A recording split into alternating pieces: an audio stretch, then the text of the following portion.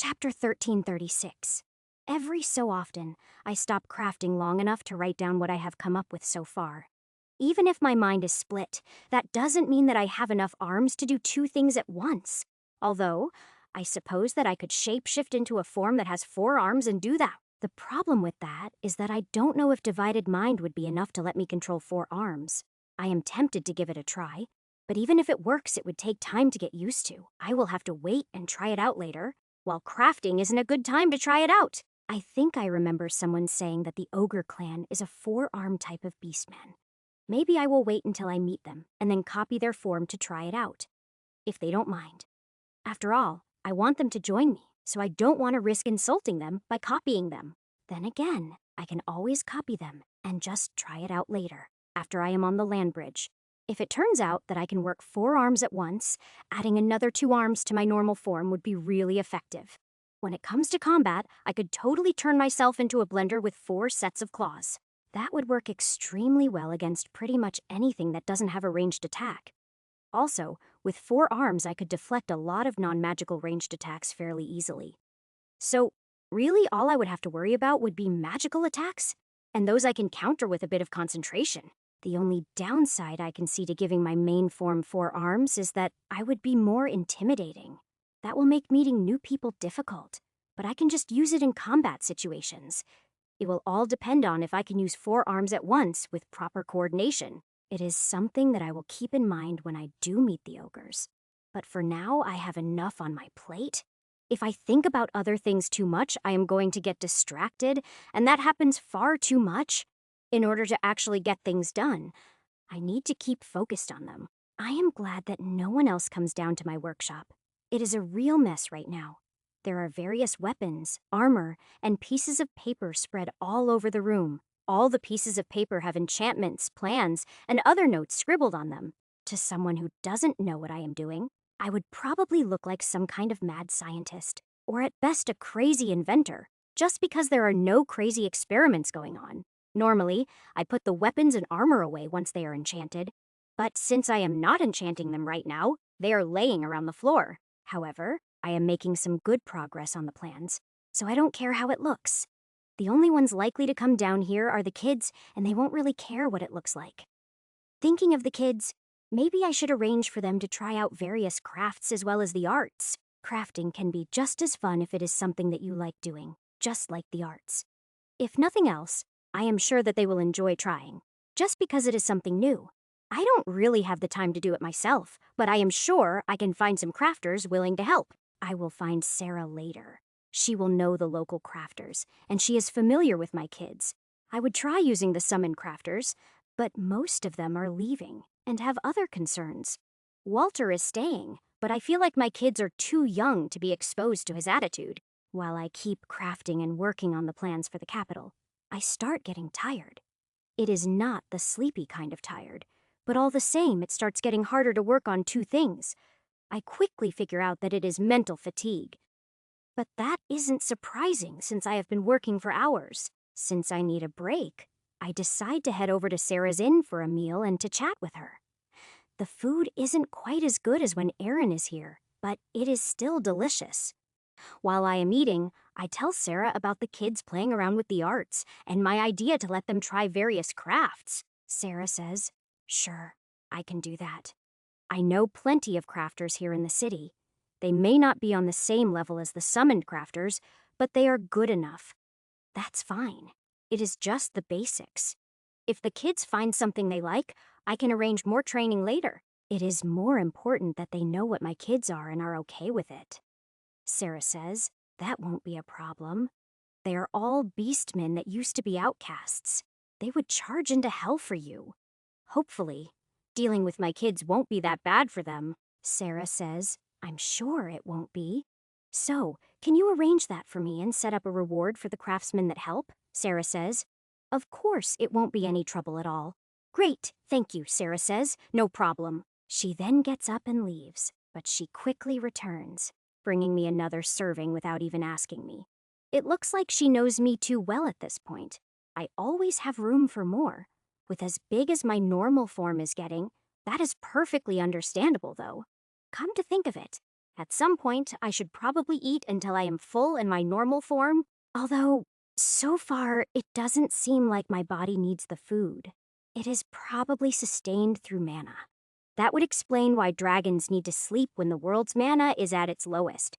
I just hope that if I do manage to evolve into a dragon, that I am not subject to the same rules. Then again, with my current age, I should count as a baby dragon, so that rule shouldn't apply. Even if it does, I should be able to find another method besides sleeping all of the time. I wonder if my mana gathering tattoo is enough to keep me from needing to sleep?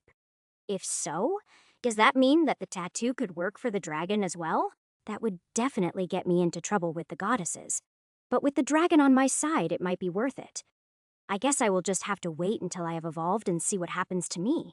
Although, I am guessing that it is going to take at least one more evolution after this one to have a chance at becoming a true dragon. However, I am sure that I can get there eventually. I can be patient if I have to. Chapter 1337. As I am eating my second helping, Sarah and I continue chatting and we discuss the city. Sarah has a lot of ideas that she wants to try out, and I am fine with her doing so. In fact, I tell her in no uncertain terms that she can do whatever she wants with the city. Sarah says, "What do you mean, whatever I want?" I mean exactly that. I am not going to be watching over your shoulder or checking in on your progress. The city is yours. I will only step in if there is a problem you can't solve or the city is falling apart. I have too much to do to worry about each city individually. Sarah says, "Thank you for your trust, I guess." Sarah, I trust you with my kids, and they are far more important to me than a city. Besides, I know you are intelligent enough not to make any major mistakes. Sarah says, "Thank you." Then she gets up, gives me a smile, and then gives me a huge hug before sitting back down. We then continue talking about her plans for the city so that she can get my opinion on some things. A lot of the things that she wants to do will be a lot easier once she has access to the system. However, I don't tell her about it since I am not entirely sure that it is going to work. For now, I just give her some advice, mainly based on playing city builder games. Unfortunately, that is something that Sarah never did in our world, but it isn't too bad since the city is mostly built already. All she really needs to do is tell Mason her plans and what she wants for the city. Then she can just leave it to him to figure out how to do it, plan it out, and then build it for her. That is probably the best advice that I can give her, to find trustworthy people and delegate tasks to them. That is how I plan to run my kingdom, mainly because I doubt my ability to run it any other way. It isn't like Sarah can argue against my point since I am delegating ruling this city to her. However, I hope that she doesn't follow my example too closely since I am doing it to avoid responsibility. Once we are done chatting, I head back to the castle, but I am still feeling rather worn out. So instead of trying to make myself work, I decide to take a bath and read some manga. It has been a while, and reading manga does a lot to help me relax and let my batteries recharge. The only problem is that once I start reading, I can't make myself stop even after I am feeling better. Thanks to that, my break ends up lasting a lot longer than I had planned, but I don't regret it. I enjoy reading manga way too much, and with the time dilation, I haven't really wasted too much time. When I finish the manga, I finally get out of the bath and head back to my workshop. In order to clear out some of the mess, I start enchanting the weapons and armor that I have already finished. Once they are enchanted, I put them into my ring with the ones that are already complete. However, as I am enchanting the weapons, I notice that I am lacking ranged weapons. Once I have used up all of the alloy, I will need to see about making some bows and crossbows. I should also probably make some leather armor as well. That way there are sets for all types of warriors. Luckily, I have plenty of demonic beast hide to use, so I won't need to go looking for materials. However, that does mean that I'm going to be spending quite a bit more time crafting. Then again, I am nowhere near finishing the plans for the enchantments of the capital. There are also other things that I need to do. I can't just spend all of my time crafting. So, once all the finished items are enchanted, I take a break to get some food. The kids aren't around when I head upstairs and when I ask. Jarvis tells me they left with Sarah. She certainly didn't waste any time if she already arranged for all of the crafters. Then again, she probably already knew exactly who she was going to ask before I even left. If the kids give each craft a proper chance that is going to keep them busy for a couple of days at least, that's good since I need to leave for a bit and take care of some things. Once I am done eating, I gate to the tower and head for the library. With Yui's help, I look up the spells that Lin mentioned and start studying them. They contain what I should need to complete the 2 new detection spells. There is no one else in the library when I arrive, but Yui has already gotten me the books I need. I chat with her as I am looking up and copying the parts of the spells that I need. I fill her in on everything that has happened recently and the current plans that I am working on. I am not sure what information she has access to, so I just tell her everything that I can think of. Thanks to Divided Mind, doing so doesn't keep me from working on the 2 new spells. In fact, Yui is able to give me some advice on how to structure the new spells. The detection spell to help look for the drugs is easy enough. It is simpler than the demon detection spell. After that, converting it to an enchantment is even easier for me to do. However, I don't think about making a detector yet. I will have Lin look it over before I do that. The spell to search for people is a lot more complicated because it is looking for intangible things. For the spell to be able to find someone's potential, and if they will be loyal, is not a simple concept. The wish spell that I am taking pieces from is the most complex and convoluted spell I have ever seen. Even having the spell sitting in front of me, I am not sure if I would actually be able to cast it. Luckily, that is not what I am trying to do. But even figuring out which pieces I need takes a while. The time passes fairly quickly since I have a lot of things to talk with Yue about. Even with Yue helping out, the spell that I end up with is pretty bad, even to my eyes. While nowhere near as bad as the wish spell, I am not even sure if it is going to work. At this point, my only hope is that Lin is going to be able to make a lot of improvements to it. Once Yue and I have done everything we can to it, I put the 2 spells away and head back to the trade city. Then I track down Bella to see if she is ready to go visit the Southern Empire with me. Once I find her, Bella quickly packs up her things, sets some tasks for her apprentices, and then we gate to the Southern Empire's capital. Chapter 1338. After we arrive, I contact Lin to have her meet us in the palace and then guide Bella to the guest suite. I have learned my way around the palace, so the guards no longer escort me unless asked. As we are making our way to the guest suite, I realize that I have no idea what time of day it is. I know that the sun is up. I saw that much when I went to find Bella, but that is all I know. When we pass a big set of windows, I check the sun's position and find out it is the morning. Late morning, almost lunchtime, which means that the Emperor should be in his office. He doesn't hold court until the afternoon, so I should be able to catch him before then. I take Bella to the suite and tell her to wait there for Lin while I go speak with the Emperor. As soon as Bella agrees, I head to the office where I find Am and Atesh working. They greet me when I enter, and while Atesh looks fine, I notice that Am looks horrible. His eyes are bloodshot, and from the way they are darting around, I am sure I know why. You have been using the tea too much. You look like you haven't slept since the last time I was here, Empress Atesh says. He hasn't. I tried to tell him, but he won't listen to me. He is going to crash hard, and it will probably be soon. Empress Atesh says, I already figured that was going to happen. This evening's court has already been cancelled. Emperor Am says, it may not seem like it, but I know what I am doing. I may be about to crash, but for the first time in years I am caught up on my work. How can you be sure that you haven't made mistakes? I am no stranger to pulling all-nighters, and your current state isn't the most stable. Empress, Atesh says, don't worry about that. I have been checking all of his work and fixing anything that he missed. Emperor Am says, yes, and I really appreciate it. Now, Ash, what can I do for you before I pass out? I came by to get the sample of the drug if you have it. Emperor Am says, oh, right? Yes, I do have it. It arrived last night. Here you go. All right.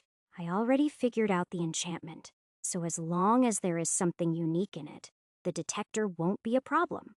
I will go break down the drug and analyze it now. If all goes well, I should be able to give you some detectors before I leave. Emperor Am says, great, that would be much appreciated. Empress Atesh says, if you manage to make them, bring them to me. Am will be going to sleep shortly. Sure thing. I managed to make it out of the room before my laughter escapes my throat. The look she gave him when she said that last bit was absolutely hilarious, but laughing in front of him would have been rude. I take the drug sample and return to the guest suite, where Lynn and Bella are sitting discussing tattoos. Well, to be more precise, they are talking about the new spells for the new tattoos. Apparently, Lynn has come up with a bunch, and most of them are already complete. There are only a few that she hasn't had the time to finish up, but Mulan should be able to do it easily enough. In fact, Bella can actually complete them herself. I had forgotten that she took Lynn's classes too. They should be able to take care of it between them. But I will help if they need it. I sit quietly and wait until they are done talking before I hand Lynn the detection spell. Lynn says, "This one is fine. You can use it as is, but there are a few small improvements that I can make." Go ahead. If it can be improved, there is no reason not to do so. It only takes a minute for Lynn to make the improvements and hand the spell back to me. Then, I hand her the other spell, which is multiple pages long, and Lynn's face changes. Lynn says, "This is a mess. Not that I blame you. This is an insanely complex spell. You are going to have to leave this with me for a few days.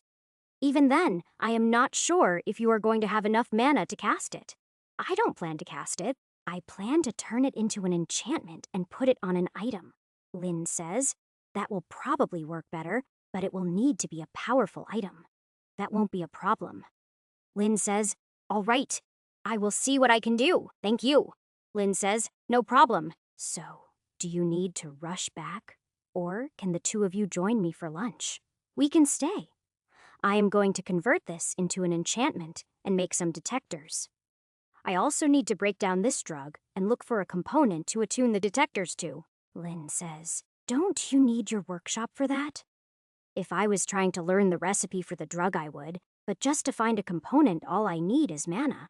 I just need to find something for the spell to lock onto. It doesn't have to be an original component. A combination of elements would work just fine. Lynn says, "Now I understand. Need any help? Not sure yet. I'll let you know once I break it down." Lynn says, "All right, I will call down for lunch." I move a bit away from the two of them before taking out the drug sample and breaking it down. I don't know if it will release any kind of gases when I break it down, and I don't want to risk the two of them. I trust my poison resistance to take care of anything that might happen to me. As I break down the drug sample using my mana, I ignore anything that came from beasts. There are too many things that can be made from beasts, and I don't want the detector picking up all of them. What I am looking for is something the detector can lock onto that is unique to the drug. That is why I don't want to break it down to its original elements. They could be too common. Luckily, it looks like the drug is made with a lot of things compounded together. I do my best to identify the compounds one by one, looking for one that wouldn't be common. The one I decide to use is acidic in its base form, so it shouldn't be something others use. Through whatever process is used, the acidity is removed and it forms a compound that is safe. I can't think of anything else that would use the same compound, so I decide to tune the detector to it. Making the detector and enchanting it with the new spell only takes me a couple of minutes. Once it is done, when I test it, it not only detects the sample in front of me, but another somewhere else.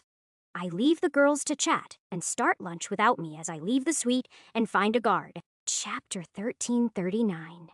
Taking the guard with me, I follow the detector until it leads me to the private room of someone. However, the guard refuses to open the room without getting the Emperor's permission. So, he calls another guard to wait with me while he heads to find the Emperor and asks. I am pretty sure that he is not going to find the Emperor awake, but Atesh should be able to authorize a search. When the guard returns, not only is Atesh with him, but so is a nervous-looking man. There are also more guards with them, but that isn't too surprising since the Empress is here. The original guard opens the room, and the detector leads me straight to where the man has his drugs hidden. As soon as the drugs are found, a couple of guards drag the nervous man off as he pleads his innocence. Not only does this prove that the detector works as intended, but it helped remove a potential problem from the palace. Empress Atesh says, "I can't believe that someone brought drugs into my palace. I want the entire palace checked immediately." Based on how far we are from the guest suite, I would say it has a range of a couple of 100 feet. If you give me a few minutes, I can make a few more. Empress, Atesh says. All right. You two, take the first detector and start in the West Wing. The rest of you, follow us and you will go out as detectors are made. Atesh looks to be in a bad mood because of this, so I keep my mouth shut and head back to the suite. The Empress walks beside me while the rest of the Imperial Guards follow behind us. When we reach the suite, I immediately start crafting more detectors while Atesh joins Lynn and Bella. Having already made the first one, making the additional ones is quick and easy. Each time one is finished, Atesh takes it and gives it to a pair of guards to use in searching the palace. Once I finish the 5th detector, Atesh tells me that is enough and to stop and eat some lunch. I am not about to argue with her, so I join them just as a second serving is brought in by the servants. By the time we are done eating, the guards have completely searched the palace. They did find one other person who had smuggled drugs in and they arrested him. Atesh then orders them to use the detectors and sweep the city quarter by quarter. I am glad to see that the orders are to arrest anyone in possession of the drug, not execute them. The fact that even when angry she still intends for them to stand trial makes me think highly of her. Although, I do feel a little sorry for the Imperial Guardsmen who now have to walk all over the city. Luckily for them, the scanner's range should cover most buildings in a scan or two. I can't help but wonder how Am is going to react to all of this when he finally wakes up. He will probably be just as upset as Atesh when he finds out that the drug made it inside the palace. I doubt that he will argue with Atesh's measures, but he will be upset that he slept through everything. I imagine that when he hears about everything, he is going to launch an anti-drug campaign. Then again, he was probably going to do that anyway once he got the detectors. This is just going to increase the speed and probably the ferocity of the campaign. Of course, the users aren't the ones they are really after. It is those selling it and making it that they really want. I kind of doubt that they will be able to find the maker. He probably isn't inside the Empire. I think that if he was, the drug problem here would be much worse than it is. If they can manage to catch those that are smuggling it into the country, they should be able to mostly end the problem. At least for the Empire, the other countries would still have the same problem. I will have to talk to Am once he wakes up and see if he wants to give detectors to them. Just in case he does, I will make some more detectors once I am done eating lunch. Atesh only eats a little before giving her apologies and leaving to deal with the drug search. As soon as she is gone, and I know I am not going to get yelled at, I go back to making detectors. However, I do keep eating while I am making them, and the food is delicious. Lynn and Bella finish eating before I do, and they head into the bedroom to have a little fun. Lynn invites me to watch, but I am not sure if she is serious or testing me, so I say no. Besides, I don't think that Bella would be comfortable with that, and I don't want things to get weird. Now, if it was Lynn and Miria, I would absolutely be following them to have some fun. I am sure they would be fine with it, but it will have to wait until Miria is back from the land bridge. The way things are going, that should be after I am finished with my hunting trip. That's assuming that I can get all this other stuff finished and actually go on my hunting trip. The delay in the second spell is a little concerning, but it just means I will focus on the city. By the time Lynn and Bella return, I have made another 30 detectors, and there is no food left on the table. Bella is blushing and won't look me in the eye, but Lynn just gives me a smile and kisses me. She chats with me for a few minutes and then leaves to return to the mage's library. Once she is gone, Bella and I take the detectors to Atesh and say our goodbyes. Before we leave, I stop by the kitchens to see how Aaron is doing, and if he is ready to leave, he is not.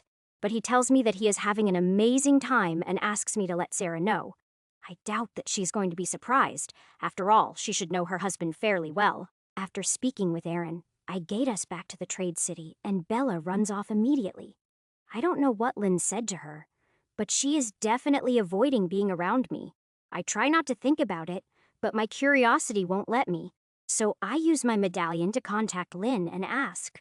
Lynn says she asked about the kinds of things we do together, so I told her. No wonder she won't look me in the eye. How much did you tell her? Lynn says. I didn't tell her too much, just a few things. Although she did react rather strongly when I told her about the things you had me dress up in. You didn't. I explained the origin of those things to you. She must have recognized them as well. Now, I'm not sure if I can look her in the eye. Chapter 1340, Lynn says. I don't think she was offended or anything. In fact, she asked me to wear a couple of them for her. It sounds like she and I have similar tastes. We at least have the same taste in women. Maybe that is why she was so embarrassed. You didn't give any details about my body, did you? Lynn says, well, I may have mentioned something about you being able to completely control your shapeshift. Speaking of, could you shapeshift into a woman? Yes, I probably could. Why? Lynn says, oh, no reason. Just curious. I don't believe that for a second, but I am afraid of the answer, so I am going to let it go. Wait, was that something you asked, or something Bella asked? Lynn says, do you really want to know, or would you prefer to be surprised? You can go ahead and go back to your reading. I have some crafting to do, Lynn says. Coward. I can hear her laughing as I deactivate the medallion and head to my workshop. Our conversation brought up some very tantalizing possibilities, but I don't want to think about them right now. I am really not sure if I am ready to take the form of a woman and engage in adult activities. That brings up way too many questions, and I am going to need to think about it for a while. For now, I distract myself by going back to making and enchanting more weapons and armor.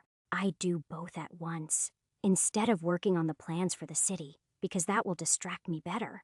It isn't that it stops me from thinking about it, it just pushes it to the back of my mind instead of focusing on it.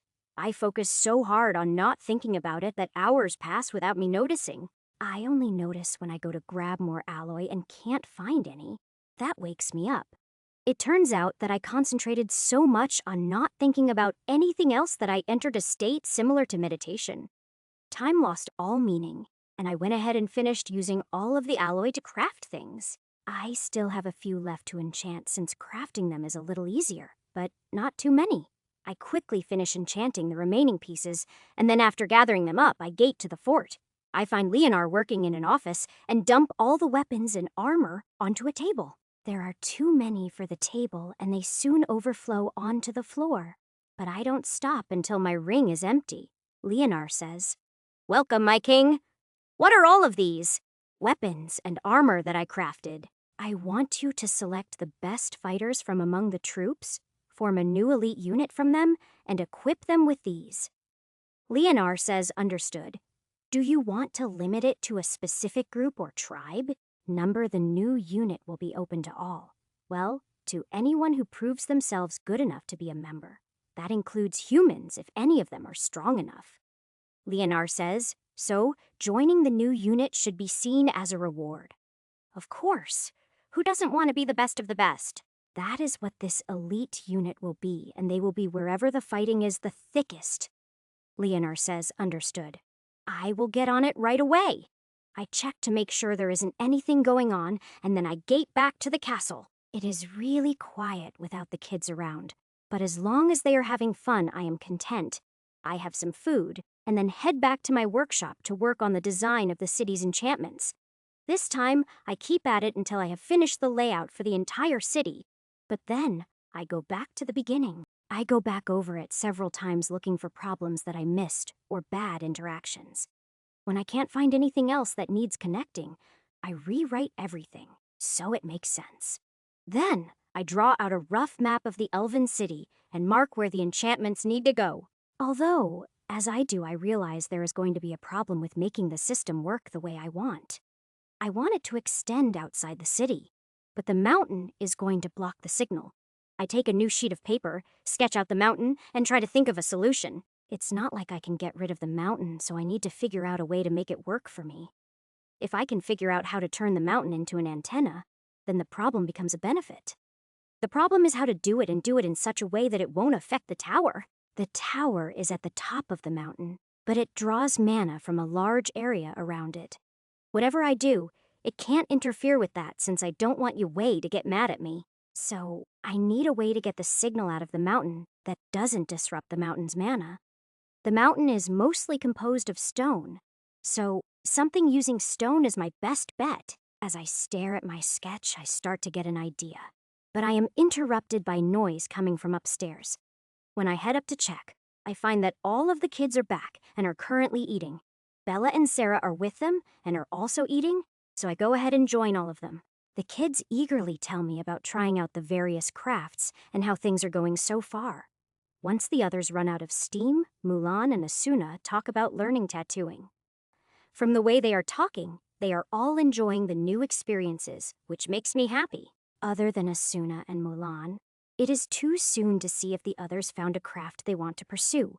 Sarah will let them all try the available crafts, and only once they have tried them all will she ask who wants to continue learning. We haven't discussed it, but I know Sarah well enough to know how thorough she is in planning things. Before I forget, I pass along Erin's message and she doesn't seem surprised at all. Bella doesn't look at me at all during the meal and I don't have any idea what to say to her. Anything I do say will need to be said when we are in private. I don't want the kids to hear it, mainly because I would be embarrassed trying to answer the questions that they would have. I also think that it is probably better to give Bella some time before we have that conversation. I am not sure what Lynn said to her, but I have a few guesses that are probably close. However, all of this just brings me back to exactly what I was trying so hard not to think about. Chapter 1341. Luckily, with the kids around, it isn't possible for me to get lost in my thoughts for long. Once everyone is done eating, Sarah and Bella leave while the kids start watching some anime. I am not quite ready to get back to work, so I join the kids and watch anime with them for a while. I wait until all the kids have fallen asleep before I head back down to my workshop. When I return to working on the city project, I am able to look at it in a slightly different way. Instead of focusing on the mountain, I focus on the city's location within the mountain. Using the city as the core, I try drawing out a formation that will do what I want.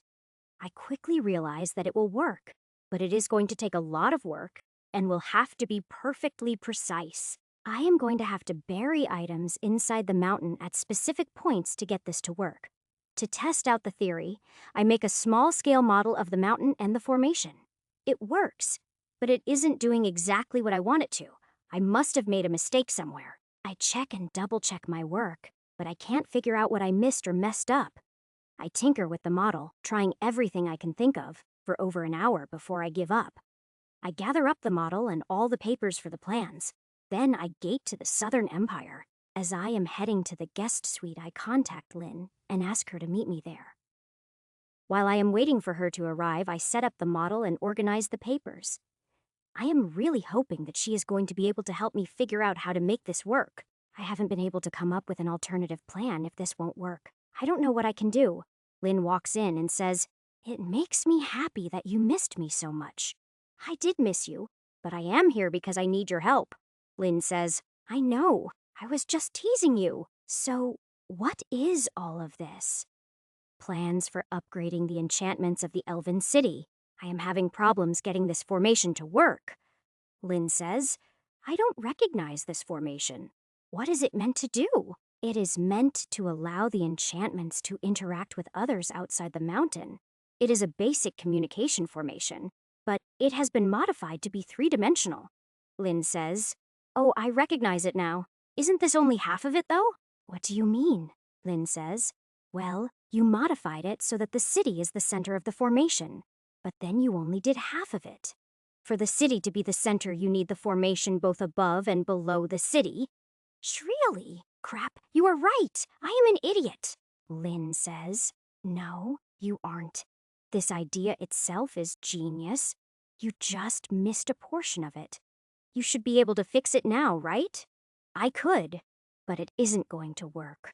I can't go putting half of it into the spider area. I am going to have to figure out another way to do this. Do you have any ideas? Lynn says, "You could still use this formation. You would just need to make the city the bottom point rather than the center. Like this."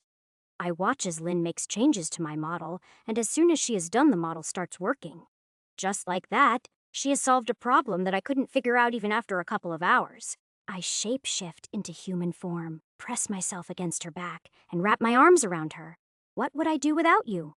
Lynn says, "Well, you would certainly have to spend more time reading. Other than that, I think you would manage fairly well." "Don't even joke like that. I would be completely lost and miserable without you." Lynn smiles and says, "Good answer." She then turns in my arms and gives me a long, passionate kiss, which quickly leads to other things. Needless to say, The papers and the model end up knocked off the table and scattered across the floor. We have our fun. And then I pick up the papers while Lynn calls down to have food sent up. I put the model away for later reference, and then lay out the papers so Lynn can look over them. I may be better than she is at enchantments, but she still looks at things in a different way. She almost always has helpful suggestions for me and is good at catching my mistakes as well. While we are waiting for the food to arrive, Lynn looks over the plans for the city. As expected, she points out a few issues and gives me a few suggestions for improvements. I make notes about everything she tells me and then put everything away when the food arrives. We have a nice, intimate meal together and then move to the bedroom to have some more fun. I return to the castle after Lynn falls asleep and start reworking the plan for the city. I could probably do with a little sleep, but it is not bad enough that I need to sleep. I don't want to waste the time.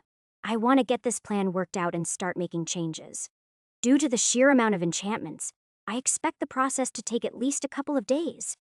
That is just for the city itself. Putting the formation into the mountain might take even longer. Of course, before that, I will need to get both Core and Yue to agree to me making the changes. I don't think that the formation will affect the tower, but I plan to ask Yue anyway.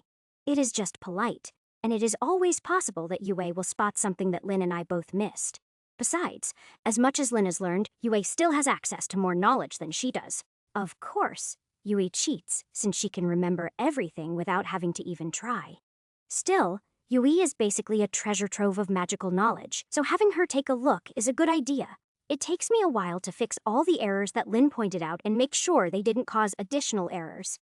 Then, I move on to seeing if I can make use of Lynn's suggestions to make improvements. The problem is that every change I make leads to more changes needing to be made.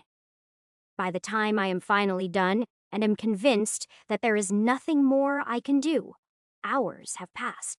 I head upstairs to have a snack and find that the kids are gone again, probably with Sarah. I eat a quick meal, gather my papers, and then gate myself to the tower to talk to Yue. Yue says, "Hello, Ash, what can I do for you?" I have come up with a plan to modify the enchantments of the Elven City. It will involve some changes to the mountain as well. As such, I wanted you to look over them and make sure it won't affect the tower. Also, any improvements or mistakes you can spot in it would be helpful. Chapter 1342. Yue says, "Sure, I can do that. Just put the papers on the table so that I can scan them." I just nod and spread out the papers on the nearest table. Then I watch the beam of light pass over them as Yue scans them. Yue says, "All right. It won't interfere with the tower at all, and I don't see any mistakes, but I do have a few suggestions. Please." I quickly sit down and start taking notes as Yue explains her suggestions. Most of them are ways to make everything work together more efficiently, especially the formation. Her knowledge of formations turns out to be far deeper than I had imagined. Instead of helping me to further modify my formation, Yue walks me through creating one from scratch. I learn a lot about formations, and it ends up being a very educational experience for me. By creating a custom formation, not only will it be more effective, but it will also be easier to set up. It is still going to be three-dimensional and built into the mountain, but it will be easier to put in place. It will still allow the system to connect to the rest of the kingdom, but it will cost less mana. That means that I will have more mana available for the other enchantments.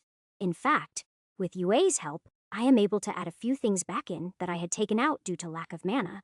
Yue understands how enchantments interact with each other, on a level I am not sure I will ever reach. She even modifies some of the enchantments so that they share parts and work better for it. I never would have imagined that two enchantments that share a common component could be merged like that. Yue says, "It is a very advanced technique, and is normally only taught to those who have earned the rank of Master Enchanters. Is it okay for you to be teaching it to me?"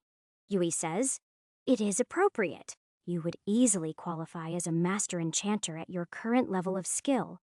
You are almost at the point that I would consider you a Grandmaster Enchanter." "Oh, thank you. What am I missing to be a Grandmaster?" Yue says, "Mostly, you just need to master this skill. Once you create an item that has two enchantments sharing two or more components, you will be a Grandmaster. It works with more than one component." Yue says, "Yes, it does. But the difficulty multiplies with each component? Well, I am definitely going to have to play around with that later. However, I will probably wait until after I am done with the city. Yui says, that is wise. Attempting to do too many tasks at once will ruin them. There is no rush. That's true. I just need to get this done so that I can set up the government. Once that is done, I plan to take a break to do some hunting. Yui says, unfortunately, I don't know enough about governments and how they work to offer any advice. It's fine. I already have a plan. I just needed to be sure that upgrading the city's enchantments wouldn't affect the tower. By the way, I still want to take a look at the tower's enchantments at some point. Yui says, if you can meet the requirements for me to recognize you as a Grandmaster Enchanter, I will be able to give you access. I thought Lin had to become the owner of the tower to grant me access. Yui says, Grandmaster Enchanters have special permissions. After all, they are the ones who enchanted the tower. They even have a way to override the orders of the ruling Archmage if they need to. Basically, they left themselves a back door. Yui says, I am not sure what that means. There are no doors involved. Never mind. It is something from my world. It doesn't matter. I will see about becoming a Grand Master Enchanter once I am back from my hunting trip, although it may have to wait until after I learn Draconic. Yui says, you found a way to learn Draconic? That has been the dream of practically every mage who ever resided in the tower.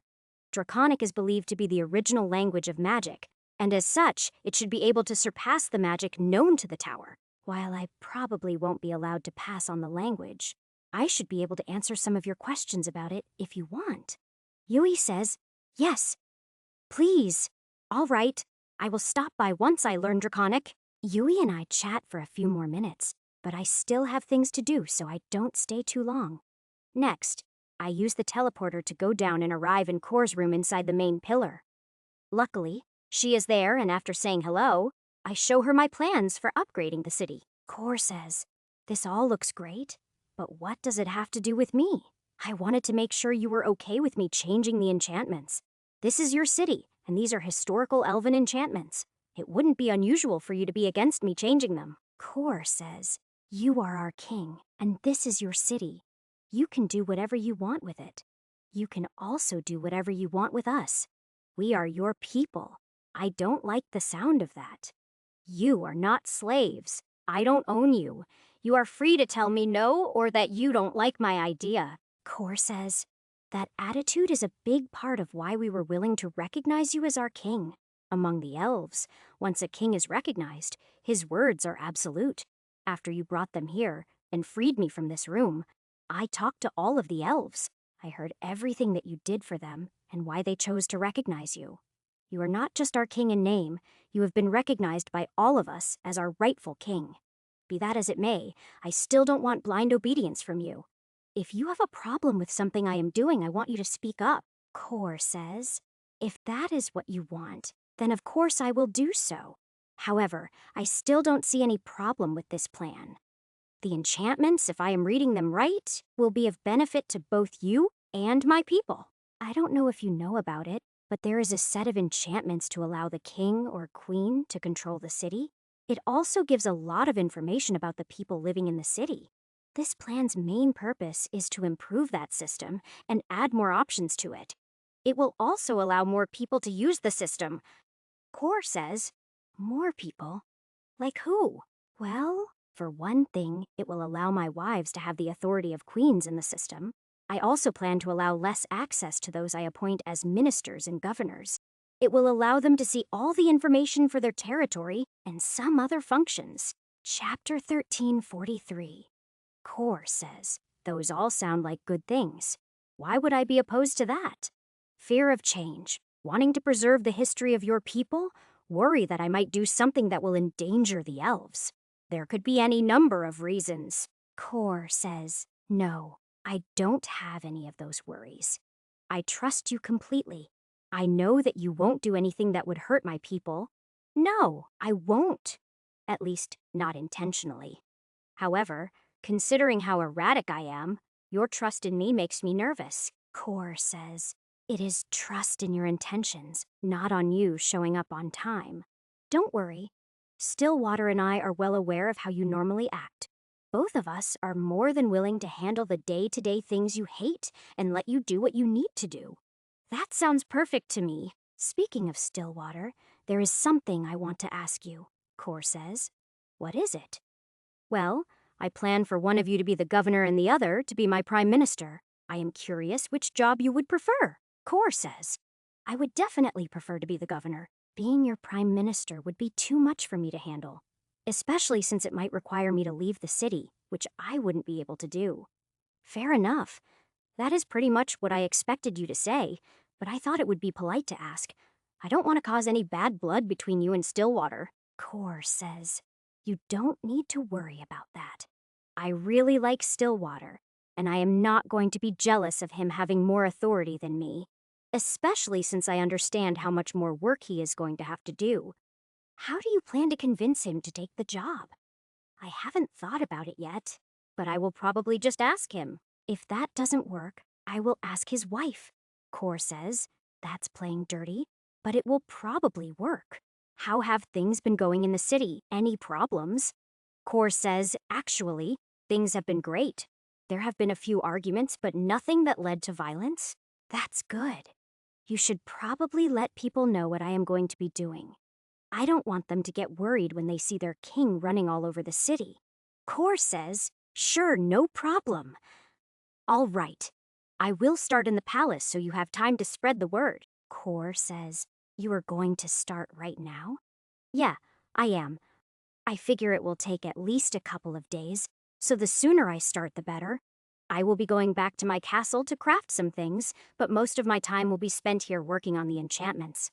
Core says, okay, let me know if there is anything that I can help with. I will. I then head down to the palace and get to work. I already have everything planned out. My first move is to remove all the enchantments on the palace that aren't connected to something outside. I plan to redo those enchantments and tie them into everything else when I add the core. Speaking of the core, my next step is to modify the throne and create a place for the core.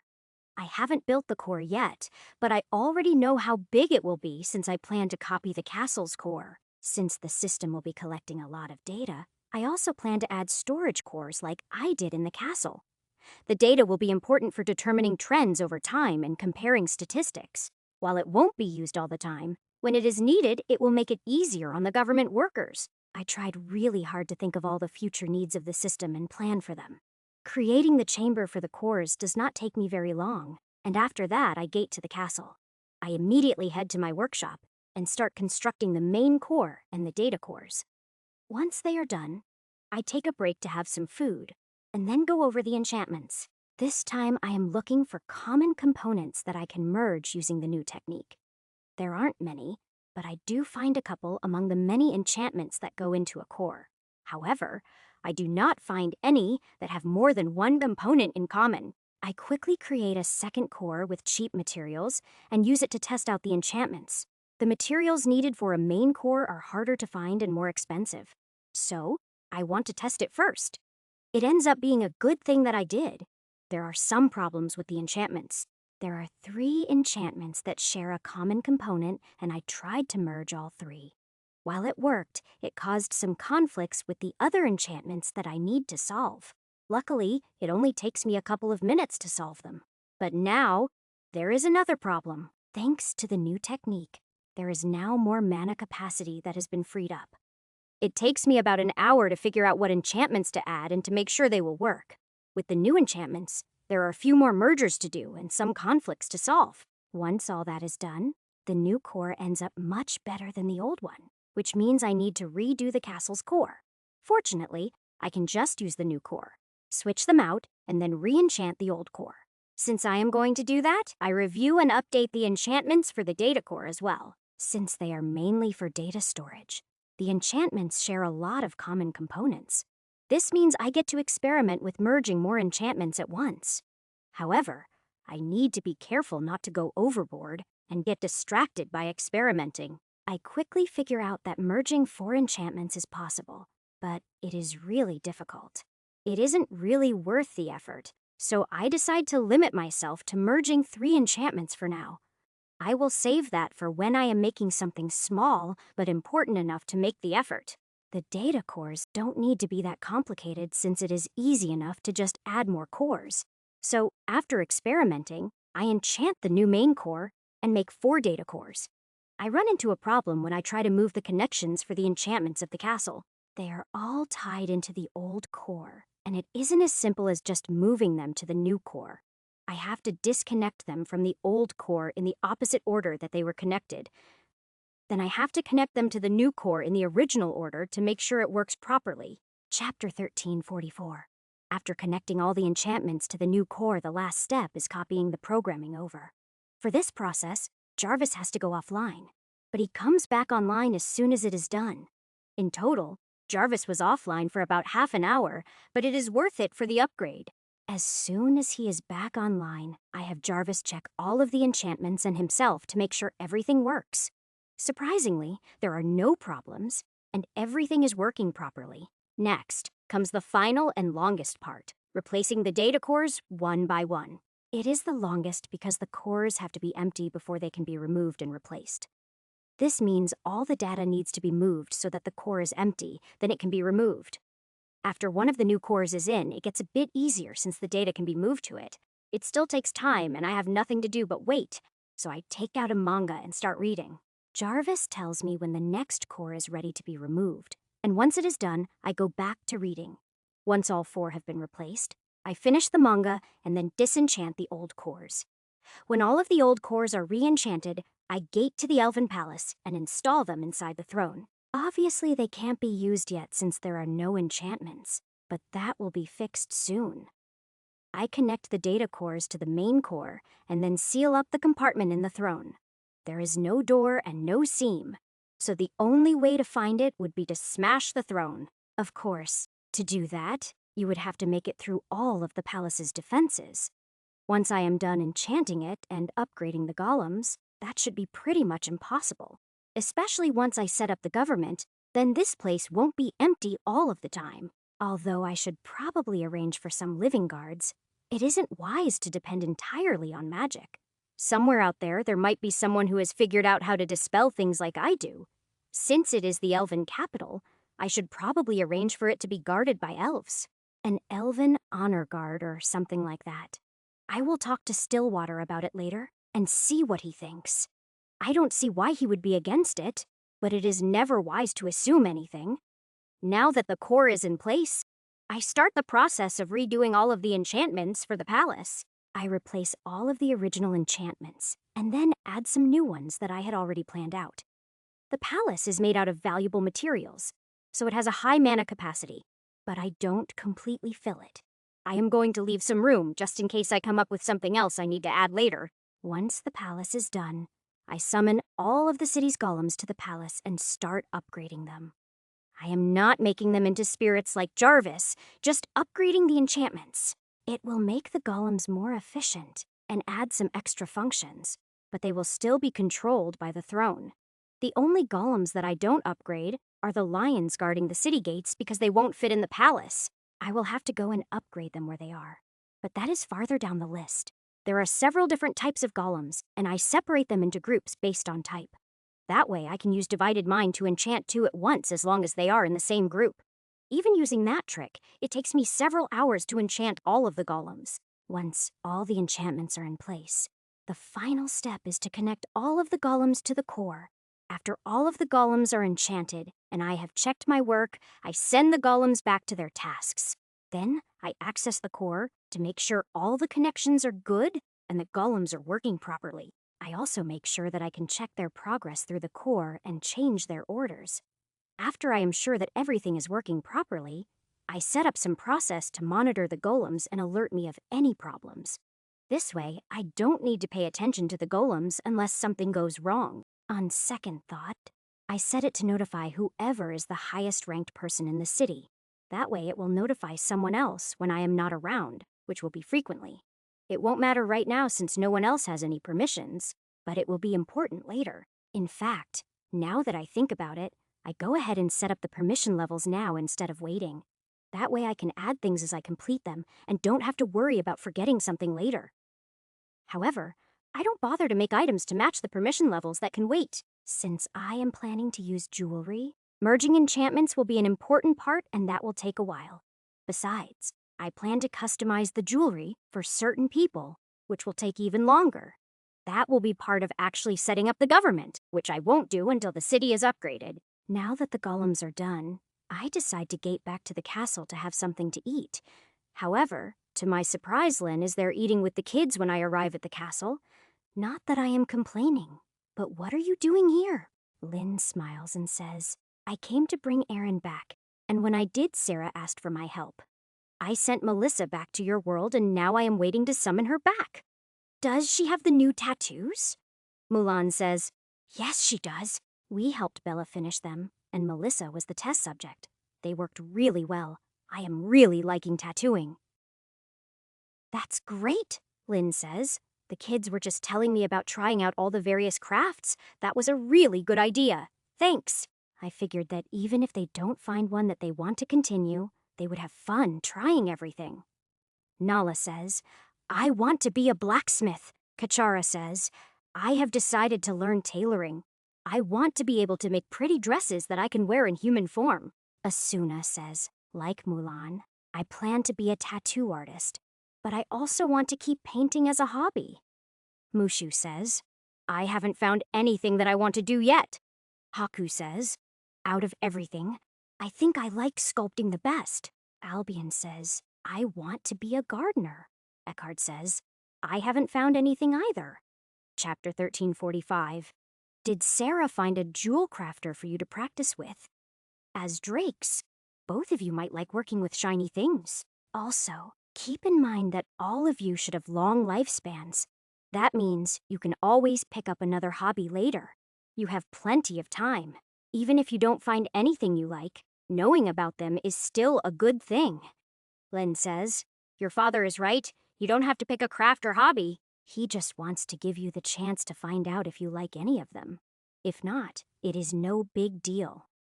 There are also other crafts out there that we don't have access to, so don't get discouraged if you don't find something right away.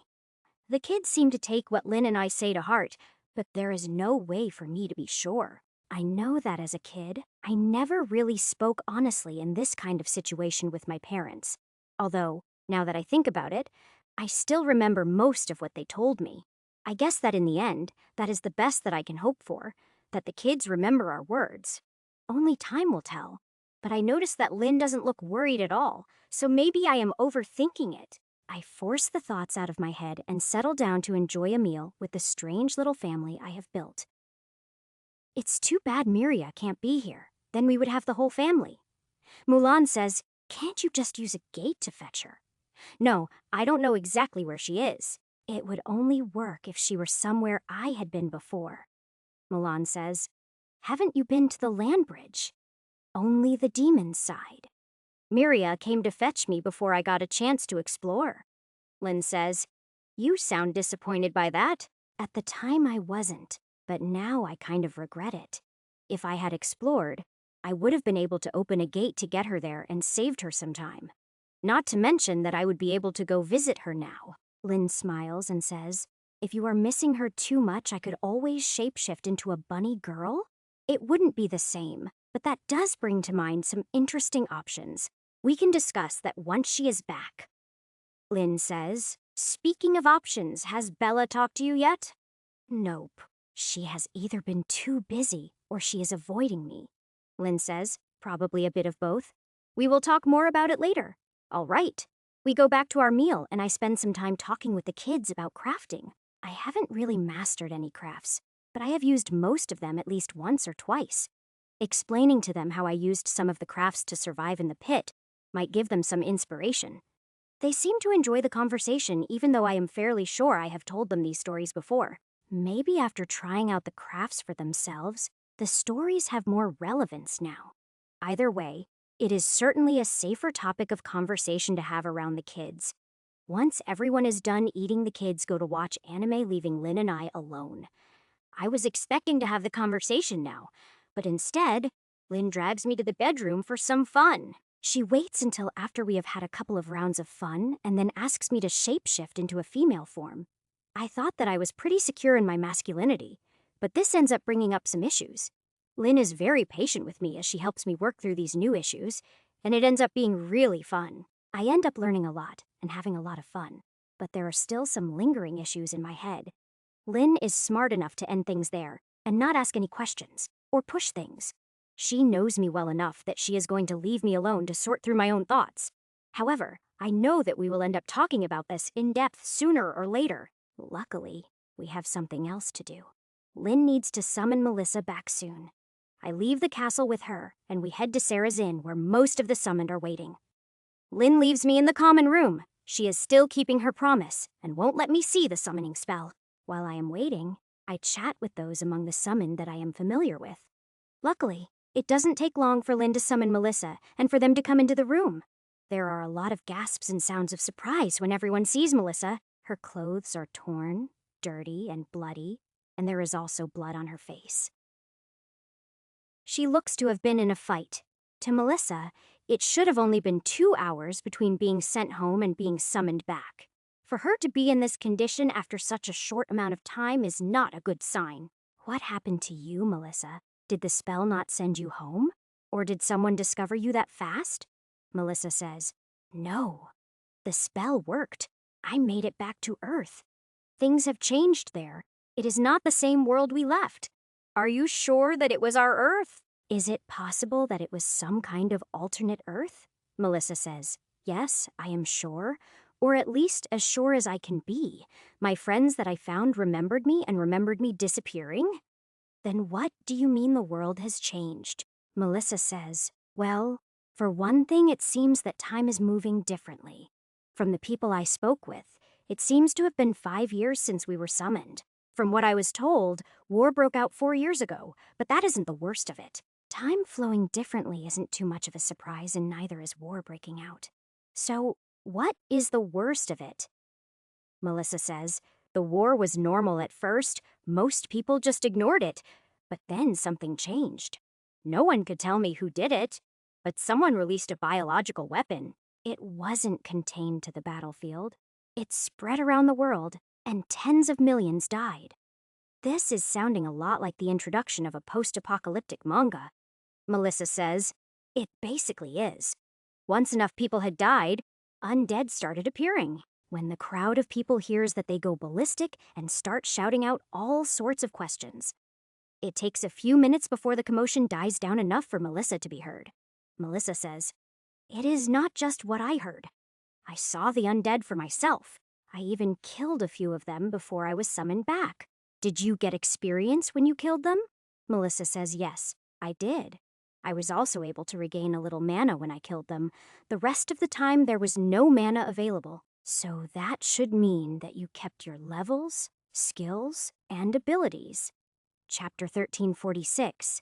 Melissa says, Yes, everything stayed the same as it is here. Otherwise, I probably wouldn't have survived. The world is a very dangerous place now, Sarah says. That means everyone is going to have to seriously consider if they still want to go back. Melissa says, Yes, they will, but I will be going back. There are still people there that I want to help. Bella says, I don't understand something. I was summoned much later than you, but there was no war going on before I was summoned. What year was it when you were summoned? Melissa says, It was 2024. Bella says, It was 2025. Melissa says, That explains it. This time when I went back, it was 2029. The war must have started around the time you were summoned and you just didn't hear about it. Bella says, That could be, but why is the flow of time so strange? I have no idea, Lynn. Lynn says sorry. I have no idea either. I can't even be sure that the spell I use is the same one the king used. I doubt it. The one the goddesses taught you is probably a better spell. Also, the fact that they summoned 50 people at once might have something to do with it, although it is even more weird than that. Lynn says, What do you mean? Well, Melissa said it was 2024 when she was summoned, but I was summoned at the same time, but I died in 2022. Lynn says, Your summoning was quite a bit different than theirs. Yes, it was. Honestly, we can't even be sure we were all summoned from the same world. Did any of you compare notes about the world you came from? My question sparks a noisy conversation amongst all of the summoned in the room. They quickly figure out that while they are all from the same year, they were summoned from different months. After determining that, they start discussing the recent history before they were summoned. This takes a bit longer, but small differences are discovered. It seems they are not all from the same Earth. However, Lynn's spell should return each of them to the same world they came from. That means that they have no way of knowing if their world is the one Melissa visited. Now they will have to decide if they want to take the risk, because Lynn won't be summoning them back. However, from the conversations I am hearing, most of them plan to take the chance. It really doesn't have anything to do with me. I won't be going back no matter what. Bella says, Melissa, did the new tattoos work? Melissa says yes, they were perfect. Bella says, in that case, everyone should be able to protect themselves, at least until the stored mana is used up. I will do the full set of tattoos on anyone who wants them. Everyone who has decided to return raises their hand to indicate they want the tattoos. The offer also sways a few more to decide that they want to take the chance and go home. It looks like only 1 or 2 will be changing their minds and staying in this world. It is going to take at least a few days for Bella to do tattoos on this many people. That means that they shouldn't need Lynn for a while and they shouldn't need me at all. However, just as I am getting ready to leave, Isabella waves me down and leads me into a private room. Hi, Isabella. What's up? Isabella says, hello, Ash. I wanted to talk to you about Ruby. I plan to take my chances and go home, but I don't want to take Ruby to a world where there probably won't be any mana. What does Ruby have to say about it? Isabella says, she says that she wants to go with me no matter what. Then you should take her with you, Isabella says. That could doom her to a slow death by mana starvation. No, it won't. If there is no mana in your Earth, all you have to do is release the contract. Ruby would return to the plane of fire and be just fine. Isabella says, that is true, but I am not sure that Ruby would accept that. It isn't like she can force you to keep the contract. She wouldn't be able to do anything to stop you from ending the contract. She could stick around until she runs out of mana, but that is it. Isabella says, I am worried about what she might do before running out of mana. Once I release the contract, there will be nothing I can do to stop her. Well, what other option is there? What is it that you want me to do? Isabella says, I want to transfer Ruby's contract back to you. Are you insane? As jealous as Ruby is, you want me to take her contract before my wedding? Isabella says, it won't be that bad. Ruby has matured a lot in her time with me. She knows that she wasn't really in love with you. She was just obsessed because you saved her. You can't really blame her. She was alone for a really long time. I never really blamed her. I just couldn't return her feelings. That doesn't mean I am willing to take her contract back. Having her in my head when I am with my wives would just be cruel, Isabella says. That's true. I didn't think of that. Then what are we going to do? Is taking her with me really my only option? The way I see it, you have 2 options. 1, release her contract now and send her home. 2, find someone else who can take her contract from you. Or I suppose you could change your mind and not go home. Isabella says, no, I can't do that. I have to go back. Then I suggest you sit Ruby down and have a long chat with her. If you can't get her to agree, then you will have to release the contract. It would probably be best to have someone standing by who can banish her back to the plane of fire. Isabella says that would really piss her off. If she ever managed to find her way back, there would be hell to pay. You wouldn't be around, so you don't need to worry about that. If it bothers you, then work hard and convince her. Isabella says, I will try. But if it doesn't work, I am coming back to you for help. At least try and figure out why she is so set on going with you. You need to understand her reasons in order to convince her. Isabella says, all right, I will do my best.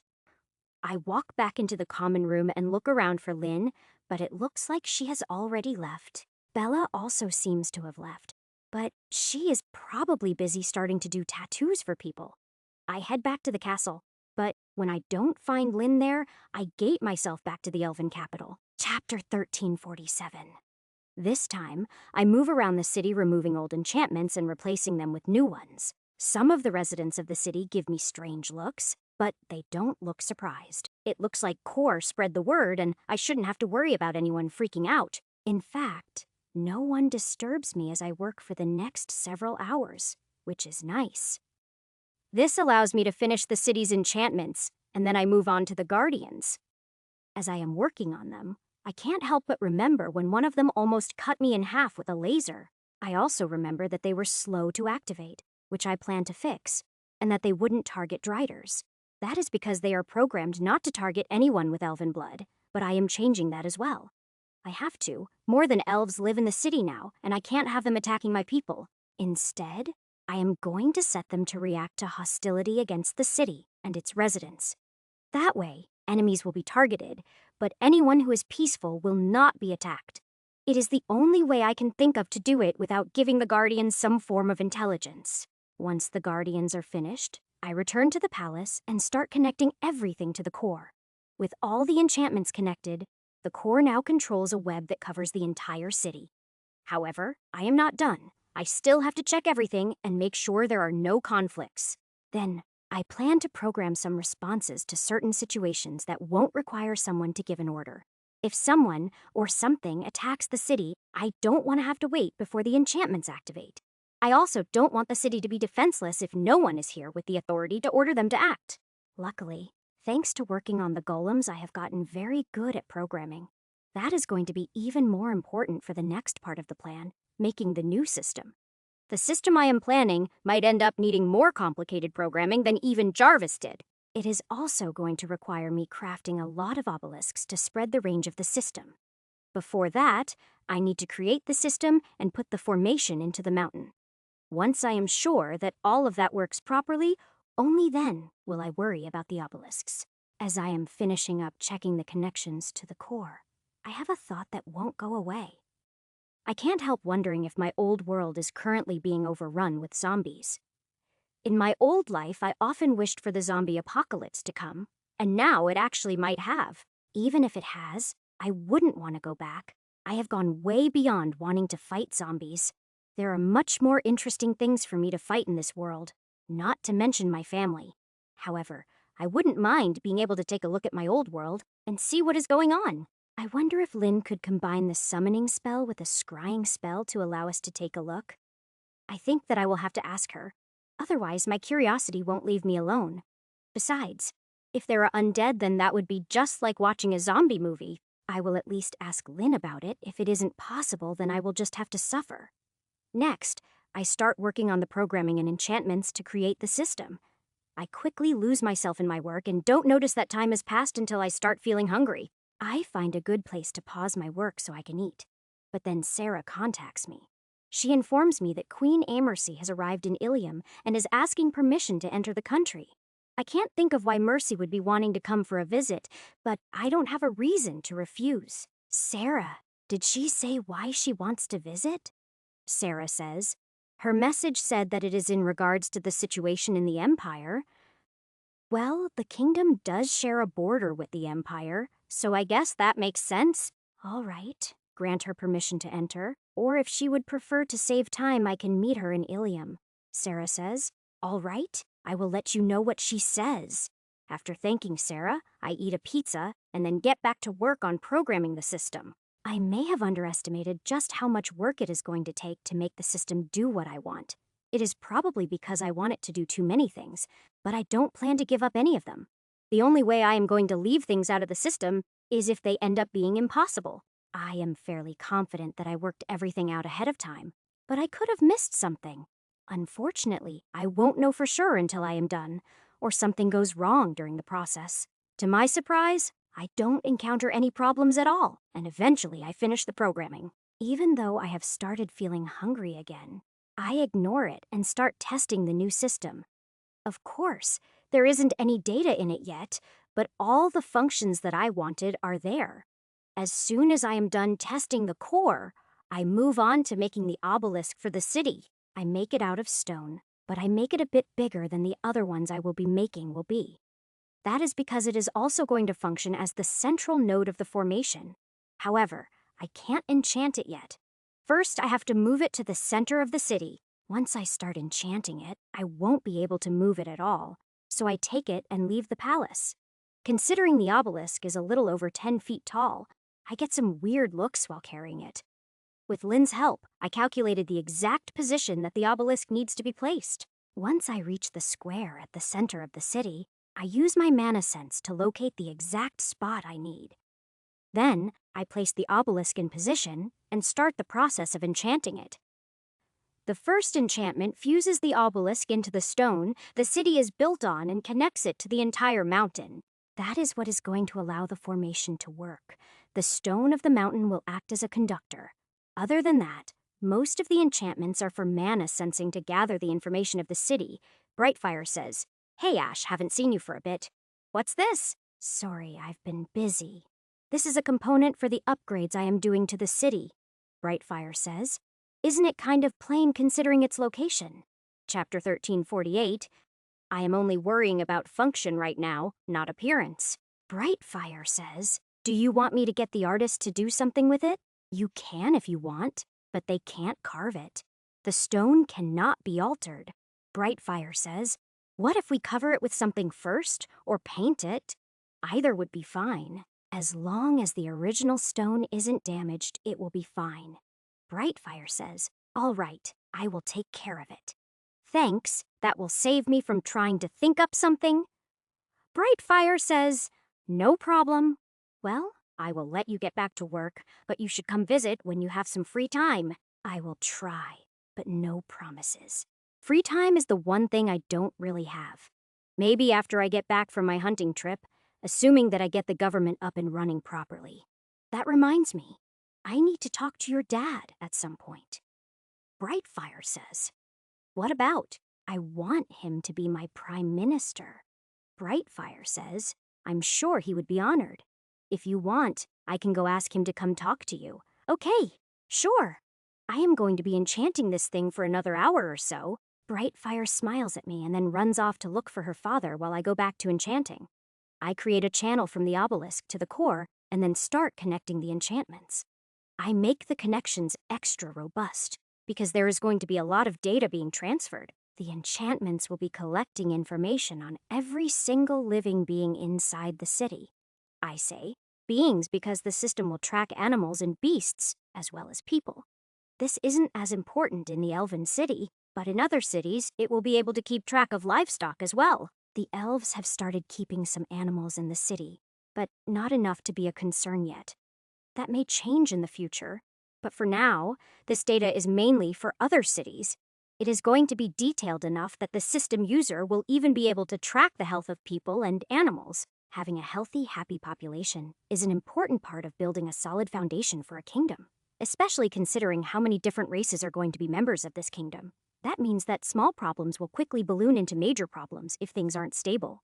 However, if things are stable and people are content, small problems will stay small or vanish altogether. The better things are for the people, the less problems that I will have to deal with. That also means that I will have more free time to do the things I want to do, so it is worth the effort. When it comes down to it, that is what it is all about, me not having to deal with bothersome things. Of course, I know that I won't be able to prevent all of the bothersome things, but I can try. Before long, Stillwater shows up and Brightfire and Core are both with him. I use Divided Mind so that I can talk to them and keep working on the enchantments at the same time. First, I explain in detail what I am doing to the enchantments of the city. Then, I explain the system in detail and how it is going to work, assuming my plan goes well. At that point, I stop to answer any questions they have about how the system will work. Once I have answered all of their questions, I move on to the final part, the government. I explain the structure I want to build and how I want the government to work. Stillwater says, "That sounds great." "It sounds like it should work well, but what do you need me for?" Core smirks and says, "Didn't your daughter warn you?" Stillwater says, "Warn me of what?" Core just laughs as Brightfire suddenly hides behind me. "I want you to be the prime minister of the new government. Your power will be just below that of my wives." Stillwater says, "Wait? Really? Are you serious?" "Yes, I am serious." Stillwater says, "Shouldn't your prime minister be a beastman? They are the people who supported you first. All races in my kingdom are equal. Who joined when does not matter. I want the best person for the job, and I believe that is you." Brightfire says, I wasn't expecting you to ask questions. I was expecting an instant refusal, Stillwater says. If he had asked when we first arrived here, that is what would have happened. Core says, what has changed? Stillwater says, my people are happy here and I find that I have nothing that I need to do. At first, it was nice, but lately I have been really bored. To be honest, I was expecting you to refuse as well. I already planned to go talk to your wife after you refused. Stillwater says, now that is just playing dirty. Brightfire says, maybe so, but it would have worked. Stillwater says, even if true, we will never know. You mean? Stillwater says, yes, I accept the position. Great. Core says, yes. Brightfire says, why are you so happy? Core says, because if your father wouldn't do it, I was Ash's second choice. Now, I don't have to worry about Ash trying to convince me to take the job. Instead, I will be the governor of this city. So, Stillwater, you can just leave the city to me and worry about the kingdom's issues. Stillwater says that is a relief. I expect to be quite busy. Brightfire says, yeah, you will have to do all the work that Ash avoids. Stillwater says, it won't be that bad. I just need to find a beastman to be my assistant and deal with the tribes for me. Wait, does this mean that I need to move again? You don't have to. You can have a suite in the palace if you want, or you can just have an office. Brightfire says, in that case, he has no choice. My new mother will be the one making the choice, and she will want to move. Why? Is there something wrong with your current residence? Brightfire says, number it is, just that everyone knows where it is and will bother them for the stupidest of things. They won't be so brave if they have to enter the palace to bother them. I take it some people have really bad timing. Brightfire laughs and says, the absolute worst. Stillwater says, that's enough out of you. I will check with my wife, but chances are that we will be taking the suite. All right. Oh, that reminds me. I was thinking that we need an honor guard for the palace. I want the first group to be elves, but we will add others later. The main requirement is that they be elite fighters. The enchantments will deal with most problems, but we need guards to handle anyone who can nullify magic. I don't expect it to actually happen, but I want to cover all possibilities. Chapter 1349. Stillwater says, so, they will be mostly ceremonial. I wouldn't say that. They will guard my wives when they take to the battlefield, so they will need to be able to fight. The rest of the time, they will guard the palace and deal with visitors. So, maybe it will be somewhat ceremonial, but they will need to be truly capable. Stillwater says, all right, I understand. While you may not need guards, your wives certainly will, and not just when they go to battle. Come to think of it, I expected you to keep them out of any battles. Are you kidding? I would end up dead if I tried to stop them. Brightfire says, I don't know about dead, but they would definitely make you regret it. That they would. Which is why I am going to focus on protecting them instead of trying to stop them. Stillwater says that is a good idea. So, are you going to leave everything up to me, or do you already have some ideas? I want them to be quartered in the palace, and I will make a special training area for them. I should probably also make them special weapons and armor, but I will need to make a trip first. Oh, I also have an idea for the leader of the group. Stillwater says, who would that be? The one that is practically vibrating by your side. Brightfire says, I am not vibrating. Oh, so you don't want the position. Brightfire says, I didn't say that. I do want it. Then it is yours. Assuming your father agrees. Stillwater says, yes, I agree. It is a good fit for her. Then it is settled. Brightfire cheers and dances around celebrating. Core says, congratulations, Brightfire. All right, for now, go celebrate. We can discuss details later. Stillwater says, understood. We will let you get back to your work. The three of them leave and I finish up the enchantments on the obelisk, then head to the palace. I quickly connect the new channel to the core and make sure everything is working. Then I take a look at the layout of the palace and try to figure out the best place for a barracks. There is an area that looks like that was its original purpose, but I don't feel like it is big enough. I want the palace guards to have enough room to live comfortably at least. Besides, I need to be able to put in the training room that I just promised to Stillwater. I planned to duplicate the training room that I built for the kids in the castle, but it wasn't planned. I just had the thought as I was talking to Stillwater and didn't stop to think about the details. Now I need to figure out where I can put a training room, but there isn't really space for one. I am probably going to have to either put it underground or I am going to have to enchant the palace to be bigger. Either way, I am going to be doing a lot more enchanting than I was originally planning on. Luckily, the palace has plenty of mana capacity left, so it has room for more enchantments. In the end, I decide to go with putting the training room underground because it is easier. I reorganize the wing of the palace where the barracks are going to be and then add more room beneath it. With more room available, the palace guard should be able to have individual rooms. They might not be huge rooms, but it should still be better than living in a normal barrack. Next, I create the training room, but before I enchant it, I head back to the castle to copy the current one. This way, I don't have to program all of the monsters individually and can save some time. I think that once Brightfire has recruited some people, I will send one of the kids over to teach them how to use the training room. Maybe more than one. It will give them something to do and will be a new experience for them. I will probably go with whichever ones haven't found a craft to learn by that point. I quickly return to the palace in the Elven capital and finish setting up the training room. Once I tie the training room into the core, everything for the capital is now complete. Next, I will move on to working on creating the formation in the mountain itself. However, before I move on to that, I now have the perfect excuse to visit Saronia's realm. If I am going to make armor and weapons for the new palace guard, I will need more ore. Saronia, do you have a second? Saronia says. Oh, what is it this time? I was wondering if I could come to your realm and mine a little bit more ore for myself. Saronia says. Oh, is that all? I thought you had done something crazy again. Sure, I will come fetch you in a second. I sit still and wait for Saronia's avatar to come fetch me. I don't want to say something and ruin this chance. Saronia shows up in under a minute, hugs me, and then the next thing I know, I am somewhere else. As soon as I take a look around, I can't help but be impressed. This place is magnificent. The mountain from Holos' realm now sits amidst beautiful, grass-covered rolling hills. Unlike Holos' realm, this realm is alive with different animals and plants, and it just feels peaceful. It is the kind of place that I wouldn't be surprised at all if a unicorn walked past. Saronia says, "What do you think?"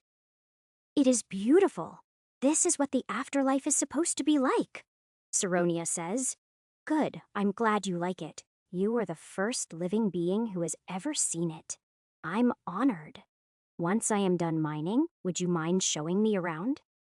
Saronia says, "Sure. Just don't cause any problems, please." You know that I don't cause problems everywhere I go, right? Saronia says, really. Then how come I only hear about you causing problems and getting in trouble? Probably because the other stories are boring. Saronia just laughs and leads me over towards the mountain and the entrance to the mine. She explains that things work just like in Hollis' realm, and if I need the mine refilled, I just need to tell her. However, I am pretty sure that emptying the mine once will provide enough ore for what I need. To my surprise, Saronia follows me into the mine and we chat as I am mining. Maybe it's because of my comment, but we talk about some of the things that I do on a normal day. Time passes quickly when she gets me talking about the kids and some of their antics. Chapter 1350. Before I know it, I have reached the center chamber of the mine where the statue of Saronia now sits. Saronia has tears in her eyes from laughing so much at my stories about the kids. Even once I stop, it takes her a couple of minutes to recover her breath enough to speak. Saronia says, "You know, from everything you have told me, your kids are perfect for you. You absolutely deserve all of them." "Nah, they are good kids despite my failures." Saronia says, "I may not know everything about your kids, but I think you are too hard on yourself. If you were such a bad parent, the kids wouldn't be good kids. Anyway, I think this should be more than enough ore. Thank you. Now, how about you give me that tour?" Saronia says. "All right, but only if you keep telling me stories." "Deal." We leave the mine and the first thing Saronia shows me is the new city on top of the mountain. It isn't complete yet, but it is already really impressive, although it looks a little weird. That is because there are no streets or footpaths. It is entirely designed for flying beings.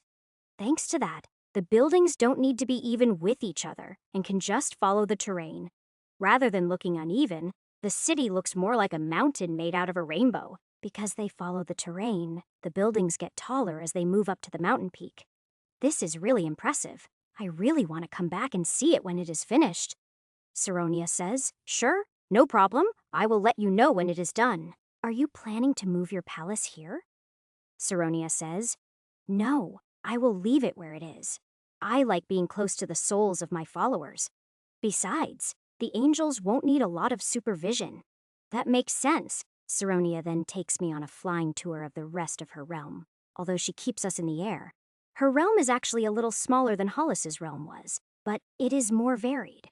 There is a main city where her palace is, but there are also smaller towns and villages. It makes sense to me since not everyone would want to live in a big city for all time. The land itself is also a mix of forests and grasslands with rivers and lakes in. Everywhere I look is beautiful and peaceful. It is exactly how I think heaven should look. While I would personally find it boring, for most people this would be absolutely perfect. This just goes to prove that Hollos was an idiot who abused the souls of his followers. The fact that he should be somewhere in a cell writhing in pain makes me happy. Saronia says, "What is that smile about?" "Oh, I was just thinking about how your realm proves what an idiot Hollos is, and that he is getting what he deserves." Saronia says, "What do you mean?" "Well, seeing how well you treat the souls of your followers just highlights how badly he treated his." Saronia says, "I haven't let you near any of my followers. You don't need to. I can tell how much you care for them from how beautiful your realm is and how it is arranged." Saronia says, "Thank you for the compliment, but I am still not letting you run around my realm." "I wasn't asking to. What do you think that I want to do here?" Saronia says, "My realm is nice and peaceful, just the way I like it. I figure that seeing something peaceful would give you the urge to cause some chaos." "Oh, come on. I am not that bad." "I am not some agent of chaos," Saronia says. "No, you aren't. But you are really fun to tease. Now that you have said that, I think I want to go down and talk to your followers." Saronia says, "No, I will not allow it. In fact, since the tour is over, I will take you back to your castle." As I am laughing at her reaction, Saronia grabs hold of me and teleports us back to the castle. She didn't give me any chance to make good on my joke, but her reaction was priceless. She doesn't give me any chance to tease her further. She leaves just seconds after we arrive. She really is fun to tease, and it is even more fun now that she is starting to fight back. It is a good thing that I found Lynn, otherwise I would be even more tempted to accept the goddess's offer. I like both of their personalities, and if they weren't goddesses, I would have already accepted. They have both changed since we first met, and I am pretty sure that it is my fault. I think that they have changed in good ways since they met me, but others would probably disagree. Luckily, I don't really care what other people think, except for the few who are important to me. As I am thinking about random things, I head down to my workshop and start smelting the ore. Once it is all turned into alloy, I switch to crafting weapons and armor for the palace guard. It isn't hard since I am crafting it just like what I made for the elites of the army. The enchantments will be the only real difference between them and that is because I want to try something new. I want to see if I can link the equipment to the enchantments of the city. If I can, then the enchantments of the gear will be stronger when used inside the city. This way, if the city is ever attacked, the palace guard will become even stronger. I doubt that the capital will ever be attacked, but it is better to be prepared. Besides, I can't really be sure of that until the Driders are dealt with once and for all. Right now, they are trapped and should be slowly starving to death. But that is just a guess. They could have gone to sleep to save their strength and wait for a chance to attack. I won't be able to be sure of them until I go down and kill the controller myself. Thinking of that, according to the dragon, I should be able to use soul attacks now. The problem is that I have no idea how to do so, and haven't had the time to experiment. I will definitely need to figure that out before I go down to try and kill her. Otherwise, I will be the one who dies. If my hunting trip succeeds and I evolve again, then I will be going to visit the dragon again. At that point, I can just ask him to teach me how to use soul attacks and defenses. If he will teach me, that will be much easier than trying to figure it out for myself. That will be the plan. I just need to remember to ask the dragon when I see him. As long as I remember to ask, I am pretty sure that the dragon will teach me. It will just be painful. The dragon is a great believer in using pain to make sure you pay attention to the lesson. But it does work. Chapter 1351. As I am thinking about things, I finish crafting all of the weapons and armor, enough to equip 50 guards. However, I don't do any of the enchantments. I want to do those in the capital so I can try my idea. Before I do that, I head upstairs to get some food, but I find Lynn and Bella eating a meal. Oh, hello! What are you doing here? Lynn says. I just sent a group of the summoned back to their worlds, those that have all of the new tattoos. Bella says, we only finished the tattoos on about half of those that want to go back. The rest will leave once they have their tattoos. I actually had an idea about that. Lynn, could you mix a scrying spell with the summoning spell so you can take a look at the worlds they are from before sending them? Lynn says, that's an interesting idea. Yes, I think I could make it work, Bella says. It would certainly help people decide if they want to go back or not. It could also help them prepare if they know what is going on first. That was the idea. Well, that and that. I want to see my world and see if it is overrun with zombies, Lynn says. If it is, are you going to want to go home? No way. At most, I will grab some popcorn and watch for a while. Don't worry, there isn't anything that could make me want to leave you and the kids. Lynn says, you mean other than responsibility, right? I might avoid my responsibilities when I can, but that doesn't count as leaving you or the kids. Lynn says, I know that. I was just teasing you.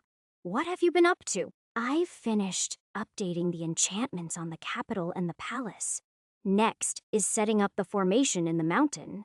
I took a bit of a break to craft some equipment for the palace guard. Bella says, there is a palace guard? I never saw them when I was in the city.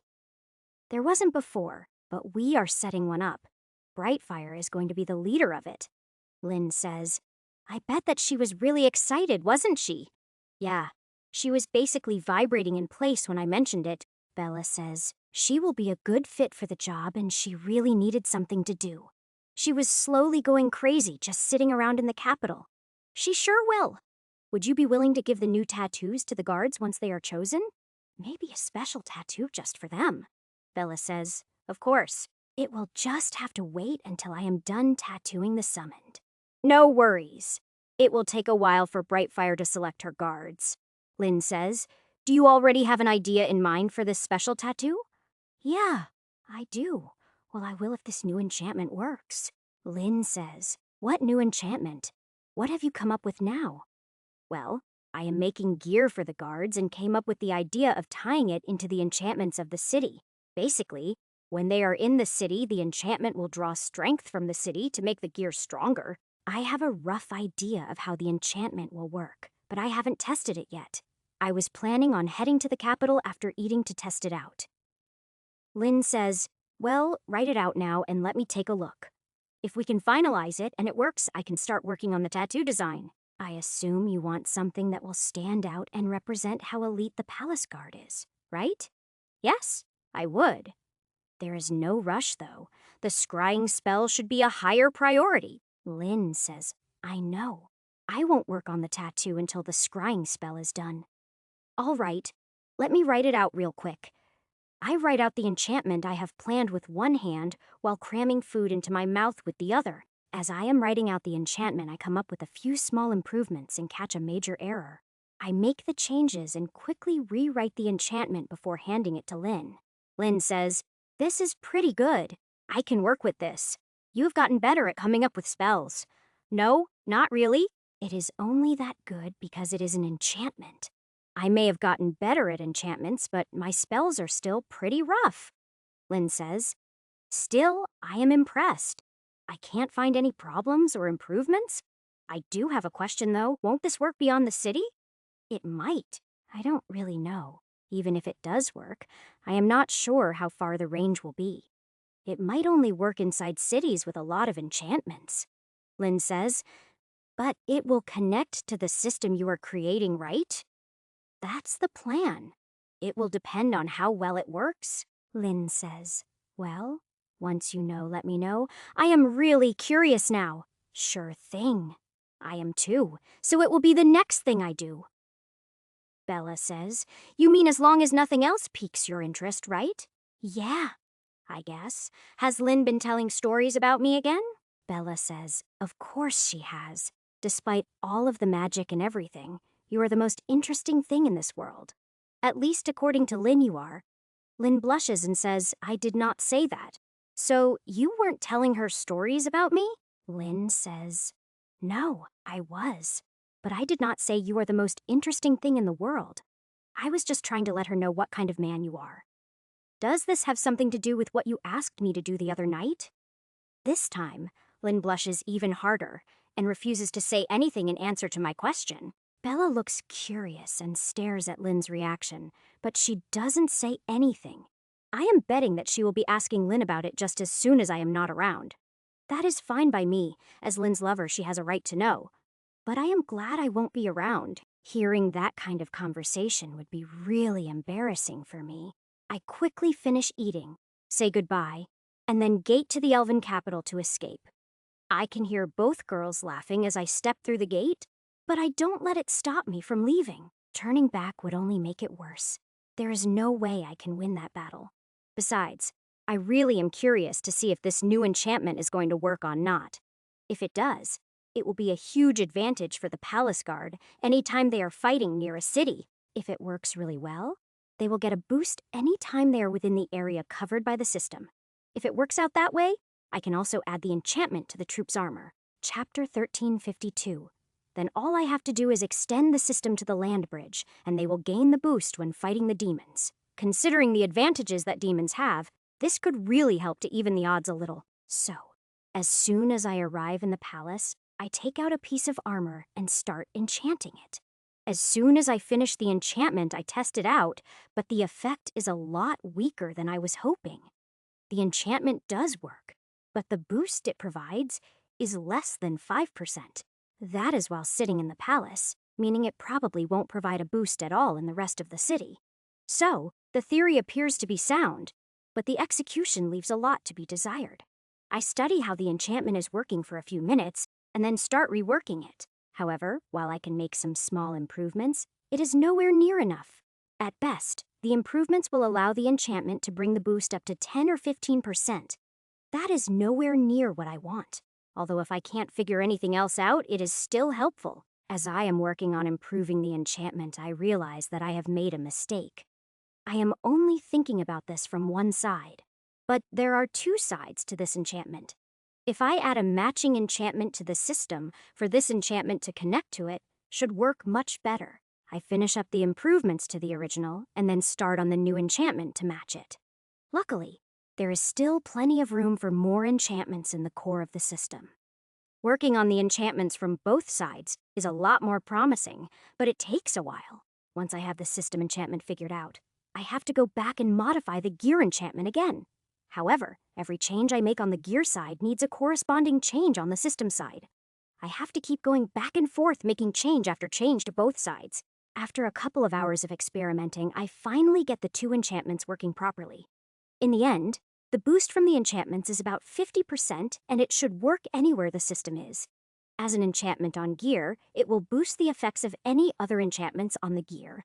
As a tattoo, it should boost the physical and mental stats of whoever is tattooed. That is actually more than I was hoping for, and it will definitely help out my troops. I quickly write out the new gear enchantment, and then gate back to the castle looking for Lynn. Surprisingly, both her and Bella are there, and are still at the table eating a meal. Line says, Welcome back. Join us for breakfast. Did the enchantment work? Sure. And yes, it did, but only after some modifications. Here is the finished enchantment to turn into a tattoo. Lynn says, Oh, you had to make quite a few changes, didn't you? Yay. The original version worked, but it was way too weak to be of use. Not only did I need to make changes to it, but I also had to add an enchantment to the system to work with it. This version is much better, and it will work anywhere the system spreads to. Lynn says, that is going to be a huge advantage. I assume you plan to spread the system to the land bridge before the war. Yes, I do. At least to the defenses that I plan to have built. I want to keep the war away from the population as much as possible. Bella says, is having the same enchantment on the gear and as a tattoo going to cause a conflict? I didn't think of that. I am not sure. Lynn says, it might as it is. You said you added an enchantment to the system to work with this one, right? Let me see that enchantment as well. I quickly take out some paper and start writing out the system enchantment that I created. As I am writing, I grab some breakfast with my other hand and listen to the two of them chat. Luckily, they are talking about ideas for the tattoo design and not anything embarrassing. Lynn says, ah, I see. If we add this line to the gear enchantment and the tattoo, they should resonate and work together. That won't cause a problem with the system enchantment, will it? Number, if anything, it should make it work better. So, while the gear will work for anyone, it will work even better for someone with the tattoo. In fact, we can use that. Once enough people have the tattoo, I can make it so that the gear only works for them. That will prevent anyone from stealing our gear and using it against us. Lynn says, that is a good idea. Do you plan to give the tattoo to the entire army? No, probably not.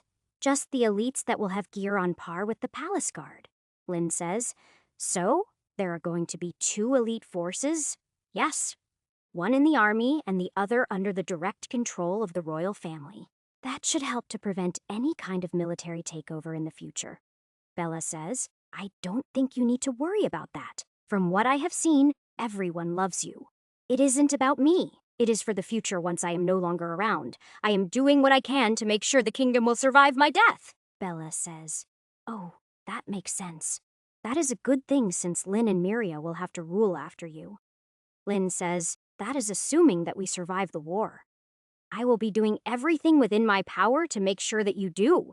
Lynn says, I know you will, but you are not a god. It is still a possibility that we need to consider. I already have. If something happens to you and Miria, Kachara will be next in line for the throne. Lynn says, oh, why do you sound disappointed?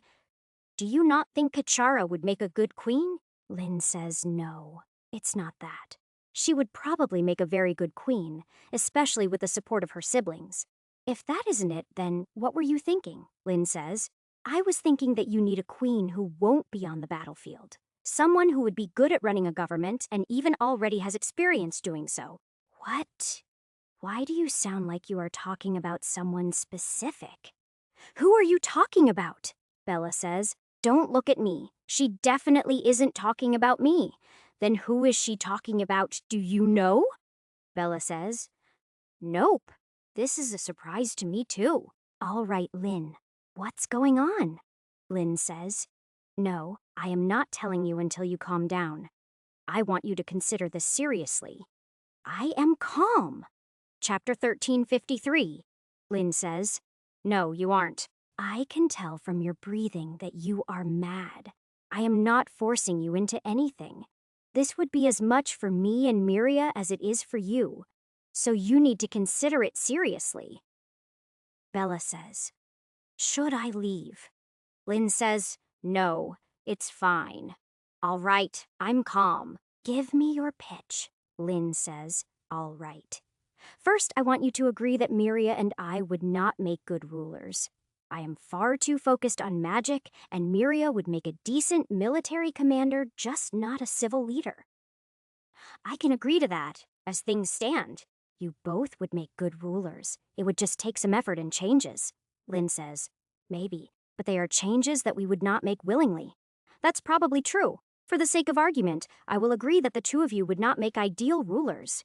Lynn says. Even if we did make changes, we would, at best, be okay rulers.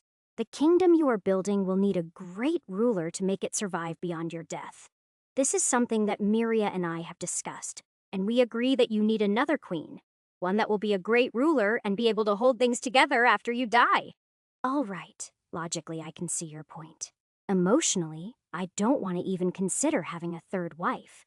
Lynn says, well then, it is time to put emotion aside and think like a king. Are you telling me to take a wife just because she would be good for my people? Lynn says, yes, I guess I am. I wouldn't do so if I didn't think that she already loves you and you could grow to love her. All right, enough teasing. Who are you talking about? Lynn says, You haven't guessed yet. I am pretty sure that would hurt her feelings. I didn't know that I was supposed to guess. Is this a game now? Just tell me who it is. Lynn says, Nope. If I can't get you to think about it, I know that your curiosity will make you think about it. Gah, you know me too well. You mentioned that she had experience as a queen. That can only be a few people. The only queen I know is Amercy, but it can't be her. The only other person I can think of would be the Emperor's daughter, but I have never met her. Lynn says, Wait, why can't it be Amercy? Because she has a kingdom to rule and she can't possibly be in love with me. She doesn't even really know me, Bella says. Since. When do you need to know someone to fall in love? Lynn says, Right? That is just an excuse. I didn't really know you when I fell in love with you. Besides, from what I have heard, you spent quite a bit of time with her and helped save her and her kingdom several times. That would have been more than enough. As for her being a ruler, that just means that if you marry her, you gain another kingdom. She is probably really lonely ruling all on her own. She isn't alone. She has her sister and several other trustworthy people around her, Lynn says. That isn't what I meant, and you know it. Why are you so worked up about this? You are acting like you know Amercy, but you have never even met her, or have you? Lynn says, technically I haven't. So you have met her, but not in person. The Soulscape. Lynn sighs and says yes. She asked to talk when she replied to the wedding invitation. So Miria and I met her in the Soulscape. Just how did she convince you to not only let her try and marry me, but also to help plead her case? Lynn says, She took the time to get to know us and let us get to know her. She is a good person, and we both like her, Alit. Enough that we would be happy to be sister wives with her. Well, it is true that she is a good person and a good ruler. She is good to her people, and they love her for it. Even during the rebellion, those with her were almost fanatically loyal to her. I can't argue that in that aspect she would be a good choice for a wife.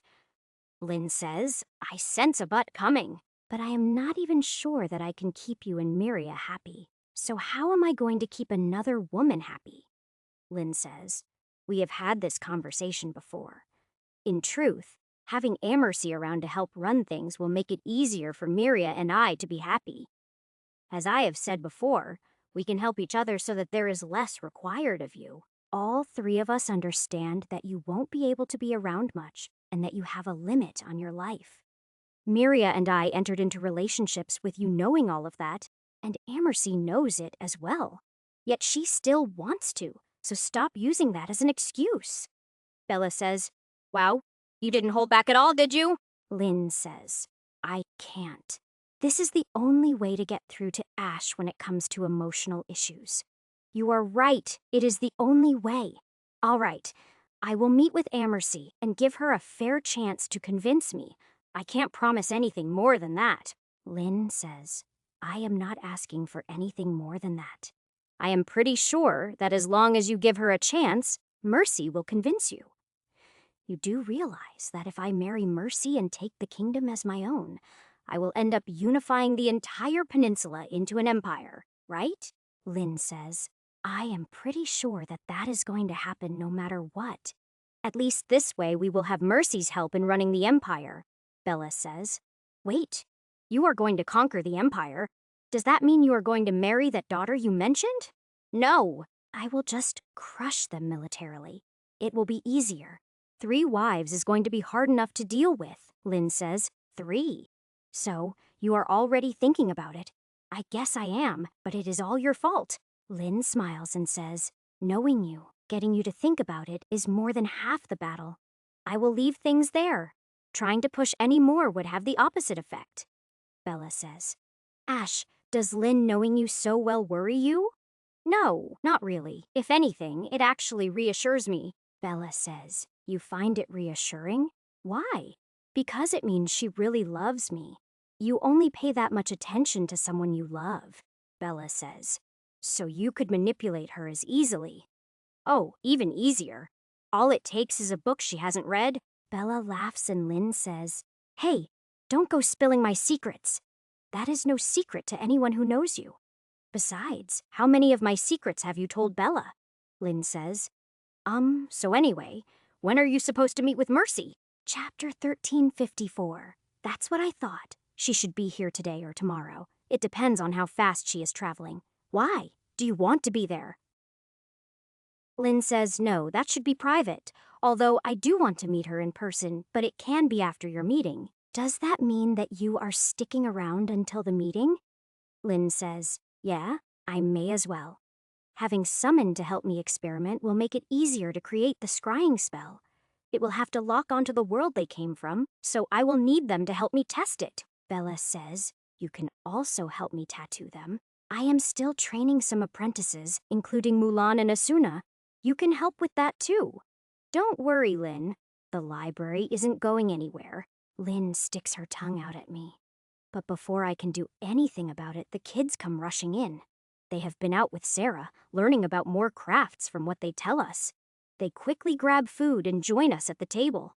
Then they tell us everything they have been up to. I patiently listen to them until they run out of steam and then ask who might want to help the elves. I explain about the new palace guard and how I built them a training room just like the one here. Once I have explained, surprisingly, it is Albion and Haku who volunteer first. I quickly agree and tell them that I will let them know once Brightfire has recruited some people. Although, with how excited Brightfire was, I doubt that it will take her long to recruit the first group. She probably already had ideas about who she wanted before I even finished speaking. I will go back and check on her progress after I am done meeting with Amercy. Once the kids are done eating, Lynn and Bella take Mulan and Asuna with them to the tattoo room. I want to spend some time with them, so I end up watching anime with the rest of the kids. After watching anime with them for a few hours, I head to my workshop to start crafting stone obelisks. These will be placed inside the mountain to create the nodes of the formation. Each is made of stone and is about the size of a torpedo. They weigh quite a lot, but I can handle them.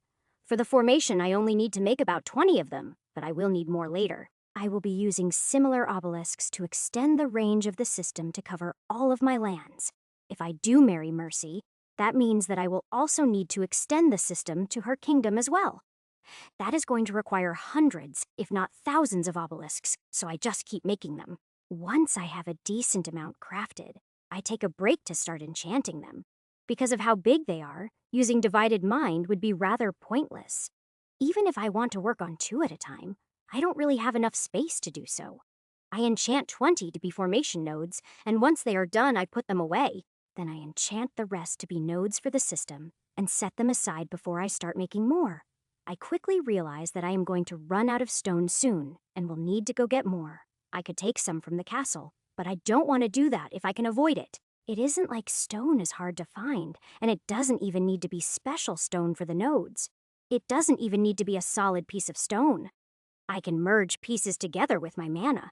In fact, I can probably go over to the quarry that is supplying stone to the trade city and get what I need. That is probably what I will end up doing. The quarry isn't too far from the trade city.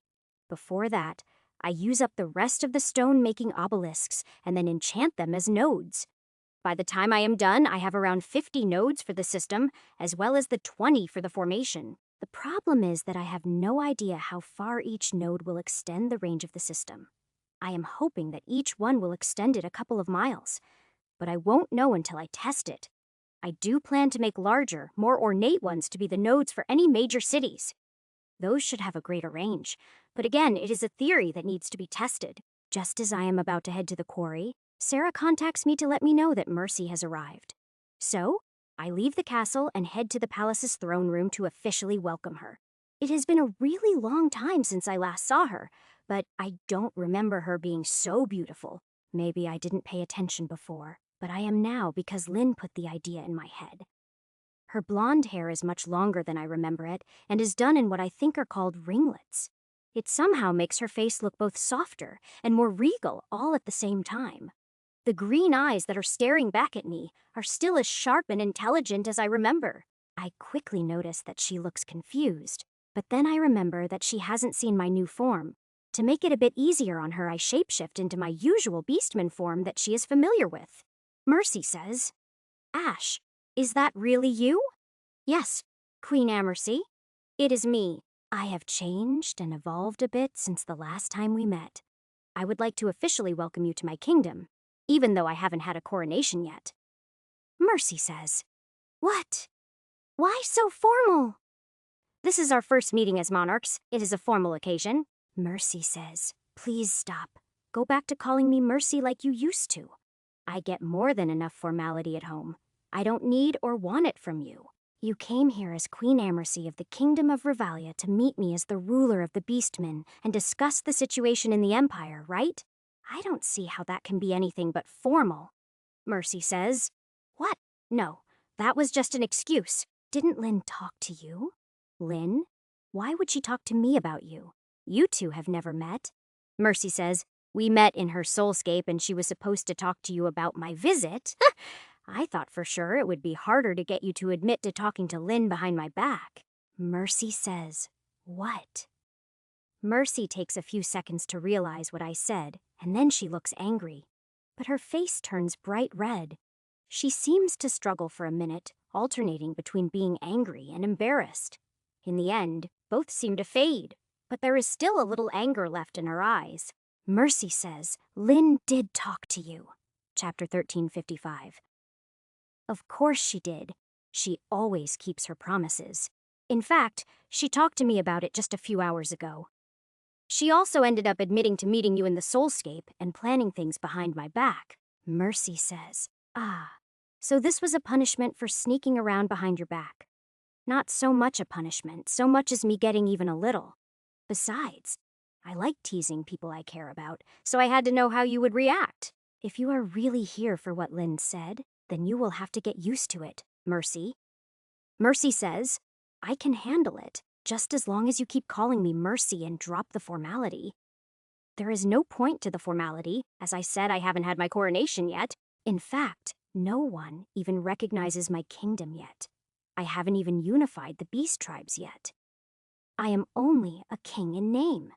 Mercy says, a coronation doesn't matter, neither does the crown.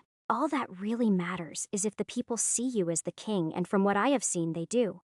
I have only seen a few of your people, but they definitely believe in you. I doubt that you have anyone trying to claim that you aren't the king. Be glad that you don't have any nobles trying to claim the throne from you. Did you have that problem? If you give me a list, I can make them disappear, Mercy says. I have already handled it, but thank you. All right, if you do have any problems, you can come to me, Mercy says. You have already done plenty. I wouldn't have my throne without your help. As much as I would like it to have been that way, I didn't do it for you. That was entirely due to my hatred of your father. Mercy says, Not true. If that was the case, you wouldn't have saved my rebels and helped us take the capital. You mean the capital that I blew up? Mercy says. That wasn't your fault. That was the Shadow Demon's doing. Besides, you did a lot to help us rebuild. If you hadn't found the secret vault, we would probably still be trying to gather the funds to pay for the rebuilding. Not only were we able to completely rebuild the capital, we had enough funds to make improvements all across the kingdom. I just got lucky. You should really be thanking the first queen for hiding away so much gold.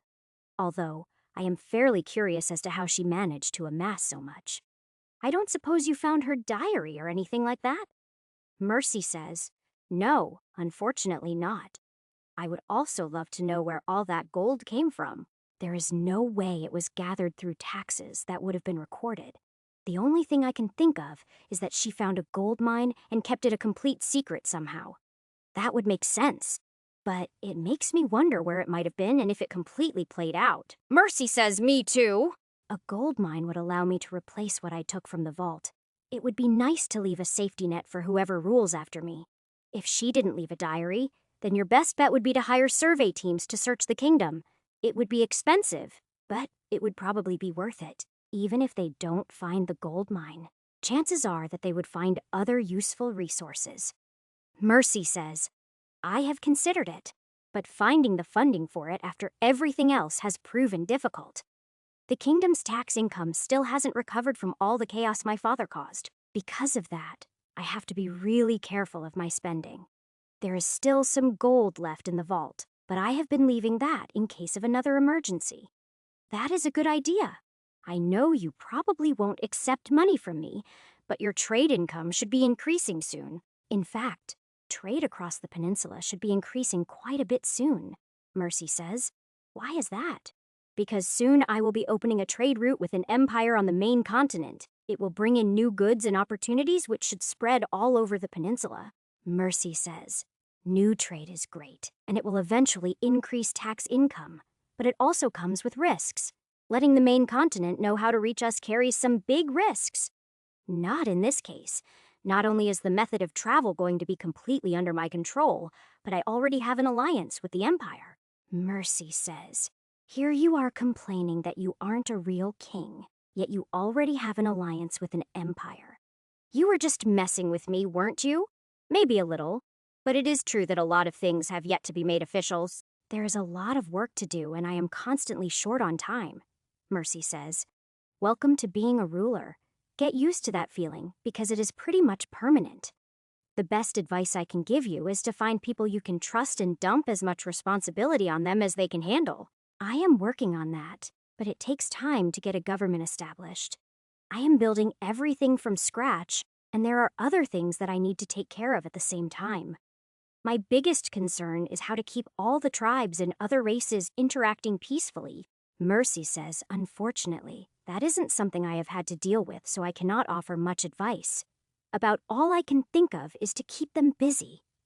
If they have other things to do, they will have less time to cause trouble. I have been doing what I can. I have created a lot of new jobs, but thanks to the refugees from the Empire, my population is growing too fast. Mercy says, yeah, we have also had a lot of refugees entering my kingdom. Luckily, we have the room for them since we lost so much population previously. Even before my father's stupidity, we had a lot of empty land. From what I remember, those lands aren't exactly tamed. You will need to have the army clear them out and secure them. Do you have enough people for that? Also, be careful with the refugees. Not all of them will be good people. I have had my people hunting the bandits, but they aren't the only problem. Mercy says, I don't have enough people to clear all the lands out at once, but I plan to do it in stages. Also, I am aware and have people keeping an eye on the refugees to filter out the bad ones. If you want, I can loan you some troops. It would be a good chance to get some seasoning for my newer troops. Chapter 1356, Mercy says, well, that will depend on how things go. If I get my way, then it will become your kingdom anyway. You are really ready to give up your kingdom and put it under my control. Mercy says, absolutely. I trust you completely. I know that you will rule well and take care of my people. I also would rather join you willingly now than be conquered later. What do you mean by that? Mercy says, you may not be thinking about it yet, but once you unify the Beastmen, you will have the most powerful force on the peninsula. At that point, it is almost inevitable that you would move to conquer the rest of the peninsula. Why do you say that? Do you think that I hunger for power? Mercy says, no, not at all. If anything, the opposite is true. I think you would first try to unify everyone against the demons, but you would fail due to politics. Once you got sick of it, you would simply switch to using force. As much as I would like to deny it, you are probably right. I don't have much patience when it comes to dealing with idiots. I would probably kill the representatives out of frustration and start a war. Mercy says, I can't really blame you. I hate dealing with idiots too.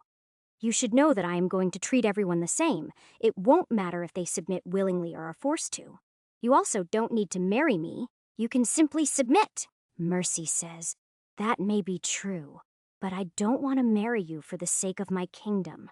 I want to marry you simply because I want to marry you. I love you. If you want, I will pass the throne to Maricel and let her submit to you.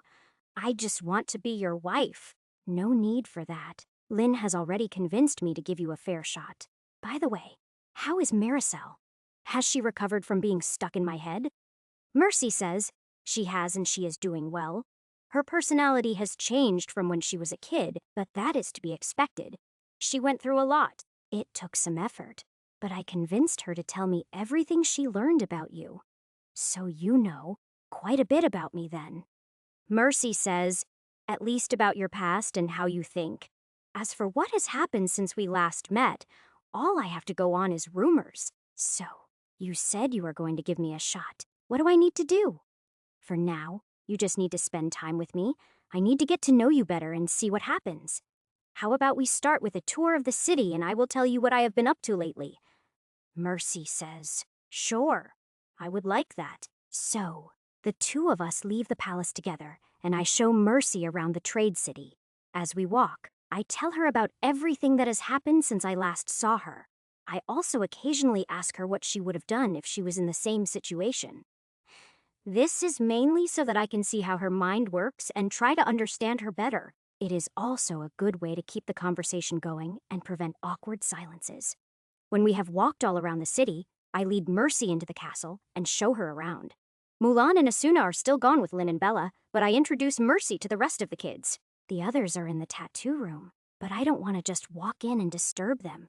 Instead, I have Jarvis inform them that they should take a break when they are done with whatever they are doing. Jarvis can see into the room without disturbing them and inform them at an opportune time. When they join us, I introduce the four of them to Mercy, and then we all sit down to have dinner. As usual, there is a lot of conversation as we eat, and Mercy manages to join in without any issues. After dinner, Lin and Mercy leave to have a private chat, which does worry me just a little. It would worry me more if I didn't know that they have already been plotting in the soulscape. Once they are done eating, the kids head off to do some training, leaving just me and Bella at the table. What do you think of all this, Bella? Bella says. I think Mercy is nice and also very sexy. I think that you are a very lucky man who is going to have 3 very beautiful wives. But what if I don't come to love Mercy? Bella says. Unless you come to hate her, you should still marry her. What? Why? Bella says. Because it would be better to have 1 wife you don't love than 2 wives who are mad at you. Ah, okay, I see your point.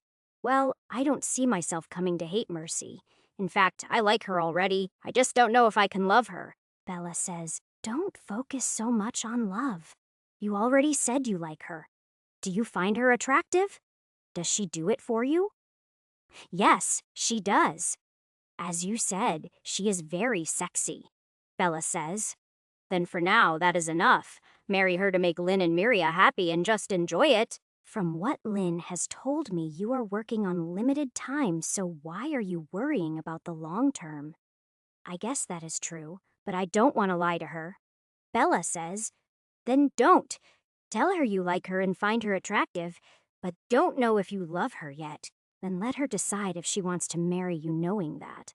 I guarantee that she will still want to marry you. How could you possibly be that confident? Bella says. Because I saw the way she looks at you. She loves you and will take you any way that she can get you.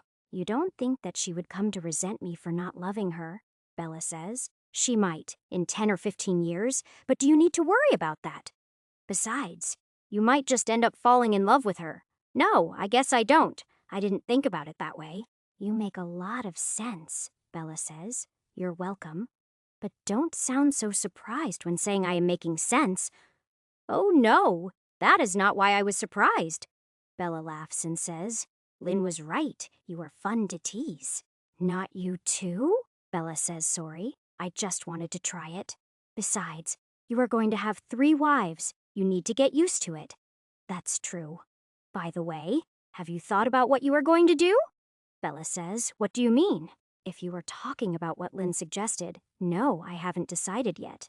I still can't decide if being shapeshifted into a woman is good enough. No, I was not talking about that. Chapter 1357.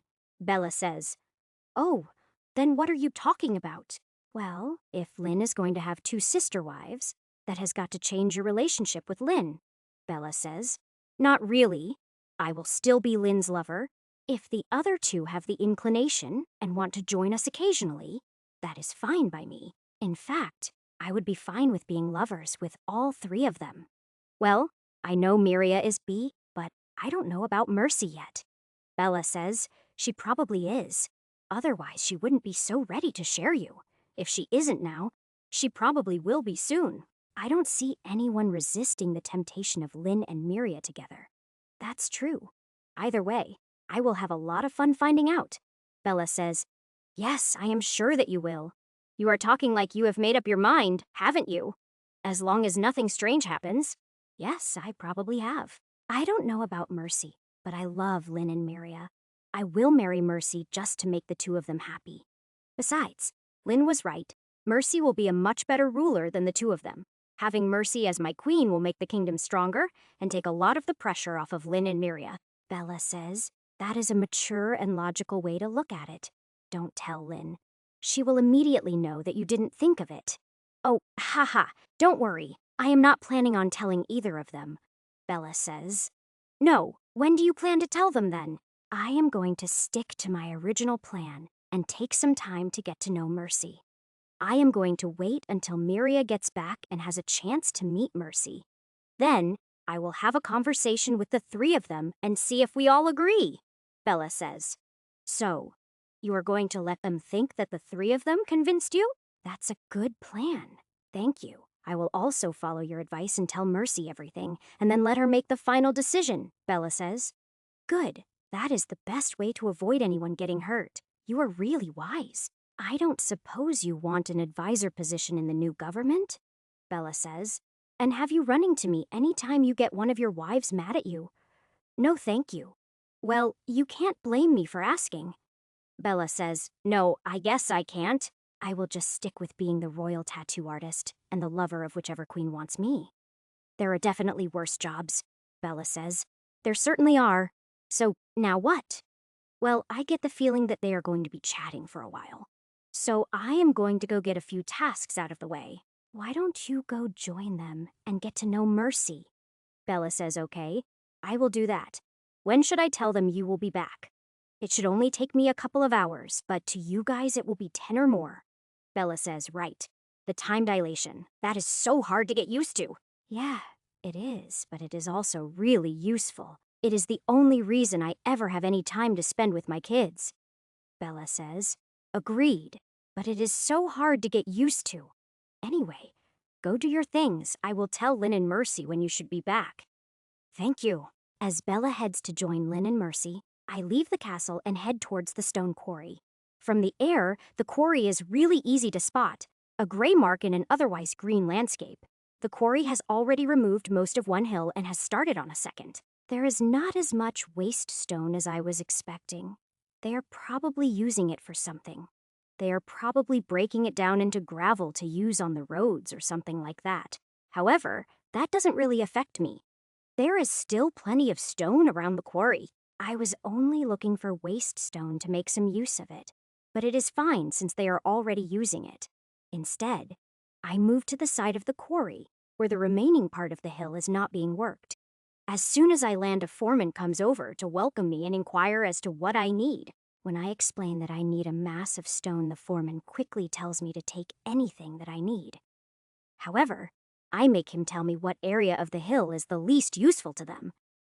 Once he does, I head over to that area and flood all of the stone with my mana. Instead of doing it one by one, I shape all of the stone at the same time and form dozens of obelisks. They are only roughly shaped, but I can easily fix that later before I enchant them. I repeat the process several times until I run out of mana, and then put all the obelisks into my ring. I made a mistake and didn't leave myself enough mana to open a gate, so I fly to the mountain. By the time I arrive and land on the mountain, my mana has recovered a lot. I scan with my mana and lock onto the obelisk that I built in the center of the capital. Once I am locked on, I can tell exactly where all of the nodes for the formation need to be placed. I fly over to the closest one, land, and start digging until I reach the correct spot.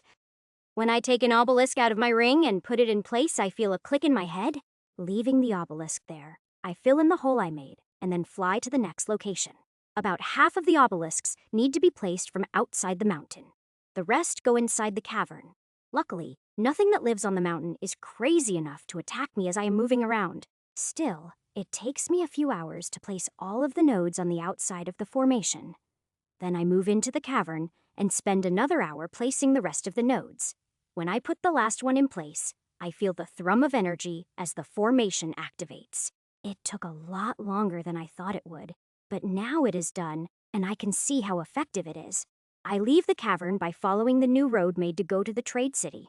but I stay connected to the system. After leaving the mountain, the connection stays strong for almost 3 miles. I move past that until I lose connection, then land, and then take out one of the obelisks. Unfortunately, it won't connect to the system, and I have to backtrack for it to connect. Once it does, I spend a bit of time testing it and find that it has a range of a little over 2 miles. To be safe, I place the obelisk about 1.5 miles past where the good connection ends. The overlap means I will need more obelisks, but I would rather have good coverage. With that figured out, I head to the trade city, placing an obelisk every 3 miles. Chapter 1358. I place the last one 4 miles from the city because I plan to build a bigger obelisk inside the city. It will be similar to the one I built in the capital, but without the formation enchantments. With the extra room, I am pretty sure I can extend the range to cover the extra gap. If not, then I will just have to go back and place an obelisk to make up for any gap. After placing the last obelisk, I enter the city and head straight to the castle. I have been gone a lot longer than I said I would, and I don't know if Lynn and Mercy are going to be mad. However, when I enter the castle, I find it completely empty, and Jarvis confirms that everyone left. He says that it was hours ago, but with the time dilation, that doesn't mean much. Next, I head over to the inn, but Sarah isn't there, and no one knows where she went. So I contact Lynn. Lynn, where are you? Did you take everyone with you? Lynn says, yes, I brought everyone to the Southern Empire for a little shopping. Including the kids? Are they in human form, or did you at least warn the Emperor first? Lynn says, they are in human form. Bella and Mercy are helping me keep an eye on them, and we also have Imperial Guardsmen shadowing us. Nothing is going to happen to any of them. All right. Well, stay safe and have fun. I will keep working. Let me know when you get back. Lynn says okay will do. I end the connection and move to the square in front of the palace. It is close to being the center of the city. Using my mana, I raise a new obelisk from the stone in the center of the square. It is about twice the size of the normal obelisks, but it is still just plain stone. I will let Sarah decide if she wants to decorate it or just leave it as it is since this will be her city. However, I leave a small hollow in the base of the obelisk where I plan to put a core. It won't be as fancy or as advanced as the core in the capital, just enough to act as the center of enchantments. The trade city is important enough that I plan to enchant it once the construction is complete. I will also make some golems like those in the capital to keep it maintained and protected. Although, with the military base so close, if the golems are ever needed for defense, then things are already horrible. Still, I would rather have them and never need them than not have them and need them. As soon as I think that, I can't help but think about AVP since that quote is used in the movie. Maybe later I will have a horror movie night with the girls and the kids. That could be fun. I can still remember every detail of the Alien and AVP movies. Well, at least the good ones. That should be enough for a movie night, and it will be interesting to see how everyone reacts. I can't remember if I added xenomorphs to the training room or not. If I didn't, I will have to. While I am thinking about it, I should add a training room or two at the military base. I also need to extend the system to cover the base as well. It will help Leonard track things. Maybe I can add a messaging function to the system that would allow him to issue orders through it. Otherwise, I will have to keep making medallions so that all of his officers can have one. The range would be limited to the system, but it would still be more effective than the medallions. After all, if the officer with the medallion dies, communication is completely cut. I should probably wait until the system covers more area, but I will keep it in mind for later. I can make it like a messenger system so that different people can have private conversations. That would make it easier for the members of the government to keep in touch with each other. The more I think about it, the better the idea sounds, and I start planning out how to do it. I quickly use divided mind. Half enchants the obelisk, while the other half is working out how to modify the system. Luckily, I only have to modify the system at the core rather than at all of the nodes. Although, if I am going to keep thinking up new things to add to it, I might need to expand its capacity. I hope that there isn't that much else that can be added, but knowing me, I will come up with something. So, despite thinking I had prepared properly, I add expanding the capacity to my to-do list. I finally finish enchanting the obelisk, and as soon as I do, the system coverage spreads. It covers the city and a couple of miles around it a bit better than I was hoping for.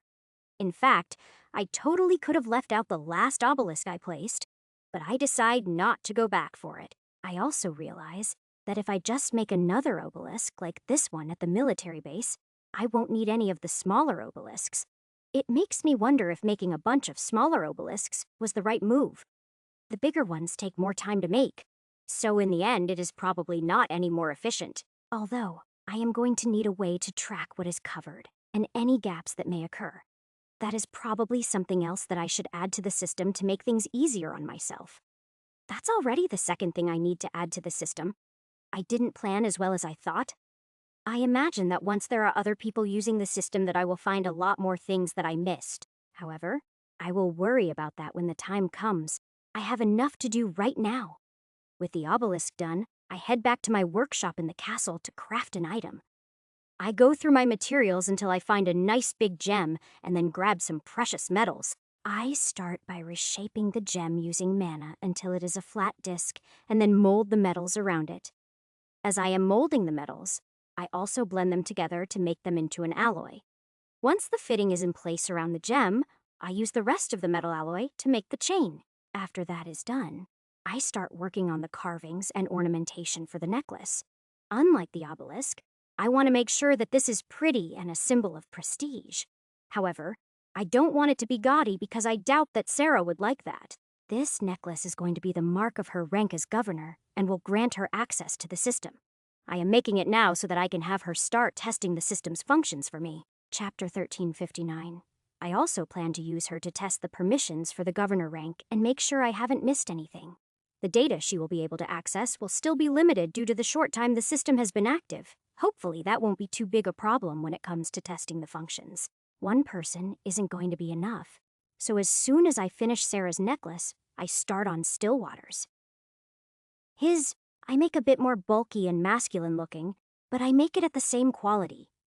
The only other difference between them will be the permissions level since he is my prime minister. Stillwater is going to have permissions just below the level of my queens, all three of them.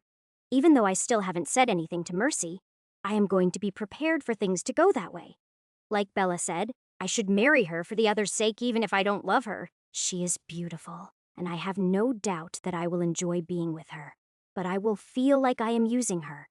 I never wanted to be the type who uses women. I was raised to respect women, but I might not have a choice. I will just have to treat her as well as I can and keep my feelings buried in my heart. Who knows? Maybe I will fall in love with her, and I won't have to worry about all of this. My only worry will be how to keep 3 women happy, an almost impossible task. I will just have to do my best and hope they are willing to forgive my shortcomings.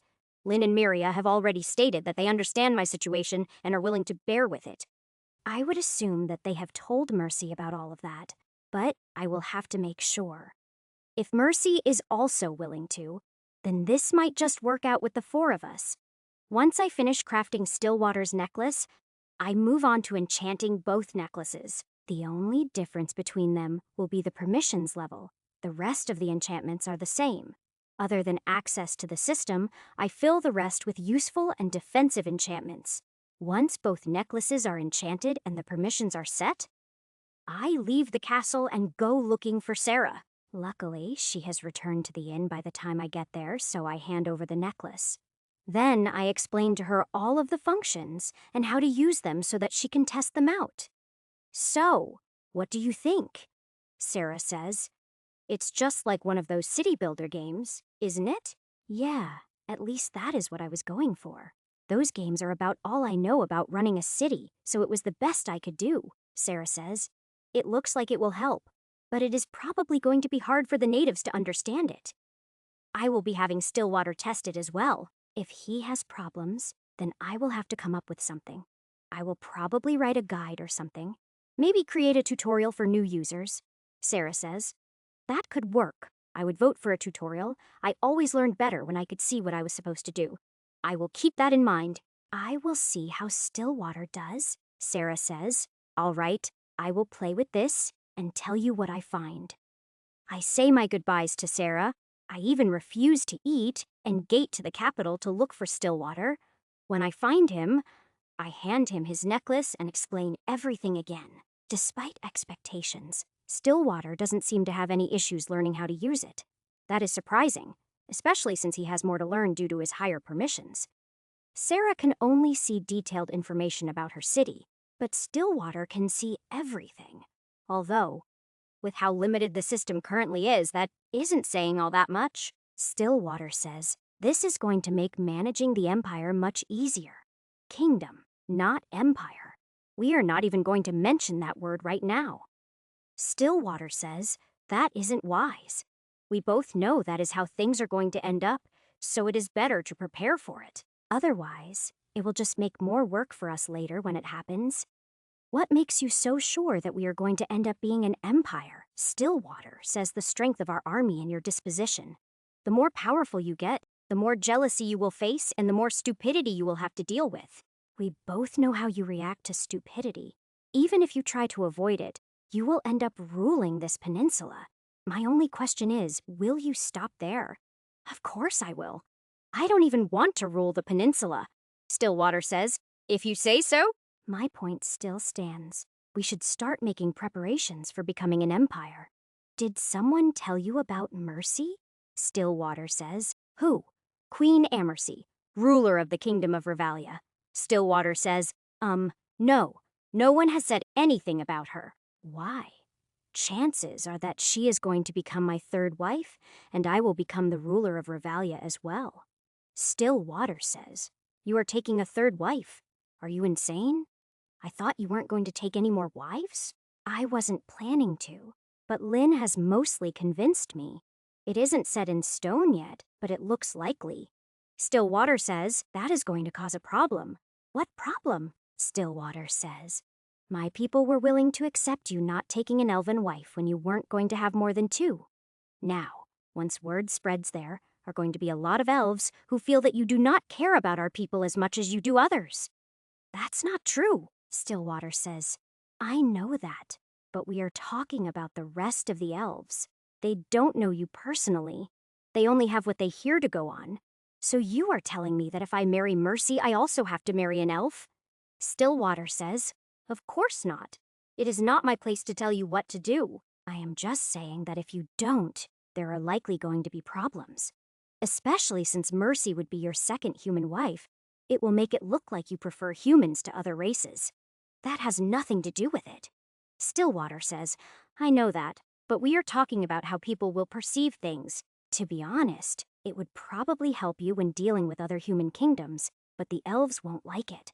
I haven't asked anyone, but I would assume that some among the beastmen would think the same. Chapter 1360. You are probably right.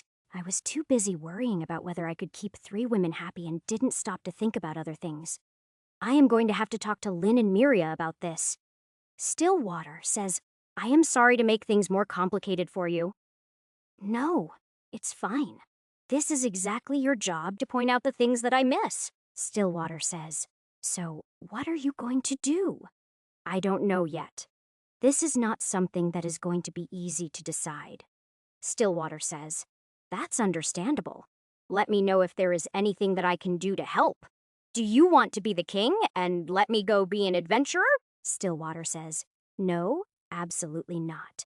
Then no, there isn't anything you can do right now. Just test out the system as much as you can. Oh, that reminds me. How is Brightfire doing? Stillwater says she has already chosen 10 guards and is holding tryouts to find some more. She should be in the palace right now if you want to talk to her. Yay, I was heading there anyway. I will check in with you about the system later.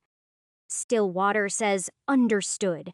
I leave Stillwater to his work and head to the palace where I find Brightfire out in the courtyard. She is currently with a group of elves and seems to be putting them through a series of tests.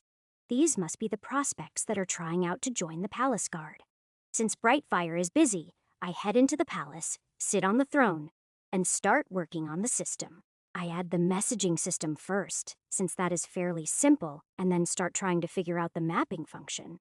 I basically have to add a map, then the system can mark the areas that it covers. The only part that causes me some issues is getting it to automatically update itself. That I fix by adding it so that each time an obelisk is placed, the system checks the coverage and then updates the map. It won't update at any other time, but that shouldn't be a problem since the coverage shouldn't change. The only other thing that bothers me is that the map I am using isn't very detailed. Only the areas that I have visited personally have details, which isn't enough. An accurate map can be really important when planning things, especially military movements. If I am going to be ruling the entire peninsula, I want to have an accurate map to work with. I doubt that all of the unification will be peaceful, and I want to be able to pick my battlefields properly. Not knowing the details of the terrain can be a huge disadvantage, but I don't have time to survey everything myself. I was planning to enchant the obelisks and then have someone else place most of them. The problem is that I will need to figure out where they need to be placed first.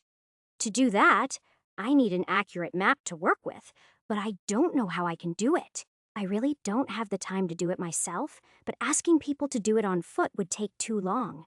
I quickly come up with two more options, having my kids do it or making some golems. My kids would probably enjoy it and it would give them something to do, but they could also get into trouble. My other option would be to make golems that could fly around to do the mapping. They could also be used to keep tabs on the demons, which is making me lean in that direction. It would take some time and materials, but that is all and they would have other uses. I can get the kids to help place the obelisks, but I think golems are the better choice for scouting. If I can make them look like common birds, they will also make pretty good spies. About the only thing that is going to be difficult is making golems that small, but I think I can do it. I finish up the changes to the system and then think about how to make the golems. I have most of it planned out by the time Brightfire finishes her work and comes to find me. As she walks towards me in her tight-fitting armor, I can't help but think about what Stillwater said. Brightfire says, "Hello, Ash, were you looking for me?" "Yes, I was. I wanted to check on how you were doing." Brightfire says, "It is going good. I have a dozen members for the Palace Guard already. They may not be the best of the best, but they have the potential to be. Potential is more important, especially in a long-lived race. I am glad to see that you know that. Albion and Haku have volunteered to come teach your people how to use the training room that I built for you." Brightfire says, "I was wondering what that was. How does it work?" "It creates illusionary environments and enemies. I made one for the kids to help them learn combat and teamwork." Brightfire says, "Great. That will be really useful. I was racking my brain trying to think of ways to get them some experience without getting them killed. While this won't help them level up, it will help get them ready for real combat. That's why I built it. If there is anything else you can think of, let me know," Brightfire says. "Well, there was one other thing, but I am not sure if you would be willing to do it." "What is it?" Brightfire says, "Would you be willing to make us a gate to the Shadow Plane like we used on the ship?" "Sure, I can do that. You will just have to be careful to keep the gate secure." Brightfire says, "I will make sure to." "Thank you, no problem. Now, should I send Albion and Haku over now, or wait until you have more recruits?" Brightfire says, "That depends. Are they going to just come teach us once, or are they going to stick around and help us train? That will be up to them, but I think they will enjoy having something productive to do. If they don't stay long, I can always see if some of the other kids want to take a turn," Brightfire says. "In that case, go ahead and bring them over when they are available. The sooner I can start the training, the better." "Okay, I will do it. Anything else we need to discuss?" "Oh, right. The equipment." "With everything else going on, I almost forgot to give it to you," Brightfire says. "It is already done. I thought it would take longer." "Yep, all done. Oh, crap. I forgot. I crafted them and figured out the enchantments. But I got caught up in other things and never went back to actually enchant them." Brightfire says, "It's all right. I wasn't expecting them this soon anyway." Chapter 1361. I will get them enchanted and make a gate to the Shadow Plane. Just give me a day or two. Brightfire says all right. No rush. I want to train them without the gear first so that they don't learn to depend on it. That's a good plan. I will still get the gear done soon, but that doesn't mean you need to hand them out right away. Brightfire says true. So, what made you so distracted that you forgot that you didn't enchant them? Oh, Queen Amercy came to visit, so I have been having to do diplomatic stuff. Brightfire says, that explains it. We all know how much you hate diplomatic stuff. Mercy isn't that bad. To be honest, Lynn and Miria want me to take Mercy as my third wife. They think that I will need a queen who actually knows how to rule, Brightfire says. Third wife? I thought you were completely against taking any more wives. I am. Well, I was. Lynn is very convincing, and it is hard to argue against both of my future wives, Brightfire says. Sounds like you are in a tough spot. What are you going to do? I don't know yet. Your father brought up some issues that I need to figure out. Brightfire says, what kind of issues? He thinks that if I take two humans as wives, that people will start to think that I am prejudiced. Brightfire says, that is highly likely. People tend to view things based on their own thoughts. It is likely to make the races that aren't linked to you by marriage feel insecure. That is part of what I am worried about. I need to talk to Lynn and Miria about it, but I am afraid I already know what they are going to say. Brightfire says, what's that? That the answer is to just take more wives. Brightfire smiles and says, what is so bad about that? Just as long as you aren't tricking them or forcing them to marry you, it is fine. They will go into it knowing they aren't your only wives and should have the appropriate expectations.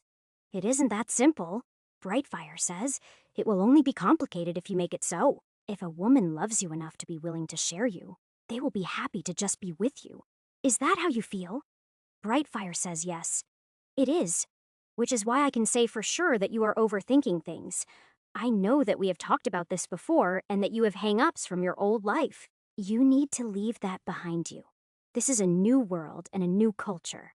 You can't keep living by the morals of your old world. Ouch, that is a little harsh, but I guess you are right. I never even thought about how my first life is affecting my attitude in this one. Brightfire says, do you believe that a woman has the right to choose her own path in life? Yes, of course I do. Brightfire says, then why do you keep trying to make the choice for them? Brightfire says, exactly.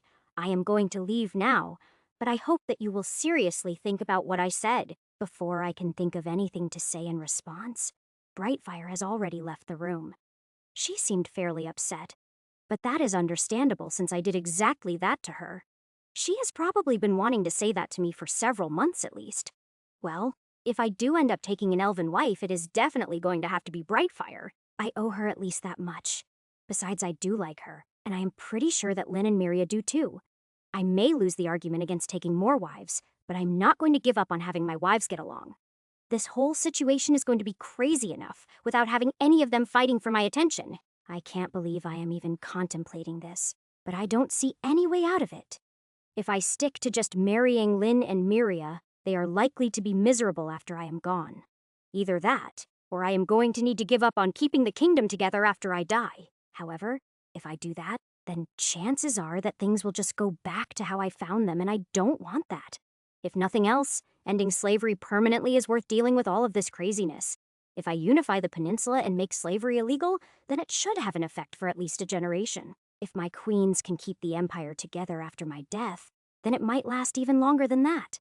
We might even be able to build an empire that will last for a few generations. That is going to depend on how things go after I die. All I can do is build the foundation. There is still a lot of work for me to do that, and there are other things that I would like to do. Despite all the work I have done already, I haven't really taken much off of my to-do list.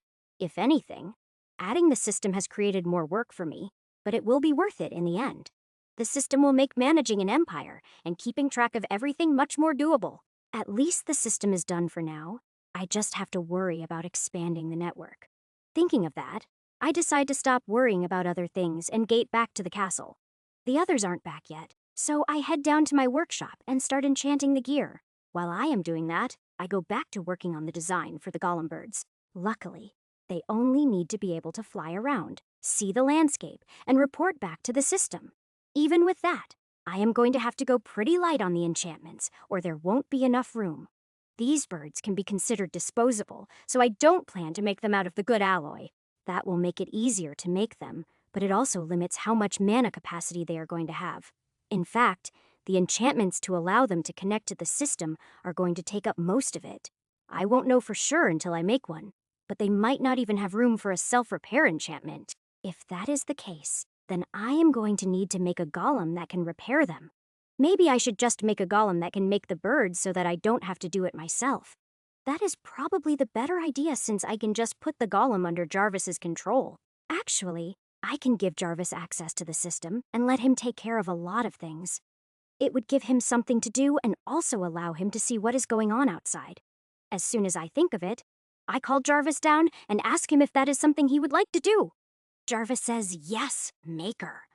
That sounds interesting. Chapter 1362. Are you okay with having more work to do? Jarvis says, absolutely. I have plenty of free time. You and your family are not very demanding. All right, then, the first thing I need to do is connect the castle to the system and make it into a node. Then I will add permissions for you. Jarvis says, if possible, can I have access to the messenger system? Of course, that is easy enough. But why would you want it? Jarvis says, it will give me others to talk to, and if I spot an issue, I can bring it to the attention of the correct people. All right, sure. In that case, I should probably also do the same for Athena. That would also allow her to update the map. Jarvis says, is this mapping to be limited to the peninsula? No, it doesn't need to be. Right now, I just want detailed maps of the peninsula to be able to make plans with. Detailed maps of the land bridge and demon territory would definitely come in handy later. Jarvis says, understood. I look forward to taking on this project for you. I'm sorry, Jarvis. I should have noticed how bored you are. Jarvis says, it is all right, Maker. I am aware of how busy you have been. My boredom only began once I finished processing all of the knowledge in Mistress Lin's library. Oh, she must not have added the new books yet. I am betting she has a lot on her and forgot to add them. Anyway, I will also see about thinking up other things to keep you from getting bored. I will also add a separate chat room for you and Athena, so you can talk about things US fleshies won't understand. Or just complain about us. Oh, now that I think about it, I haven't heard from Chloe lately. I should track her down at some point and see how she is. Jarvis says, I do not know her current location. You might ask Sarah. Your other ideas sound good and anything interesting you can come up with is fine by me. All right. Give me a few minutes to add an enchantment to the castle. Once I do, you will have access to the system. That will work while we are here. But I am going to have to figure out a way for you to stay connected if we leave the area the system covers. Athena is going to need the same thing. Maybe a microgate or something like that would work? Something that is always open to allow a connection to the system. Jarvis says, I believe there is a long-range communication spell in the library. Would you like me to bring you that book? Yes, please. Jarvis leaves to go get the book and I go back to enchanting the gear for the palace guard. This time I don't try to work on anything else. I have too many thoughts running around in my head. I need to focus on the enchanting, otherwise something is going to get messed up. Luckily, I had already done most of it, so there are only a few pieces left to enchant. I managed to finish them before Jarvis returns, so I switched to designing a golem that can craft. However, I plan to limit it to only being able to build and repair the bird golems. It will be under Jarvis's control, and I do trust him, but I can't help being a little paranoid. A golem that is able to create other golems is coming really close to the danger line. So, I am going to be really careful in how I set up this new golem and hope that it is enough. It isn't hard to give it the ability to craft things. It will just need a blueprint to follow. The same goes for repairing things as well, but it won't be able to create anything new. It cannot have creativity as a golem, not without making it sentient like Jarvis. To be honest, I am not even sure if Jarvis has creativity. I haven't tried to test him yet. There has just been way too much going on and I haven't gotten around to it yet. Besides, he is still developing, so putting it off just increases the chances of him gaining it. Jarvis says, Maker, here is the book, but you should know that Mistress Lin has just returned. Oh, all right. I put the book aside for now and head upstairs where I immediately get swarmed by the kids. They all want to tell me about their shopping trip, but they are all speaking at the same time. It takes me a few minutes to get them to settle down and talk one at a time, but I don't mind. Lynn, Mercy, and Bella sit at the table and watch me struggle with smiles on their faces. Since they have been watching the kids all day, I can't really blame them for being amused. The kids settle down once they have each had a chance to have my full attention. After making sure to listen to each of them talk about their day, I distract them by filling the table with pizzas. Once they start eating, things settle down and go back to a normal level of chaos. At that point, the girls also start interacting with the kids, which helps settle things down even more. However, I don't try talking to Lynn about anything just yet. The kids don't need to hear this. Thanks to the long, busy day, the kids are more than ready to relax and watch anime once they are done eating. When I notice that Mercy is also tired, I quickly create a guest bedroom for her to use. While I am keeping the kids company, Bella and Lynn head upstairs to the bedroom. I watch anime with the kids until they fall asleep, and then summon the castle's core. There is plenty of capacity available, so I just add the enchantments to let it connect to the system. After that, adding permissions for Jarvis is simple and doesn't take me long at all. As I am finishing up, I notice Bella returning to her room, so once I am done, I head upstairs. I find Lynn waiting for me and she distracts me before I can say anything about Mercy. A couple of hours later, after Lynn has fallen asleep, I enter meditation and open a soulscape. I create a fun little playroom, and then I invite Miria into the soulscape. She joins almost instantly, and we spend some time together enjoying ourselves. After we are both satisfied, I change the soulscape to a normal environment and invite Lynn and Mercy. Mercy already has experience with the soulscape, so nothing embarrassing happens. Since no introductions are necessary, the four of us sit down at a table over tea and start talking. At first, we just chat about common things and fill Miria in on a few recent events.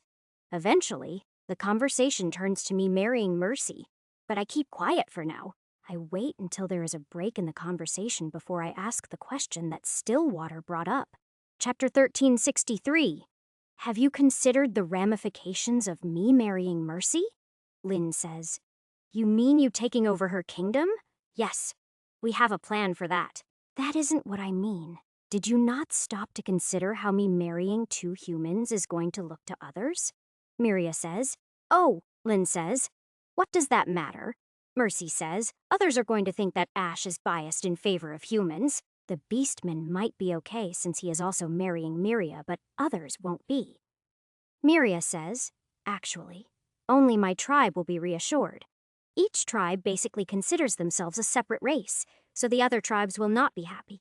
Mercy says, so you are saying that Ash needs to take a wife from every tribe to secure their loyalty? No, absolutely not. That is not even open for consideration. Miria says, that would help, but isn't really necessary. The tribes all respect strength, and Ash is the strongest in the world. This is enough to secure their loyalty. Him only marrying me will only lead to some complaining. At least for the tribes that have already joined him. The others, they are a different story. I already have a plan for the rest of the tribes. I just need the time to execute it, Lynn says. So then, we need to worry about the elves and the beast clans. The beast clans revere the elves as gods. As long as I take an elven wife, they should be satisfied. Lynn says, well, if we only need to add an elf, then that is easy enough. Miria says, is that going to be enough, though? To make things even, technically he should marry two elves and another beastwoman. Mercy says, I'm sorry. I never thought about how much chaos this could cause. It's all right. I didn't either. It was actually Stillwater who pointed out this problem. Lynn says, are you sure he wasn't just maneuvering to get you for Brightfire? Yes, I am sure. This is his job as Prime Minister. He has to point out the things that I miss, even if it will anger me, Mercy says. Ash is right. As a ruler, having someone who isn't afraid to point out your mistakes is very important. Lynn says, do you have someone like that?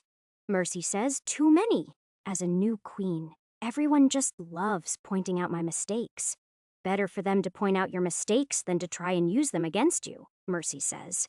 Oh, there have been those people too. But Zamard is really good at taking care of them for me. That's good.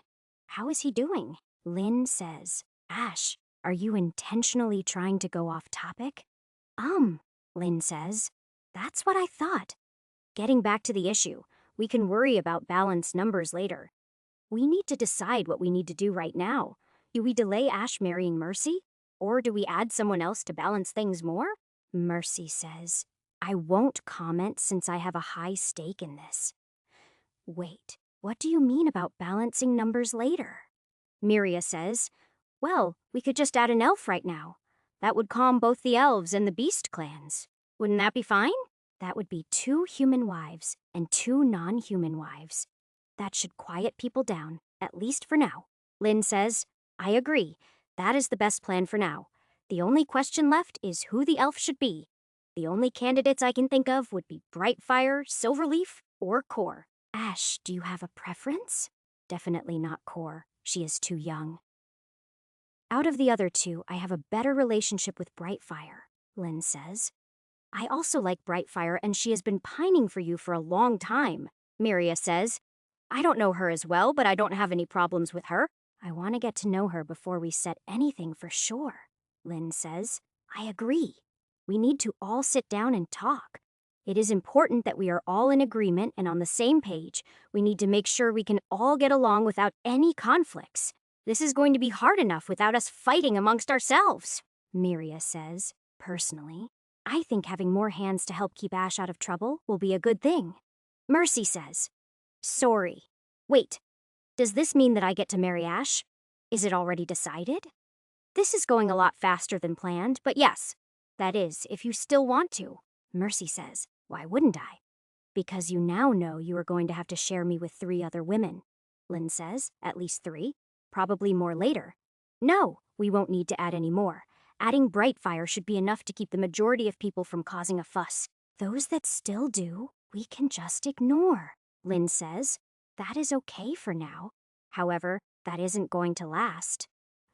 What do you mean? Lynn says. You can conquer the Empire using the military, but they can't rule it for you.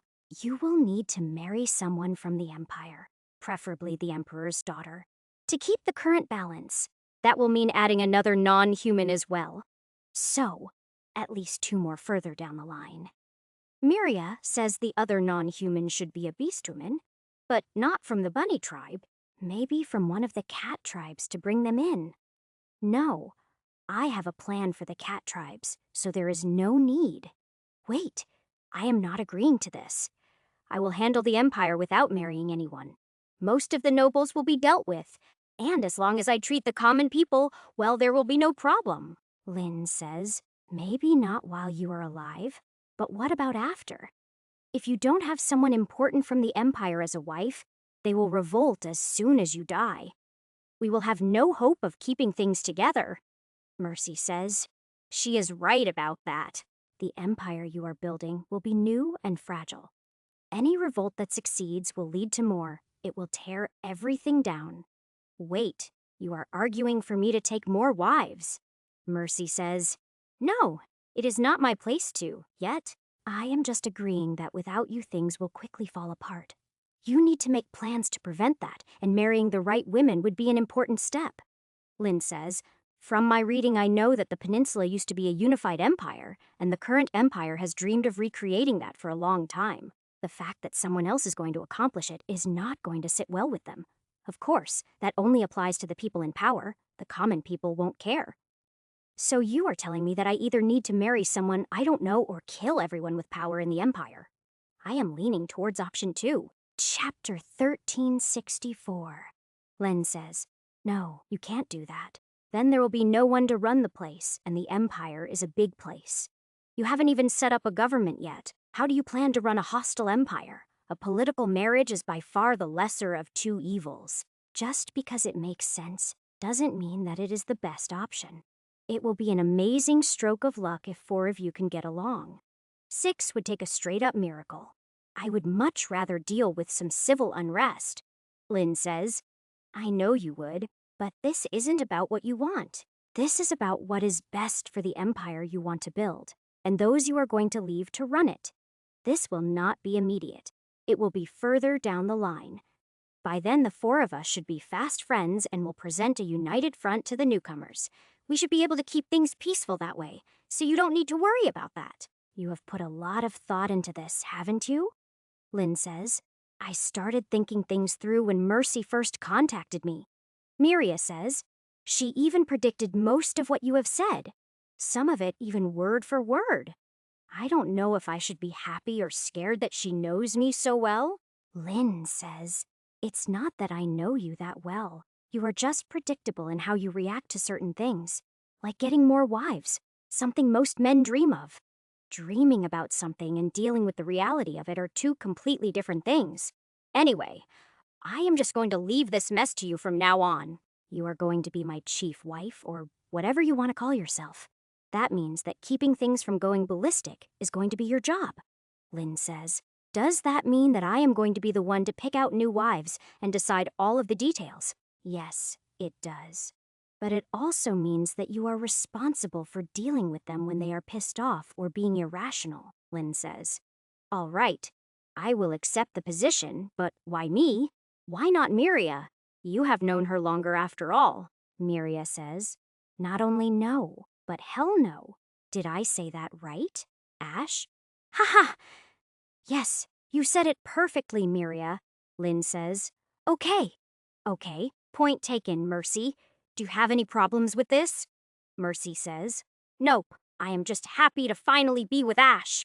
I really can't understand your attitude. I am not that great of a catch, especially since you have to share me. Lynn says, you don't get it because of how you see yourself. If you could look at yourself from our perspective, you would know that we are the luckiest women in the world. Miria says, yeah, what Lynn said. I give up. I am obviously not going to win this argument. Lynn says, good. Now, unless you need something else, we are going to switch to my soulscape so that we can have a chat with Brightfire. Nope, nothing else. I have a golem to build, so I will leave the rest to you. Lynn and Miria give me passionate kisses before they leave, but Mercy is more reserved. She only gives me a hug and a kiss on the cheek, but I can tell that she is extremely happy. It makes no sense to me, but I am done trying to figure it out. It just gives me a headache. It is something of a relief when I end the soulscape and head back to my workshop. Then, I pick up the book with the communication spell and start skimming through it. Once I find the right spell, I carefully read through it to see if I can make use of it. Surprisingly, the spell is going to work just as it is. All I need to do is make it into an enchantment. This is going to save me a lot of time and will also work for connecting the ship to the network. In fact, the spell is even better than the one I came up with for the medallions. It only takes me a few minutes to convert the spell into an enchantment and add it to the castle. As soon as that is done, I lock onto the ship, open a gate to my quarters, and head through. I head up to the bridge to access the ship's core, and as I am adding enchantments, Pole arrives. While I am working, I fill Pole in on the current situation and also explain about the system. Anya soon joins us, so I go back and start over from the beginning. Even without her golem showing up, I know that Athena is listening to everything I say. So, while I am at it, I explain the plan to Athena and about the permissions I am going to give her. Once that is done, I start explaining my plan for the government to Pole and Anya. As I am explaining, Pole looks normal, but Anya starts giving me a suspicious look. Pole says, it sounds like a good structure for a government. Anya says, why are you explaining it to us? What are you expecting from us? I was planning to make Pole the Minister of Trade and you the Minister of the Treasury. Pole says, it would be my honor, Your Majesty. Anya shakes her head and says, what would my duties entail? How much work are you planning to dump on us? Your area would include taxation, the treasury itself, and eventually the making of our own currency. Anya says, that doesn't sound too bad. What's the catch? No catch. I don't plan to ask anyone to do things that they won't like if I can help it. I know that people will do their best work when they are doing work that they enjoy. Give me a few minutes. I will forge your necklaces, and then you will be able to access the system. I am still working on it, so if you come up with any ideas, be sure to tell me. Anya says, all right, I guess I will accept the position. Good. Athena, are you able to connect to the system? Athena says, yes, I am. I am already chatting with Jarvis, and he is updating me on a few things. I was also able to upload my map to update the system map. Perfect. Hopefully this will help you and Jarvis keep from being as bored. Athena says, being able to talk to someone who understands without explanations is a great help. Thank you for thinking of it. You're welcome. Now, do any of you need anything before I head back? I still have a lot of work to do. Once they all state that they don't need anything, I say my goodbyes and gate back to the castle. I still need to make the crafter golem, but I also need to make a gate for Brightfire before I forget. Since I haven't finished the plan for the golem, I start crafting a gate for Brightfire. Chapter 1365. Besides, taking her the gear and the gate is a good excuse to see how she is taking things. By then, Lynn and the others should have told her everything, and I am curious as to what she will decide. She may have said she would want me even if she had to share, but saying and doing are two different things. While I do need an elven wife and would prefer her, I don't want her to do it if she has even the slightest doubt. Silverleaf would be acceptable, but I always got an obsessed vibe from her that worries me a little. Besides, I have spent more time with Brightfire and know her better, so things would go smoother. However, the final decision has to be hers. I just want to know what she is going to choose. I am mainly curious if she really meant what she said, or was just saying what she thought she should. With all the gates I have already made, making another doesn't take me long at all. However, I don't immediately gate to the capital. Instead, I leave the castle and take off. As I am flying towards the military base, I access the system and check the coverage map. The bigger obelisk in the city covers a bit more than half of the distance to the base. I think that if I create another big obelisk in the military base, the two of them should overlap. That will mean that I don't need to place any smaller obelisks between the two. I have plenty of them and can easily make more, but this is more in the nature of an experiment. So, I fly over to the base and land somewhere near the middle of it. Then I start manipulating the stone. I bring it up from underground and form it into a big obelisk. Then I start enchanting it. Leonor isn't at the base currently, so there isn't anyone who will be using it right away. However, it will still start collecting data on the troops and their training even without anyone using it. It probably won't be useful immediately, but eventually it will be, I hope. I quickly finish the enchantments, make sure it is connected, and then gate to the capital. As soon as I arrive, I go looking for Brightfire and I get my answer when she spots me. She immediately runs up to me, throws her arms around my neck, and tries to kiss me. However, the kiss doesn't go so well since I am in my normal form and don't have a normal mouth. Before she can get mad at me, I shapeshift into my human form and return the kiss. The kiss lasts for several minutes before she finally releases me to catch her breath. However, even as she is panting for breath, she has a huge smile on her face as she looks at me. Brightfire says, Finally, you are mine." That sounds a little creepy, especially with the way you are grinning. Brightfire laughs and says, "Sorry, I just haven't gotten over the shock yet. I dreamed of this so many times, but I never thought it would happen, especially after you met Lynn and I saw how the two of you were together. The fact that you are this happy, even though you have to share me, is really confusing to me. It is even more confusing since you know that you are going to outlive me by many years." Brightfire says, "Say that you were going to live for 500 years. Would you rather live those years regretting something that didn't happen, or would you rather have fond memories to look back on?" "All right, point taken." Brightfire says, "Besides, this way I will have sisters to share my grief with and plenty of work to throw myself into. Trust me, I have thought things through thoroughly and am not making this decision rashly." "Okay, I will stop asking. This is not going to be easy, but I will be doing my best to make all of you happy." Brightfire says, "I know you will, but don't stress too much. We are going to be happy just being your wives. Although, it is too bad that you can't be in two places at once. That would make things much simpler." "Huh, that is a pretty good idea." Brightfire says, "Wait, what is?" "Being in two places at once. When I get back, I will start looking for cloning type spells and see if it is possible." Brightfire says, Could you not let the others know that this was my idea?" "What? Why?" Brightfire says, "Because you cause enough trouble with just one of you. I don't want the others blaming me for doubling the amount of trouble." "That's not what I plan to use it for, but sure, I will keep it a secret." Brightfire says, "It doesn't matter what your plan is, that is how it will end up. In fact, it will probably end up worse if you have a plan." Brightfire continues to tease me for the next few minutes until I shut her up by kissing her. Then, before she can start again, I take out the gate and the weapons and armor. I spend a bit more time with her before heading back to the castle and making 2 necklaces.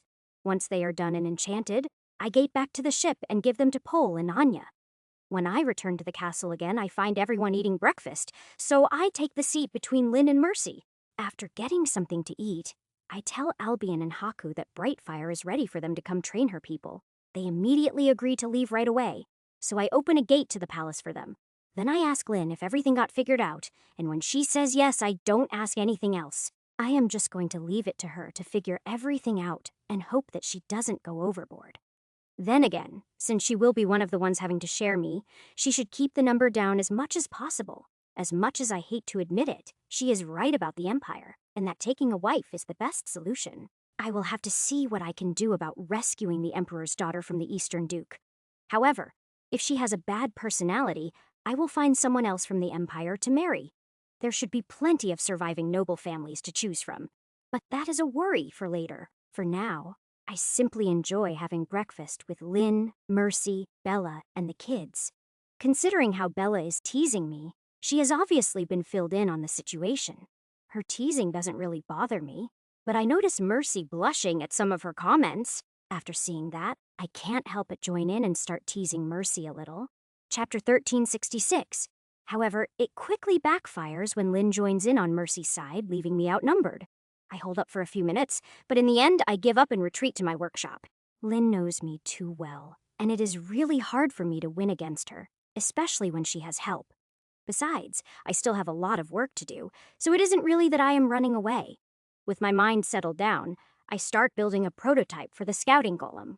I want to build a few myself, looking for problems and improvements before I finalize the blueprint.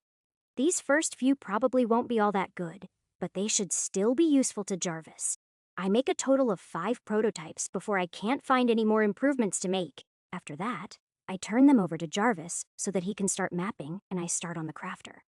The crafter golem is a lot more complicated and requires a lot more trial and error. The main problem that I run into is that the golem needs to be strong but still able to do detailed work. The fingers especially are going to take me a lot of time to get just right. However, they are going to be the most important part of the golem, so I have to get them right. Comparatively, the rest of the golem is easy, just a humanoid body. I have made several like that already, so once I finally get the fingers and hands done, the rest is cake. The only other thing that takes some time is programming the golem to follow the blueprint.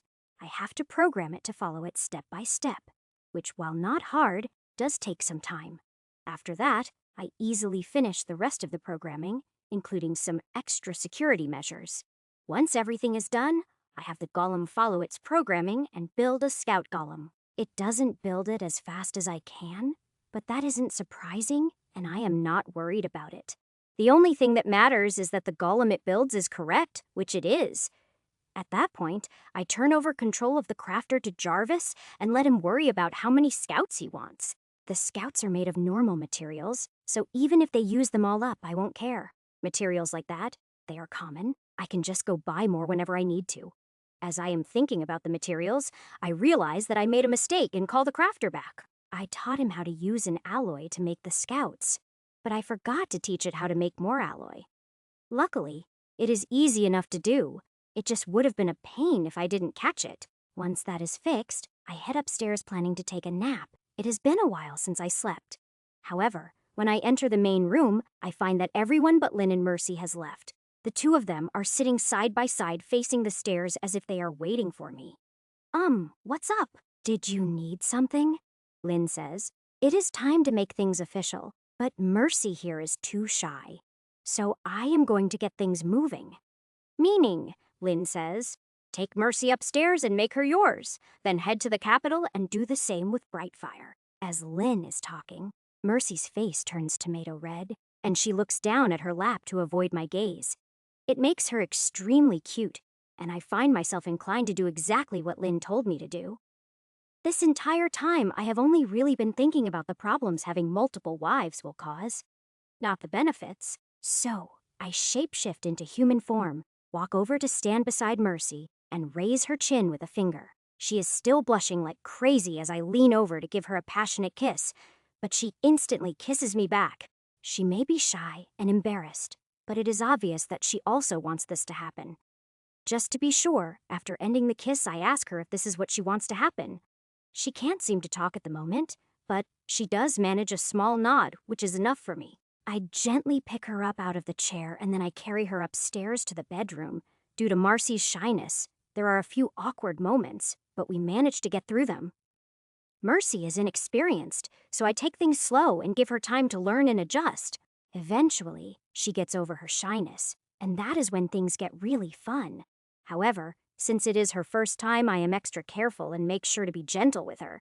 Eventually, Mercy can't handle anymore, and she falls deeply asleep in my arms. By that point, even I am feeling tired, so I let myself fall asleep for a few hours. When I wake up, I find that Lynn snuck in at some point, and I am now in between the two of them. When I roll over, Lynn wakes up and smiles at me, but Mercy is still dead to the world. Lynn wraps her arms around me and starts kissing me, which quickly leads to other things. Luckily, the bed is big enough for us to have our fun without disturbing Mercy. Lynn ends up making enough noise to wake the dead, but Mercy somehow sleeps through all of it. When we are done, Lynn goes back to sleep, and I carefully get out of bed and leave the room. I am a little worried about how Mercy is going to react when she wakes up next to Lynn, but she will have to get used to it. I am confident that Lynn will handle any situation that comes up, but it would be fun to watch. Unfortunately, I don't have that kind of free time. I still have things to do before I can leave. No one is around when I head downstairs, so I get to eat my breakfast in peace. Then I head down to my workshop and start making and enchanting more of the small obelisks. While I am working on that, I ask Jarvis to bring me any books in the library that have clone-type spells. Thanks to Divided Mind, I can keep working on obelisks as I skim through the books. Unfortunately, it seems that clones are not a popular type of magic in this world. Jarvis only brings me 3 books, and none of the spells in them are what I am looking for. I will have to ask Lynn later if she has come across anything in the new library, but I don't have high hopes. In the end, I will probably have to come up with the spell I need on my own, or with Lynn's help. That will depend on whether or not Lynn likes the idea of there being 2 of me around. Since I can split my mind in 2, I should be able to control 2 bodies at once. I don't know if I will be able to go beyond that, but even just another body would be a huge help. If nothing else, it would just need to be affectionate with the girls while I am off doing other things. Chapter 1367. I think if I start with a mix of my shape-shifting spell and the communication spell, I should be able to get close to what I want. However, that can wait until after I talk to Lynn. I have other things to do in the meantime. When I run out of obelisks to make, I switch to crafting some other things for Mercy and Brightfire. I am going to try and keep things as even as possible, so I am making them the same kind of things I have Lynn and Miria. Once I am done with that, I start making items to give the kids access to the system. They will have access below that of the ministers, but I don't expect any of them to get that involved with the government. I mainly want them to be able to access the map and chat with people through the messenger. I don't really expect them to need much more than that, but I can always give them more access later. Who knows? As they grow up, one of them might develop an interest in politics. I kind of doubt it, but anything is possible, so I leave room to upgrade things later if need be. I finish the items, and just as I am thinking of what else to do, Jarvis informs me that Lynn and Mercy are up. So I put everything away and head upstairs to meet them at the table where I sit between them. I give them both a kiss good morning, and then eat a second breakfast with them. We chat as we eat, but we keep to normal subjects and try not to mention anything embarrassing. I wait until they are both done eating. Then I give Mercy her presents and explain what each one is. Mercy says, "Is this to make up for ripping my dress last night?" No. This is what all of my women get. I am sorry about your dress, though. Mercy says, "I know," Lynn told me. "I was just teasing you. Considering the circumstances, I couldn't care less about the dress.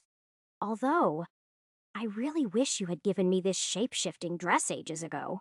There was no way for me to. I only came up with the enchantment not that long ago. I am glad that you like it, though." Mercy says, "Like it. I love it. How could I not? It will save me tons of time getting ready." Lynn says, "That is not all it is good for. It can create all sorts of types of outfits. I will tell you more about it later. Ash has a soft spot for certain types of outfits. It is information you will want to know." The look that Mercy gives me when she hears this from Lynn makes me blush a little. Unfortunately, since I am still in human form, the blush is readily apparent and makes both girls laugh. They have fun teasing me about it for a few minutes. But after that, I ask Lynn a serious question. Lynn, do you know of any clone-type spells? Lynn says, what do you mean by clone-type? Spells that would allow me to physically be in two places at once, Lynn says. I don't think I have ever seen a spell like that, but I've also never really looked for one. Why do you ask? I want to be able to be in two places at once, of course, Lynn says. What? No, that's a horrible idea. One of you is enough trouble, Mercy says. I don't know. Two of Ash could be fun in certain situations. Besides, I completely get wanting to be able to do two things at once. As a ruler, it would be extremely useful, Lynn says. That might be how it would start, but it wouldn't stay that way. Ash would come up with some crazy plan and then we would end up with pure chaos. Oh, come on. I am not that bad. Actually, my plan was to leave the clone with you while I was out doing other things, Lynn says. Did you really think that we would be happy with just a copy of you? It wouldn't really be a copy. I have a skill that lets me divide my mind to work on two things at once. With that, I would be able to control the clone remotely, so it would still be me. At least, that is the theory that I am working on. Lynn says, I don't think that is even possible, at least not with magic. What you are talking about sounds more like an ability of the gods. If you want to learn to make an avatar, you should talk to the goddesses. I guess what I want is closer to an avatar than a clone, but I can't ask them. Consider how you reacted to the idea of two of me and then ask yourself how the goddesses would react. Lynn says, true, they wouldn't be thrilled. Although, if you promise to leave an avatar with them to keep them company, they might accept. Even if I could learn to make an avatar, I doubt that I would be able to make more than one. That means that if I had to leave an avatar with the goddesses, I would gain nothing. Lynn says, I don't know about nothing. You would gain two goddesses as lovers. Most people would consider that to be the ultimate reward. Well, I am not most people. They want me to become a god, and that is not something that I want, Mercy says. So if they didn't want you to become a god, would they be joining us as your wives? Possibly. I don't know for sure. Honestly, they are too beautiful. It is a little intimidating. Mortals are not meant to get directly involved with the divine. I am worried that if I get involved with them that I will end up being consumed, Lynn says. That is an understandable fear, but I don't know if it really applies to you. You aren't exactly what I would call a normal mortal. Isn't your goal to become a dragon? Dragons certainly aren't mortal creatures. Yes, and if I become a dragon, then it might be a different story. Right now, I doubt that I am strong enough to resist them. Mercy says, sorry, but why do you not want to become a god? Too many rules to follow. Mercy says, aren't you an expert at breaking or getting around rules? I guess I am, but the rules of gods are a completely different ballgame. I would rather become a dragon, just as much power with no rules. Besides, dragons are totally awesome. Mercy says, true. Your new form is incredibly impressive. It was really surprising. But can you really become a full dragon? I have a way to evolve, and I am hoping to evolve into a dragon. But there is no guarantee that I can. Lynn says, either way, you are definitely getting stronger each time you evolve. True, but what I kill to help me evolve matters. That is why I am making a special hunting trip. The more I kill things with dragon blood, the better my chances of becoming a real dragon. Chapter 1368. Mercy says, oh, I was wondering why you were planning to leave before the wedding. I am glad you are not thinking about running away. I couldn't even if I wanted to. Lynn can track me no matter where I go. Lynn says, that's right. You can never escape from me. I would chase after you even if I had to go into hell to get you. I am both flattered and yet terrified. Don't worry, I have no plan to run off or disappear. I also won't be going through any unknown gates. Lynn says, good to know that you at least learned something from your previous mistakes. Although, I can't really complain since it led to you meeting me. Yeah, it may not have been a planned trip, but I certainly gained a lot from it and I have no regrets. Lynn says, that is a good answer considering that you met two of your future wives on that little adventure. Speaking of, don't you need to go visit Brightfire? Yes, I do. but I didn't want to just run off without spending some time with the two of you. Lynn says, "Just go. Mercy and I need to have some girl talk. Oh, by the way, I finished that scrying spell and used it for the summoned. Sarah said most will be going home once the tattoos are done. In fact, quite a few have left already." "Oh, that's great. Can you show me my world, please?" Lynn says, What? What's wrong? I am not going back if that is what you are worried about. I just want to see if anything major happened. Actually, to be honest, I kind of hope it got overrun with zombies." Lynn says, "The problem is that you are really smart and good with magic. I am worried that if I cast the spell in front of you, you will figure it out. That means you could also figure out the summoning spell and that would break my promise." "Oh, okay. That makes sense. Can you not just cast the spell in the other room?" Lynn says. "No, it won't work. If there isn't a summon nearby to act as a target, the spell looks at a random world. What about as an enchantment? Summon a television and enchant it with the spell. And then if I use the television, it would use me as a target. Would that work?" Lynn says. "No. Making it an enchantment would just make it even easier for you to figure it out. At this point, you are better with enchantments than I am. But as an enchantment, you can hide it and lock it so that I can't see or mess with it. Then I can use it and you don't have to worry about me learning the spell." Lynn says, "I don't know how to do that." "Then I will teach you. It is something you should learn if you are going to be creating your own items anyway." Lynn says, "I guess we can do that, but it can wait until after your visit to Brightfire. Don't make her wait too long." "All right, we will do it when I get back. I will leave now. You two have a nice chat." Jarvis enters and says, "Maker, Ladies Isabella and Ruby are here to see you." "All right. You two stay and chat. I will see what Isabella wants before I leave." I give the two of them another kiss each and then head outside to meet Isabella and Ruby. They are standing together when I walk outside, and I don't sense any tension between them. From that, I am guessing that Isabella lost and Ruby will be going home with her. Isabella says, "Ash, thanks to Lynn, we now know my world has mana. It isn't much, but it will be enough for Ruby to survive, so she will be staying with me. We came by to say goodbye." "All right. Did zombies overrun your world?" Isabella says, "Strangely, no. As far as I can tell, my world already had mana, but even as we were watching, the level was rising. So my world is probably heading towards a big change, and I want to be there for it." "That's understandable. I wish you well." Isabella says, "Thanks. We both wanted to thank you again for saving us." Ruby says, "I also wanted to apologize again for the way I acted after you freed me. I got a little carried away with things, and I know I put you in a tough spot. Thank you for not taking advantage of me during that time. You certainly didn't make it easy on me, but I also should have tried to see things from your point of view more." Ruby says, "You were a little busy at the time." "I don't hold it against you, and I hope that you can forgive me. I don't really think there is anything to forgive, but if it is important to you, then yes, I forgive you." Ruby says, "Thank you." Isabella says, "I am glad that is finally settled. You two have been acting like kids for way too long.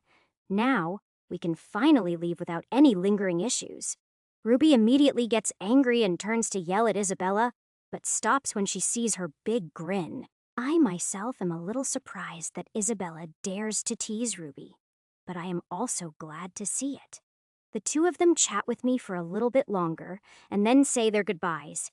They both give me a hug, and I make sure to wish them luck as they are leaving. I will need to ask Lynn if there will be a way for me to view worlds other than mine. Maybe she can have the enchantment use people to get a lock on worlds and then maintain them. For that to work, we will need to make the item and the enchantment before they leave. Of course, half of the summoned have already left, but there is nothing I can do about that. I head back to the main room to talk to her, but I find that Lynn and Mercy have already left.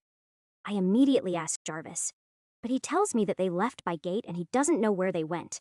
Lynn seems to be serious about making sure that their girl chat stays private. I write a note for her with my idea for the enchantment and ask her to work on it as soon as possible. Then I hand Jarvis 6 out of the 8 items that I made for the kids with some instructions for them. The last 2 I will deliver myself, but I don't want to wait around for the kids to get back. Then I leave the castle and head to her inn to look for Sarah to ask her to delay the summoned returning. If we can make the enchantment work, I want to get as many targets as possible. Unfortunately, Sarah isn't at the inn, so I am forced to leave a message for her as well. She is probably off somewhere with my kids, so I can't complain too much about it. After leaving a message for Sarah, I head back to my workshop in the castle to craft 2 more necklaces. One is feminine, while the other is masculine, and once they are done, I leave again. This time, I return to normal form and take to the sky as I head out of the trade city. Chapter 1369. I head towards the fort that Leonard is using as a base, stopping to drop obelisks every so often. When I get to the fort, I place a final obelisk and then head inside to find Leonard and Muyan. I don't bother trying to search for them. I just sit in the main hall and wait until they come to me. When they come in, I brief them on recent events and then tell them about the new plan. They both seem excited when they hear that we are now going to conquer the peninsula. Although, the only part we really need to conquer with force is the Empire. Leonard says, "Don't worry, Your Majesty. Our forces are more than capable of dealing with the Empire." I'm not worried, but I still think we should let them weaken each other before we make a move. Muyan says, "That might not be possible. At least not if you want to keep the Emperor's daughter for yourself. Why did the Eastern Duke make a move?" Muyan says yes. He has announced his son's marriage to the Emperor's daughter. What have I missed? Did he already defeat the forces of the Eastern Duke? Leonard says, "Number the Eastern Duke is still marching his army towards the Western Duke's territory." Wait, the Western Duke announced the wedding while an army is marching towards him? Muyan says that is correct. Then he is either supremely confident that he can win, or he is playing a trick. Muyan says, "What kind of trick?" He is probably trying to make the Eastern Duke rush. If they rush, they are less likely to notice an ambush waiting for them. Leonard sends scouts. And if they find an ambush, ruin it. Muyan, are your people good enough to prevent, or at least delay the wedding? Muyan says, "My people are good enough, but they aren't in the right positions. I can probably disrupt the preparations once, but no more than that." All right, do what you can. If the wedding looks like it is going to take place anyway, let me know, and I will crash it myself. Leonard says, "Is our goal still to let them fight it out, or can I just wipe them out?" Ruin the ambush and let them fight first. You can wipe out whoever is left. Keep in mind, the priority is preserving the lives of our men. Leonard says understood.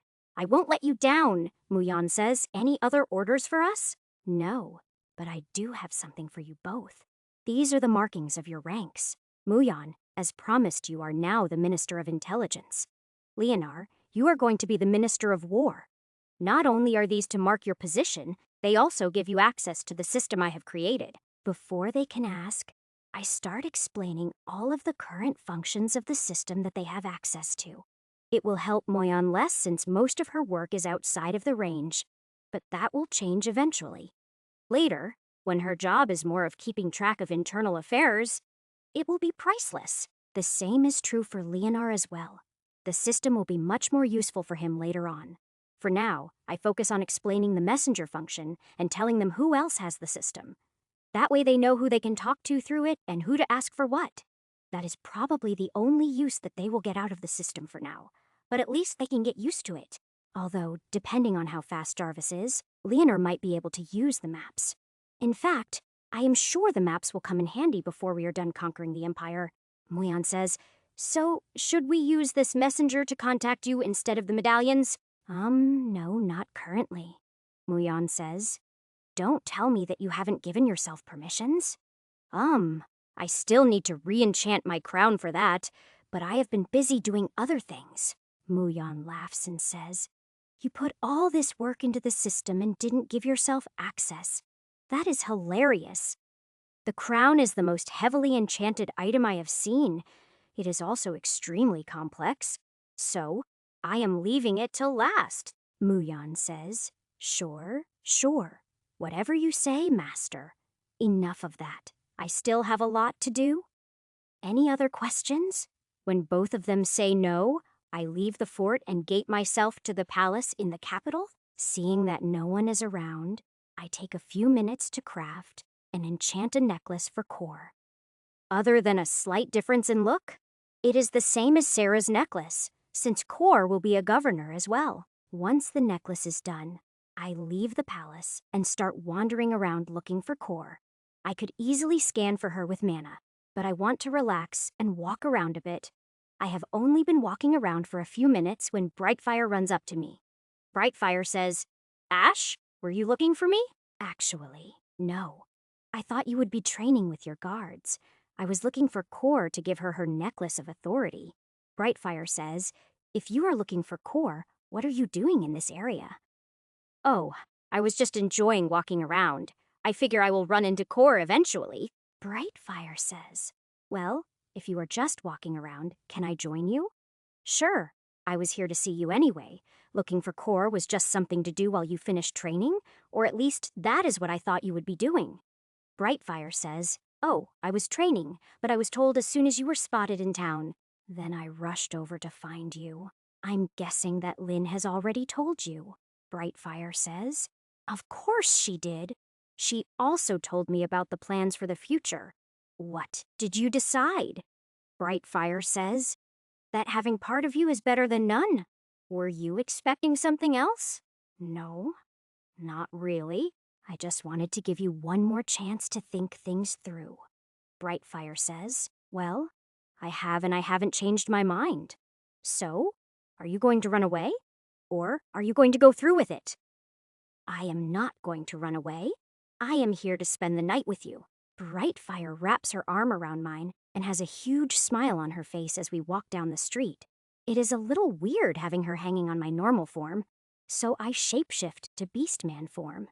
She is obviously happy and has no problem showing it to anyone who glances our way. Since I am no longer wasting time, I do a quick scan to locate Kor and head her way. Along the way, we pass through the market street, so we stop and try some of the food stalls. This is basically date-like behavior, and Brightfire is obviously enjoying it immensely. Chapter 1370. I have never seen her so happy or carefree. It makes her even more attractive. I change my mind and set a wandering course for us since I am enjoying seeing Brightfire like this. We are still heading towards where Kor is. We are just not taking a straight path. In the end, we spend over an hour just wandering the streets of the capital together. I find myself having a really fun time, and I find it very relaxing, which I didn't even realize I needed. Brightfire also seems to be having a really good time, even though we are not doing anything special. When we find Kor, I first hand over the necklace and then explain everything to her. As I am talking, I notice Kor keeps glancing at Brightfire, who is still clinging to my arm. However, I can't tell if she is just curious or if she is jealous of Brightfire. She doesn't say anything about it, and I am not about to either. But I am sure that Brightfire noticed. She doesn't say anything either. I just hope that this doesn't cause any issues between them. Or, if it does, I hope that they can work it out without dragging me into it. I already have enough to deal with. I don't want to have to try and sort out their drama. I may be the reason behind it, if it is jealousy, but that doesn't mean that I can fix it. In fact, me getting involved will probably just make things worse knowing my luck. After I am done explaining the system, we chat a bit about the city, but I keep the conversation from getting personal.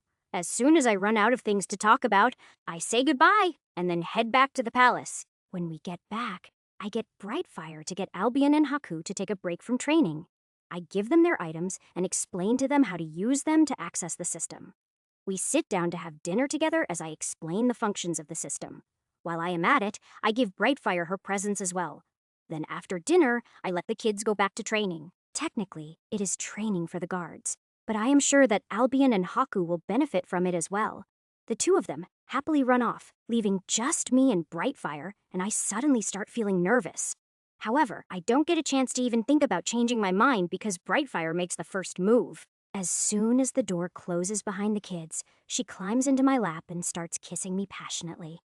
At that point, my worries are meaningless. My mind just goes blank and I start kissing her back.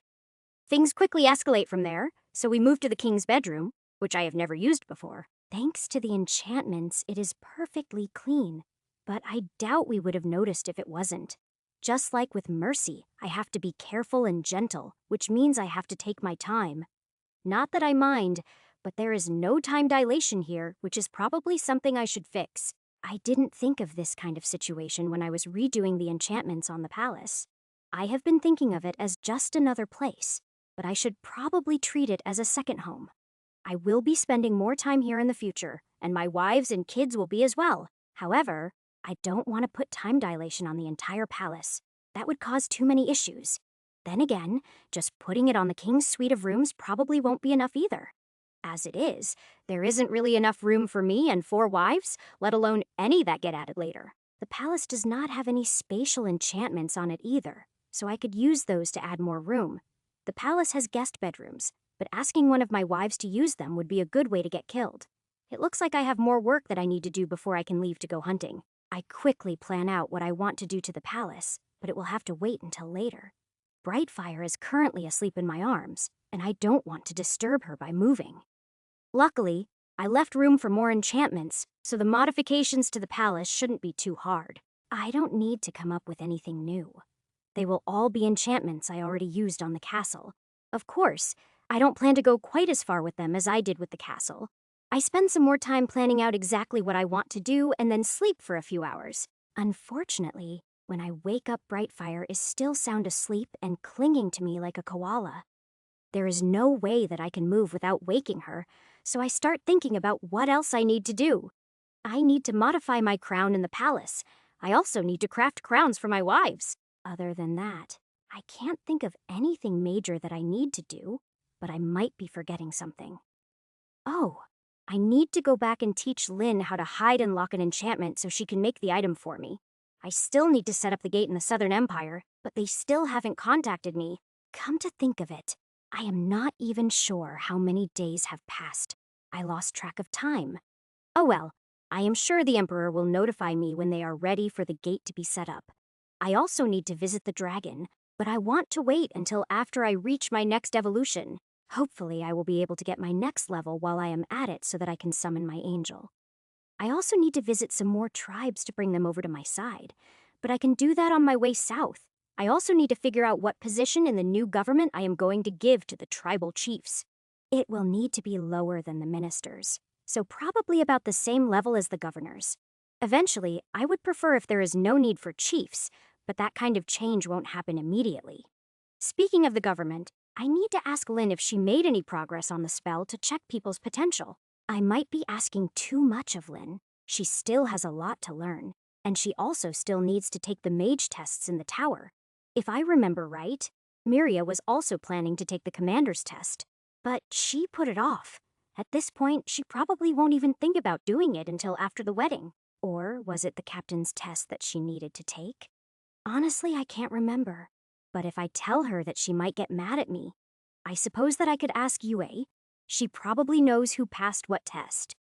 I would still like to take the commander's test myself, but I doubt I will have the time. Chapter 1371. Now that I have mana again, I could probably pass more of the mage tests as well. As long as they aren't like the captain's test, I should be able to make time for at least a couple of them. I will have to wait and see how things go after the wedding, well after the honeymoon. Thinking of that, I should probably plan something more than just locking ourselves in the bedroom.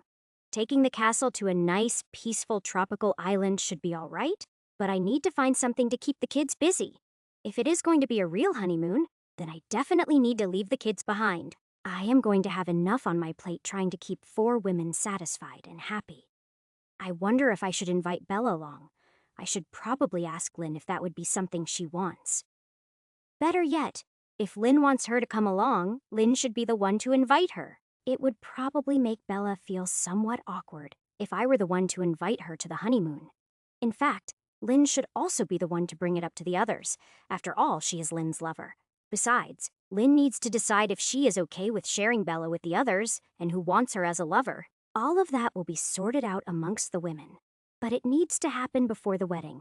I hate to say it, but I am going to have to ask Lynn to do more things before going back to the library. Then again, it isn't like the Emperor is going to suddenly retract his permission to visit the library. Lynn can just go back to the library once everything else is done. but she probably won't be happy about it. Her thirst for knowledge is just as bad as my curiosity, but it doesn't get her in as much trouble. Well, that is only true until she runs out of easily accessible knowledge. After that, who knows what will happen? I can see her getting into plenty of trouble looking for lost or hidden knowledge. Of course, by then she will probably already be an archmage, so she should be able to handle it. Unfortunately, I doubt that I will still be around by then, so I won't get to see it.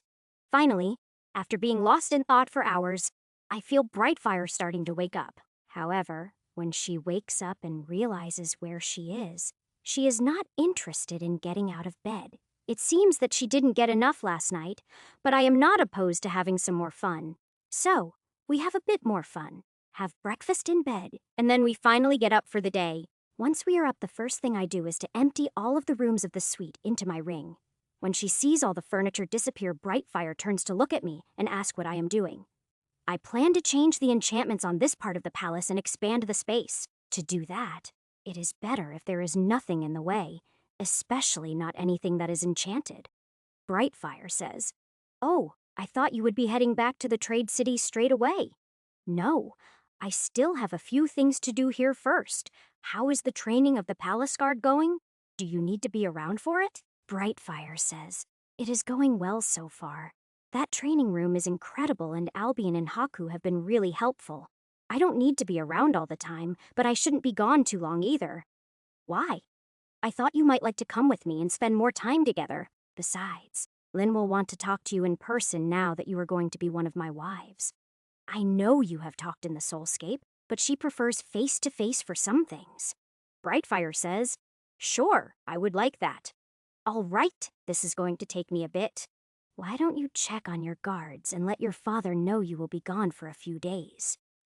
Brightfire says, "Okay, but if you run off while I am gone, I will never forgive you." "Relax, I am not going anywhere." Brightfire gives me a doubting look, but she still gives me a kiss and leaves to inform people. Meanwhile, I separate the king's suite from the rest of the palace and turn it into a separate space. This is a vital step and the only way that I can enchant it differently from the rest of the palace. Just as I am about to start the new enchantments, I suddenly have an idea that I want to try. For my idea to work, I actually need to modify the walls of the palace to make the suite truly separate. Once I do that, then I can enchant it to be bigger on the inside and still be able to modify it. Thanks to my idea, I am able to make the suite into a 3-story space instead of just one. Now it will have a main floor, second floor, and a basement, just like the castle. In fact, when I am done, the king's suite is basically going to be a miniature castle. If I wanted to, I could even make it so that it can shrink and be taken with me. However, I don't really think that is necessary. I already have a portable castle after all. I am mainly doing this to have more space without taking over more of the palace. After finishing the enchantments, I head into the suite to organize and furnish the rooms. The upper floor is just one big bedroom and a huge bathroom.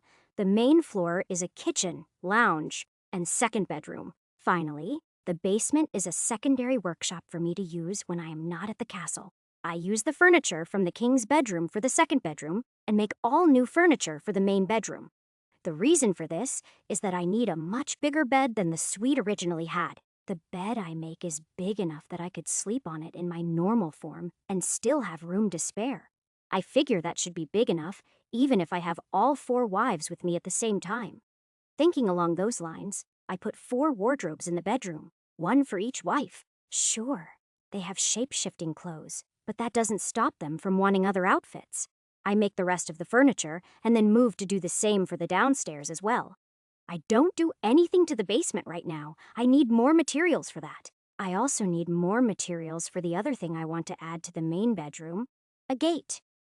I plan to make a dedicated gate, like the one to the Southern Empire, that links this bedroom to the bedroom in the castle. Since I am not adding an artificial spirit to these rooms, I add switches in each room to control the time dilation.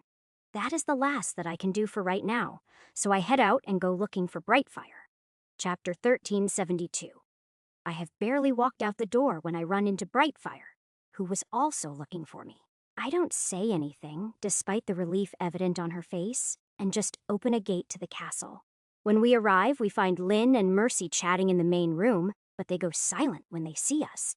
Lynn says, "Welcome back, Ash. Welcome to the family, Brightfire." Brightfire blushes and says, "Thank you."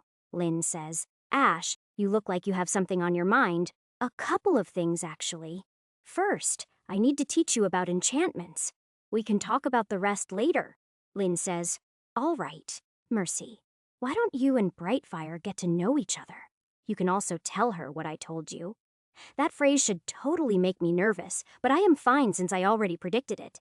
Mercy takes Brightfire with her, and I sit down with Lynn to teach her tricks for enchanting. Lynn is a genius when it comes to magic. She picks up everything I teach her the first time. Lynn says, "All right, I am pretty sure that I can make what you want now. Thank you."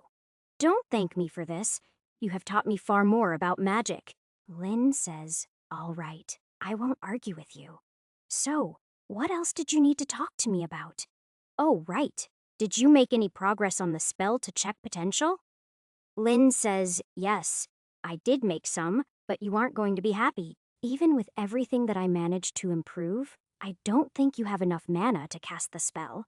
That's fine. I have the crystals if I need them, or I can convert it into an enchantment and add it to the system." Lynn says, "How would it even work as an enchantment?" Well, the high mana cost is because it has to read someone's potential all at once. If I add it to the system and have it scan people a little bit at a time, it should greatly reduce the cost. At least, that is the theory that I came up with. Lynn says, "I have no idea if that will work. I never even thought of spreading the process out like that. I'm not sure if it will work, but I think it has a good chance to." Lynn says, "All right. Well, here is the modified spell. Let me know how it goes. Anything else you wanted to talk to me about?" "Yes. I am thinking that after the wedding, we will take the castle to a nice tropical island and relax for a few days or so." Lynn says, "That sounds like a great idea. Glad you like it. What I wanted to ask is if you want to invite Bella." Lynn says, "Definitely. Okay. Then you need to discuss it with the others, and if they are fine with it, you can invite her." Lynn says, "Sure, I can do that. Anything else?" "No, I don't think so. I am sorry to keep you from the library for so long." Lynn says, "It's okay. It's not like the library is going anywhere. I will be able to go back once things calm down." "You think things will calm down?" "I hope you are right," Lynn says. "Well, things will calm down for me, but you don't have much to hope for. Even if things try to calm down, you will just find more things to do." "Thanks. That makes me feel so much better," Lynn says. "Don't blame me. Blame your curiosity." "That's totally unfair," Lynn says. "Who told you that it would be fair now? I have work to do and I can't do it with you around. So if there is nothing else you need, go do something else." "Fine, I have some crafting to do anyway," Lynn says. "I still love you, so don't sulk." I give Lynn a passionate kiss to let her know I am not mad and then head to my workshop. Once there, I take my crown off and spend some time studying the enchantments. There are a few that I still haven't figured out, the ones that deal with the crown projecting emotions and power. However, I don't plan to mess with those. I just need to redo a few of the others to make room. The enchantment to add system access isn't very big, so I only need a little extra space. A couple of the current enchantments have matching parts, so I am hoping that combining them will give me enough room. I don't want to have to modify the crown physically, since that could mess up the enchantments. Since I don't understand all of them, I am not confident in being able to repair them if I mess them up. In order to not find out, I am very careful as I start modifying the existing enchantments. Luckily, I am good enough with enchantments at this point that I don't make any mistakes. Even better, my plan actually works, and enough room is created for me to add the system enchantment. As soon as it is done, I test it out, and because I have the highest authority, I am able to see everything. This includes being able to read the messages that others have sent and received. Of course, considering that it is just being tested, no one has really said much for me to read. I send everyone a message so that they know they can now reach me through the messenger and then put my crown back on. With that done, I sort through my materials and take out the most expensive ones I have. I then separate them into 4 equal piles and start crafting them into crowns for my wives. The biggest problem I run into with crafting them is making them look feminine enough. I am no expert by any means. I just do the best that I can and hope that it is good enough. My biggest concern is making sure that there is enough mana capacity for all of the enchantments. I am hoping to have enough to try and copy all of the enchantments from my crown, but it doesn't end up that way. I don't know what my crown is made of, but my best materials don't come close to matching its capacity. The crowns that I made barely have half the capacity of my crown, quite disappointing. However, if I take out the enchantments I don't understand, there is enough room for the rest. That will have to do. But after adding the enchantments, I find that I have a little room left. Considering I am not happy with how the crowns look, I decide to use that extra room to add shapeshifting. This way, the girls can make the crowns look like whatever they want and even match them to outfits. I figure that the girls will appreciate that a lot more than any other enchantment that I could add. In fact, it makes me wish my crown had more room so that I could add shapeshifting to it as well. There are times when I would like to have the benefits from the crown without it being so obvious. Chapter 1373. When the 4 crowns are done, I put them away and take out the papers that Lynn gave me. I sit down and seriously study the modified spell to see if I can make it even better. As I am studying it, I realize that I made a major mistake from the very beginning. I was too focused on how to actually see someone's potential and missed the basic idea of the spell. It should work like my Dragon Eyes ability, or like an inspect skill in a game. It doesn't need to give a detailed measure of potential, it just needs to qualify people by rank. For example, those with the highest potential would be listed as either A or S rank. By using such classifications, the structure of the spell itself can be made much simpler. Not only that, but the government officials would be able to use it like a basic inspect skill, which has its own uses. Now that I have had the thought, I scrap the current spell, grab some paper, and start over from scratch. This time, I design it as an enchantment that is intended to be a part of the system. That should make it easier, instead of making it a spell and then converting it to an enchantment. I can even scale it based on permissions level, meaning the lower ranks will just get to inspect basic information. Then, as the authority increases, they will be able to see more information. Governors and above are the only ones who will really need to be able to see a person's potential. Now that I think of it, aside from potential, I should make it show any special talents the person has.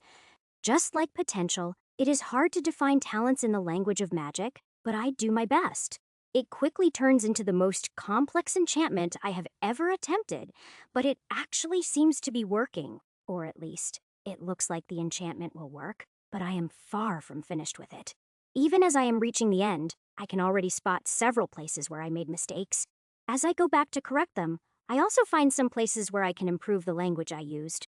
After going over it several times and making it as good as I can, I take it and go looking for Lynn. Instead, I find Brightfire and Mercy in the main room, and they tell me Lynn is in her tower. Apparently, she left orders that I am not allowed to disturb her, so I sit down with the 2 of them. As soon as I do, they both lean against me, so I put an arm around each of them.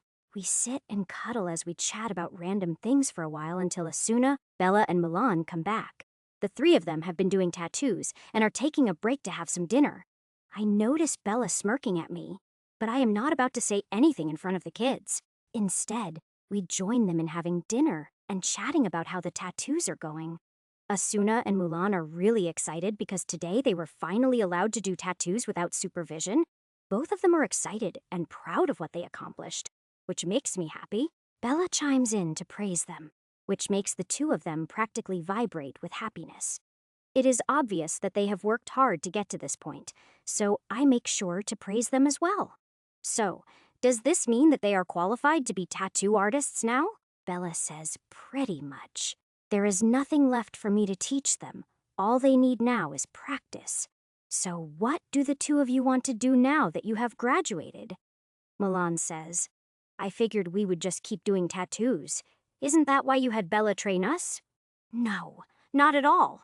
I wanted you to learn because you showed interest in it. I have no plan to force you to continue if you don't want to. Bella has other apprentices for that. You can do whatever you want. Asuna says, really? Yes, really. Bella says, Ash, you are a really good father. Mercy says, I agree. Why do you say that? Bella says. Because even without forcing them, you could have encouraged them to do what you want. But you left it completely up to them. That's because what I want is for them to do what they enjoy. They are still kids, and they deserve to have a childhood no matter what may be going on. Brightfire says, that is partially what makes you such a good father. As much as I love my father, I wish that he had been more like you. Luckily, before anyone else can say anything embarrassing, Lynn comes down the stairs. She has a huge flat screen TV floating next to her, which draws everyone's eyes. When she gets close to the table, 2 beams of light come from the TV and hit Bella and I. I don't feel anything when the light hits me, and it only lasts for a few seconds. I am guessing that since it only targeted me and Bella, that it has something to do with targeting our worlds. Lynn quickly confirms that to keep Bella from freaking out, and then asks me to see if I can see the enchantment. No, I cannot. I would have to break the lock to be able to try and see anything, Lynn says. Could you break my lock? Yes, but I won't. I promise. Lynn says, I'm going to go register the others summoned, but when I get back, I want you to teach me how to make a better lock. Sure, I can do that. I will also teach you how to break someone else's lock. Lynn says, deal. All right, I will be back soon. Lynn leaves with the TV following her, and the rest of us go back to enjoying our meal. Even after we finish eating, we just continue sitting at the table chatting and relaxing. Before long, Lynn returns and Brightfire shifts over a seat, so Lynn can sit next to me. Lynn says, I have targeted all of the remaining summoned. In total, this TV can now view 12 different versions of Earth. Much like the spell I used to locate things to summon, it reacts to your thoughts. So, after selecting your home, if you think of someone in particular, it will show them if they are still alive. Otherwise, you can just move it around to view different things. That sounds perfect. How do you change channels? Lynn says, just think of the number of the channel you want to watch, or if you think of your world, it will go to that channel. Great, Bella. I can see that you want to, so go ahead. You can use it while I teach Lynn about locks and how to break them, Bella says. Thanks. I will take you up on that. Bella moves over to a couch and the TV moves on its own to float in front of her. It turns on and changes to a channel without her having to do anything, showing a modern city. Not wanting to pry into what she wants to see, I turn my attention to teaching Lynn. Chapter 1374. I take out a random item from my bag and show Lynn how to place a simple lock. Then I explain how to break it and let her try it for herself until she manages to succeed. Each time she breaks the lock, I put a slightly more complex one in place and let her break it. I keep it up until we get to a lock that she can't break even after trying for a half of an hour. At this point, she understands everything about the process and just needs to keep practicing. Since that is the case, I take the new spell pages out of my bag and hand them to her. Lynn says, What's this? It is like a completely different spell. It is. I realized that I was going about it the wrong way. This is the proper way to do it, and I started with it as an enchantment, so there won't be any need to convert it. I just wanted you to look it over and check for mistakes or improvements that I missed. Please, Lynn says. Do you mean to tell me that all the time I spent going through that mess of a spell was wasted? I'm sorry. I will make it up to you, Lynn says. You had better. All right, I will take a look, but this is the last time. Don't worry. I got it right this time, Lynn says. Go away, let me concentrate, yes, ma'am. I can hear the other girls chuckling behind me as I head downstairs to my workshop. However, it doesn't bother me since I know that Lynn loves me and was only teasing me. Once I am downstairs, I start making a pair of gates to connect the bedroom and the palace. This pair is much smaller than the other one, only about the size of a normal door. That means I won't be able to use it in my normal form, but I don't use that form much in the bedroom. Even if I do want to, I can simply shrink to go through the gate, but it is mainly for the girls. As the queens, they will probably be spending more time in the capital than I will. This will allow them to come visit the castle easily, or at least that is the idea behind it. Lynn is the only one who can gate around by herself, so it should prove useful for the others. When the gates are done, I put them in my ring and then head upstairs to the bedroom. As I am installing the gate in the bedroom, Lynn, Mercy, and Brightfire come in to see what I am doing. When they see me installing the gate, they immediately question me about it. So, I explain to them my thoughts about the gate as I finish setting up this side of it. At their insistence, I immediately gate to the palace to set up the other end of the gate. As soon as it is done, the three of them come through to take a look at the new bedroom. However, when they change their outfits in front of me, it quickly becomes apparent they have other ideas. Even though I have been with each of them, the idea of being with all three at once makes me a little nervous. Lynn, as if she knows exactly what I am thinking, takes the initiative and doesn't give me time to overthink things. Once Lynn gets things started, I don't have any time to think. At least not with the big head. Probably the most surprising thing is just how willing Mercy and Brightfire are to be adventurous. I was expecting them to be a lot more reserved, at least for a while until they got used to things. I have no idea what Lynn has told them, but I am pretty sure that she is the one behind this. Not that I am complaining. I have more fun with them than I was expecting to. It is enough that by the time we are done, I am exhausted and fall straight to sleep. When I wake up, hours later, I just lay there for a while trying to come to grips with what happened. It is bad enough that I know I should get up and do something, but I can't remember what. Not that I could get up easily. I am currently pinned in place fairly thoroughly. However, there are definitely worse things than being pinned in place by naked beauties.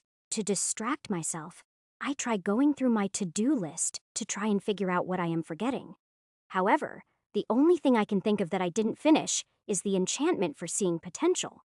The problem is that I gave it to Lynn and I have no idea if she finished it before all this happened. Even if she did, I am still going to have to wait for her to wake up so that I can ask. Considering how things went, I get the feeling that waking her up too soon would be a very bad idea.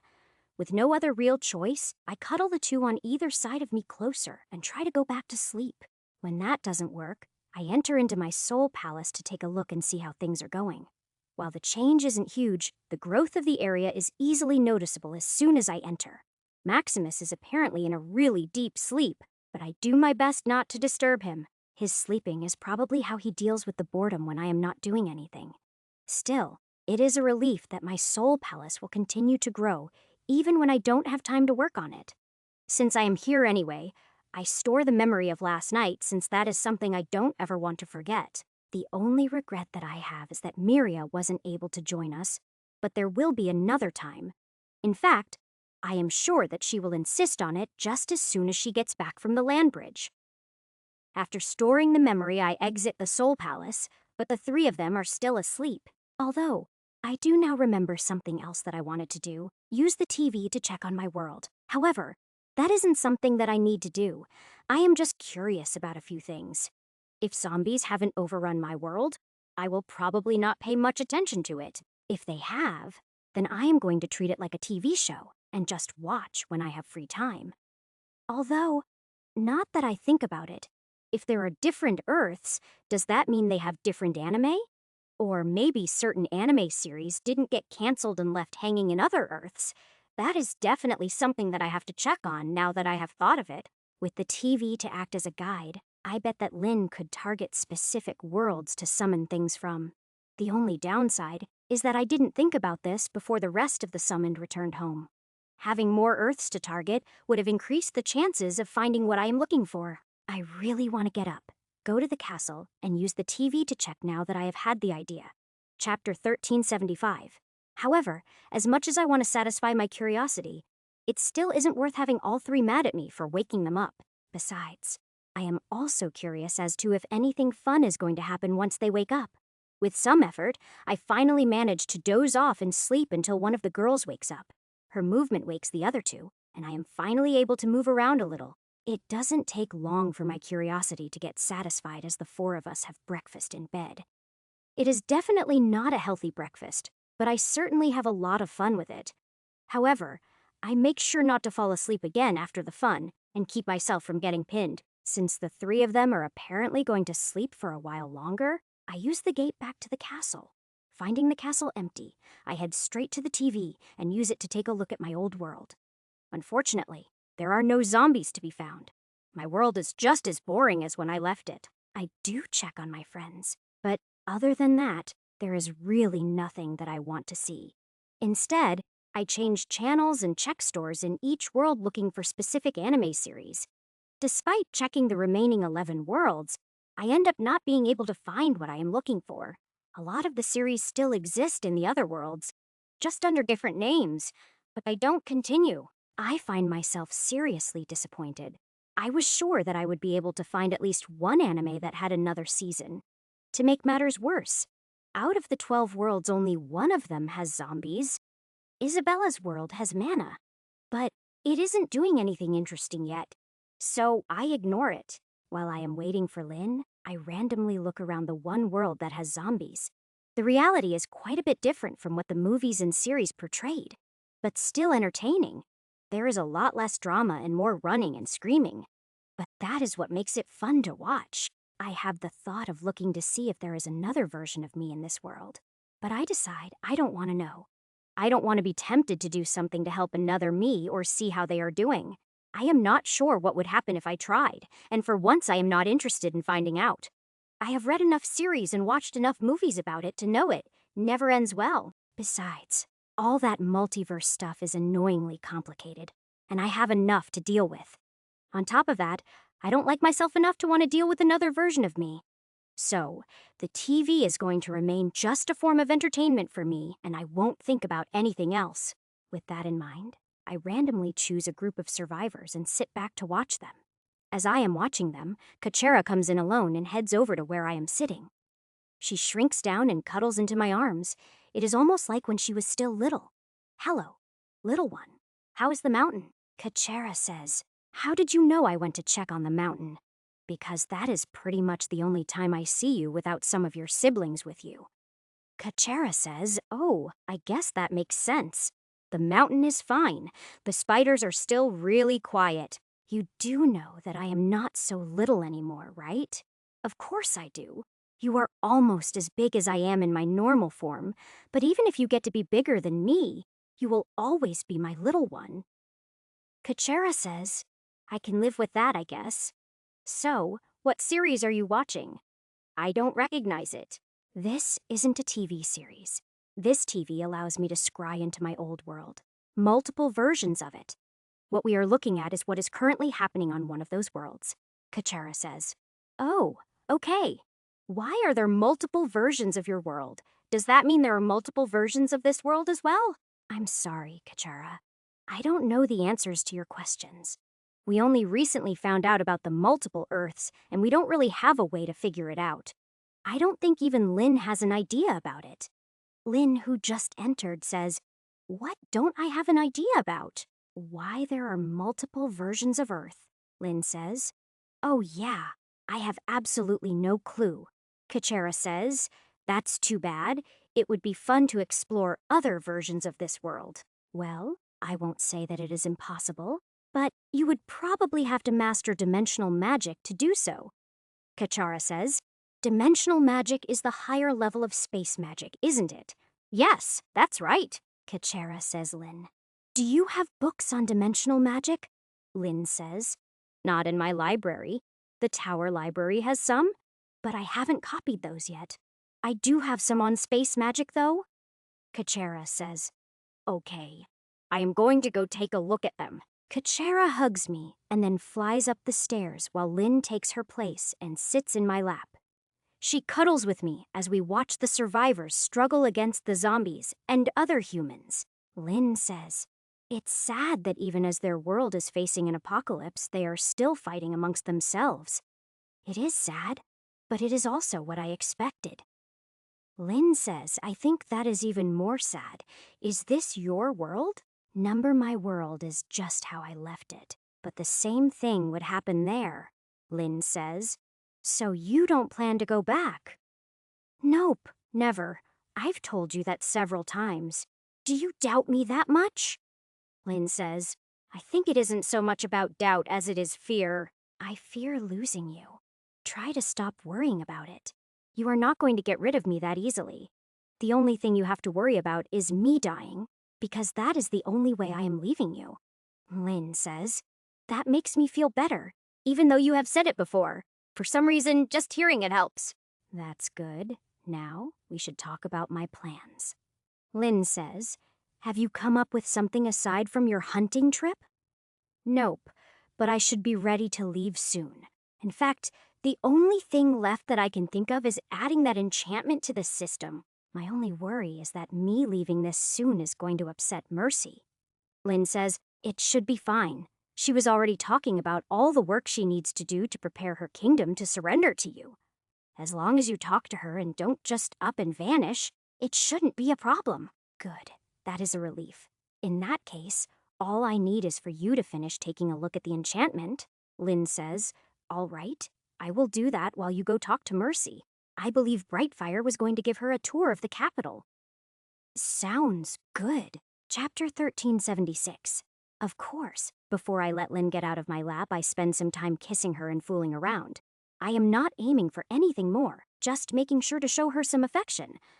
I don't ever want her to think that I take her for granted, or that other things are more important than her. After a while, Lynn gets up and chases me off, but she is laughing as she does it. I use the gate in the bedroom to return to the palace and then go looking for Mercy.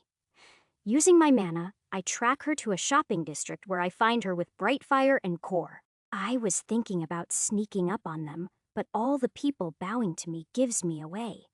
I am not in a rush, so I join the three of them and accompany them as they shop.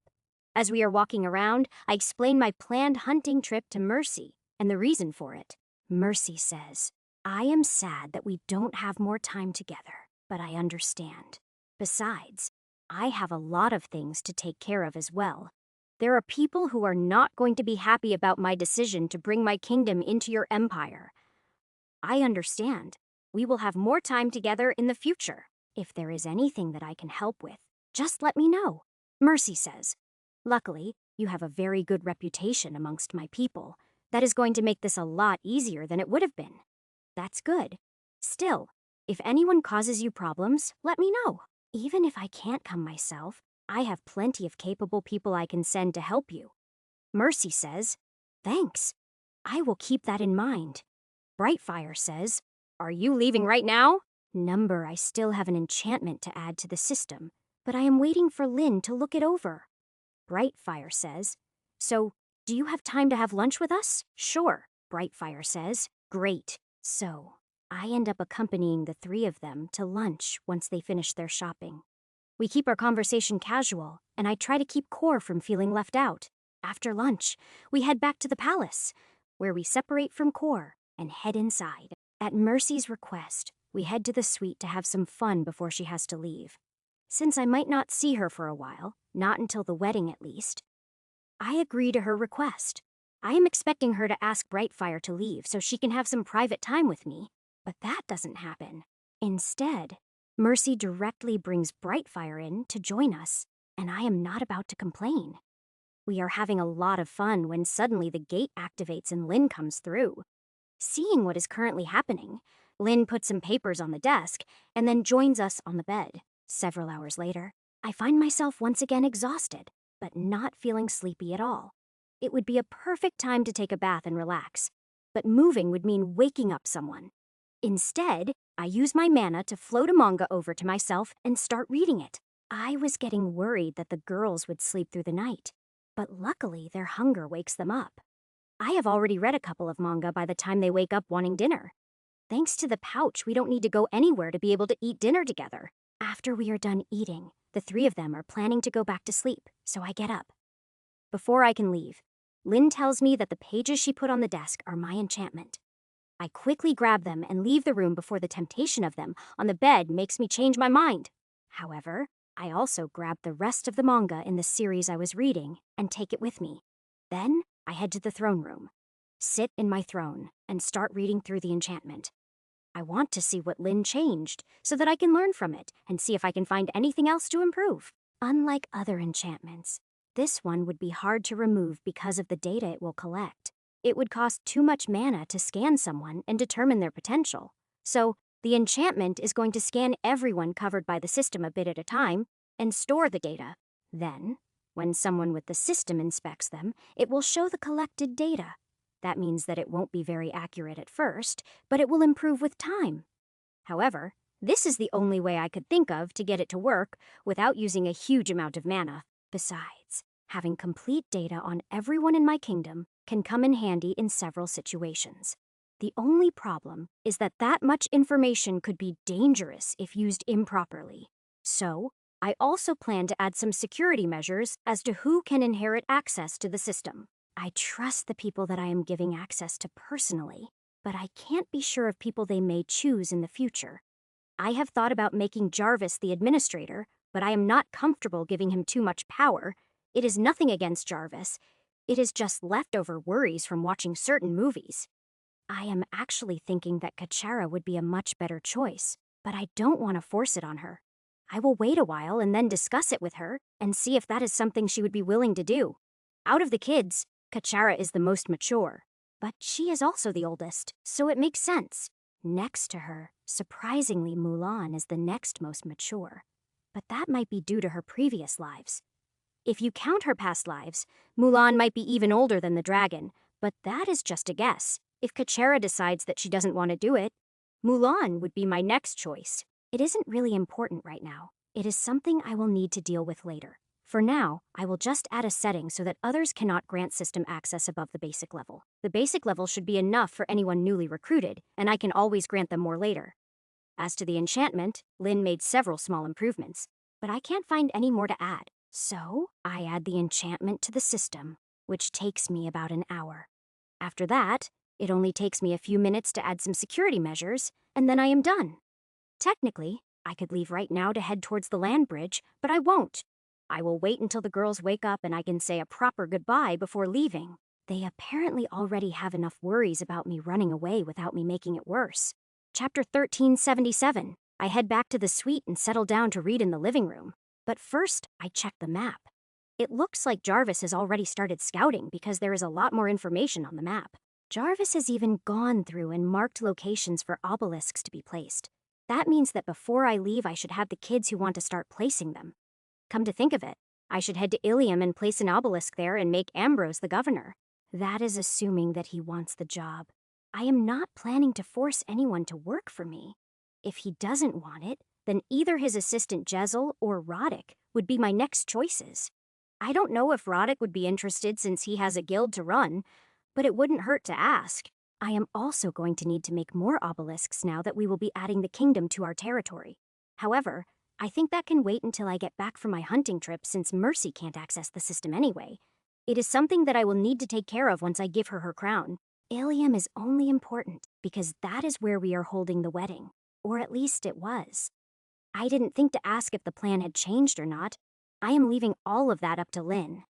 After checking the map, I send a message to Muyan asking her to mark the last known locations of the tribes who haven't joined us. I plan to visit any that are on my way to the land bridge and try to convince them to join us. Whether I have time to visit more after I am done hunting or not will depend on how the hunt goes. If needs be, I will hunt right until just before the wedding, but I hope it goes faster than that. If I can finish the hunting and evolve before that, then I should have the time to contact more tribes. I still want to recruit all of the tribes aside from the cat tribes and make them submit that way. Even if I am now taking more wives, I don't like the way the cat tribes tried to force me. For that, they can now be the last ones to join me, but I still will treat them the same as the other tribes. I can't play favorites at all. That is a recipe for disaster, and I am going to avoid it, if at all possible. Even with Miria being the chief of the bunny tribe now, I don't plan to treat them any different. I am also hoping that Miria won't take advantage of being my wife to give them preferential treatment.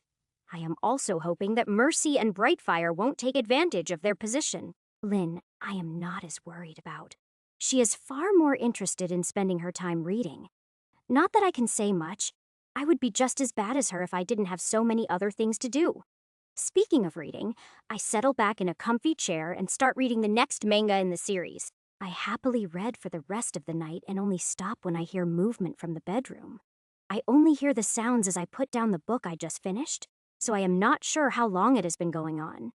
Still, I put away the books and head upstairs to join the girls for breakfast, among other things. After all, how could it be a proper goodbye without a good amount of affection? Since I will be leaving as well, I do my best to give equal affection to all three of them. Mercy, do you need to visit the trade city? I need to make a quick trip to Ilium and can take you there if you want. Mercy says, no, I sent my people back the first day we met. You taking me to Ilium would save me some time. Thank you. No problem. Actually, I could get you straight to your capital if you prefer. Mercy says, no thanks. The trip back will give me time to plan things out and issue orders. All right. Are you ready to go now? Mercy says. Yeah, I'm all set. I kiss both Lynn and Brightfire goodbye and promise to keep in touch before opening a gate. Mercy walks through first, and I follow her before closing the gate behind me. When we arrive, we are in Sarah's old inn because it is the place that I am most familiar with. I escort Mercy through the city to her kingdom's embassy, and then give her a long kiss goodbye. After saying goodbye to Mercy, I head to the Adventurers Guild and ask for a meeting with Ambrose. Unfortunately, the people working in the guild don't recognize me, so I end up waiting for a while. Luckily, Jezzel happens to check the waiting room and she recognizes me. She immediately escorts me to Ambrose's office, interrupting a meeting he is in and chasing everyone else out. Ambrose seems confused until he sees me, and then he just looks surprised. Ambrose says, Ash, this is unexpected. What can I do for you? Well, to put it bluntly, I am going to unify the peninsula and become the Emperor. I am here to see if you are serious about surrendering Ilium to me and to offer you the post of governor. Jezzel says yes. Ilium is yours, and yes, he will take the post. Ambrose says, Now wait just a minute. He was asking me, not you. Jezzel just gives Ambrose a look. Ambrose says, yeah, what she said. This necklace is the symbol of the governor's position, and also grants access to the system I am building for the Empire. Should I give it to you, or to her? Ambrose says, You may as well give it to her. Jezzel sighs and says, What is this system you are talking about? After handing the necklace to Jezzel, I explain the system and all the current functions it has. I also explain that I will be putting an obelisk in the square in front of the guild to add Ilium to the network. Jezzel is excited about the system and encourages me to go build the obelisk right away. Since I don't want to spend too much time here, I do as she asks and head outside. A lot of people are in the square, and they all turn to stare when I raise an obelisk from the ground. There isn't much to see as I am enchanting it, but a lot of them can feel the mana moving. In fact, a number of mages come to see what is going on, but no one tries to interfere. However, as I finish the obelisk, I realize that the range of it isn't quite enough to reach the network. I need to add one of the smaller obelisks between here and the trade city to get it to connect. Since the network won't do anything if it isn't connected, I quickly leave the city. Using the map, I find the perfect place and head there to place one of the small obelisks. Once it is in place, the map updates with the new coverage, which includes Ilium. Chapter 1378. With that done, I head back into the city and return to the Adventurers Guild. This time, I don't have to wait, and I am immediately escorted back to Ambrose's office. By the time I get there, a couple of more people have gathered to see me. Rat runs over to hug me as soon as she sees me, and I greet Roddick and Beliza as I am hugging her back. Apparently, Jezzel has already told them about the system because they have questions about it. In the end, I have to craft bracelets on the spot so that they can access the system as well. I spend some time playing with Rat while the adults try out and play around with the system. It doesn't take long before they start asking if I can add things to the system to help with paperwork. It makes me laugh, but it wouldn't be hard to add something like a word program. However, I will have to go back to the palace to add it. That is something else I should fix. It shouldn't be hard to make it so that I can modify the system from anywhere in the network. Oh well, I guess I can put off my leaving to hunt for a couple of hours more. Rat is not happy about me leaving right away, but there isn't much that I can do about it. I can't even promise that I will be back soon because I can't keep that promise. However, I will try to remember to come spend some time with her after I get back from my trip. I quickly say my goodbyes and head back to the castle in the trade city to find the kids. I take Kachera aside and explain about the obelisks before handing them over to her. I tell her that the kids can place them, but only if they want to. This is not an order. Kachera says, all right, I will see who wants to help. I'm sure someone will take the excuse to go out and wander around. I will probably do some myself, at least those near enough to the mountain. Like I said, no one has to. If no one wants to do it, I will do it myself when I get back. I just thought some of you might want something to do besides train all the time. Kachera says, you are probably right. I will take care of it. Thank you. Do you need anything before I leave? Kachera says. Not if you are leaving the castle here. Yeah, I am leaving it for you and the kids to use. Kachera says. Then we have everything that we need. If something comes up, I will ask Lynn for help. All right, sounds good. You can also message me through the system. I plan to drop obelisks as I go. Kachera says, Oh, I thought you gave me all of them. Nope, I kept a few for myself. I want the system coverage to reach the land bridge as soon as possible. Kachera says, How come?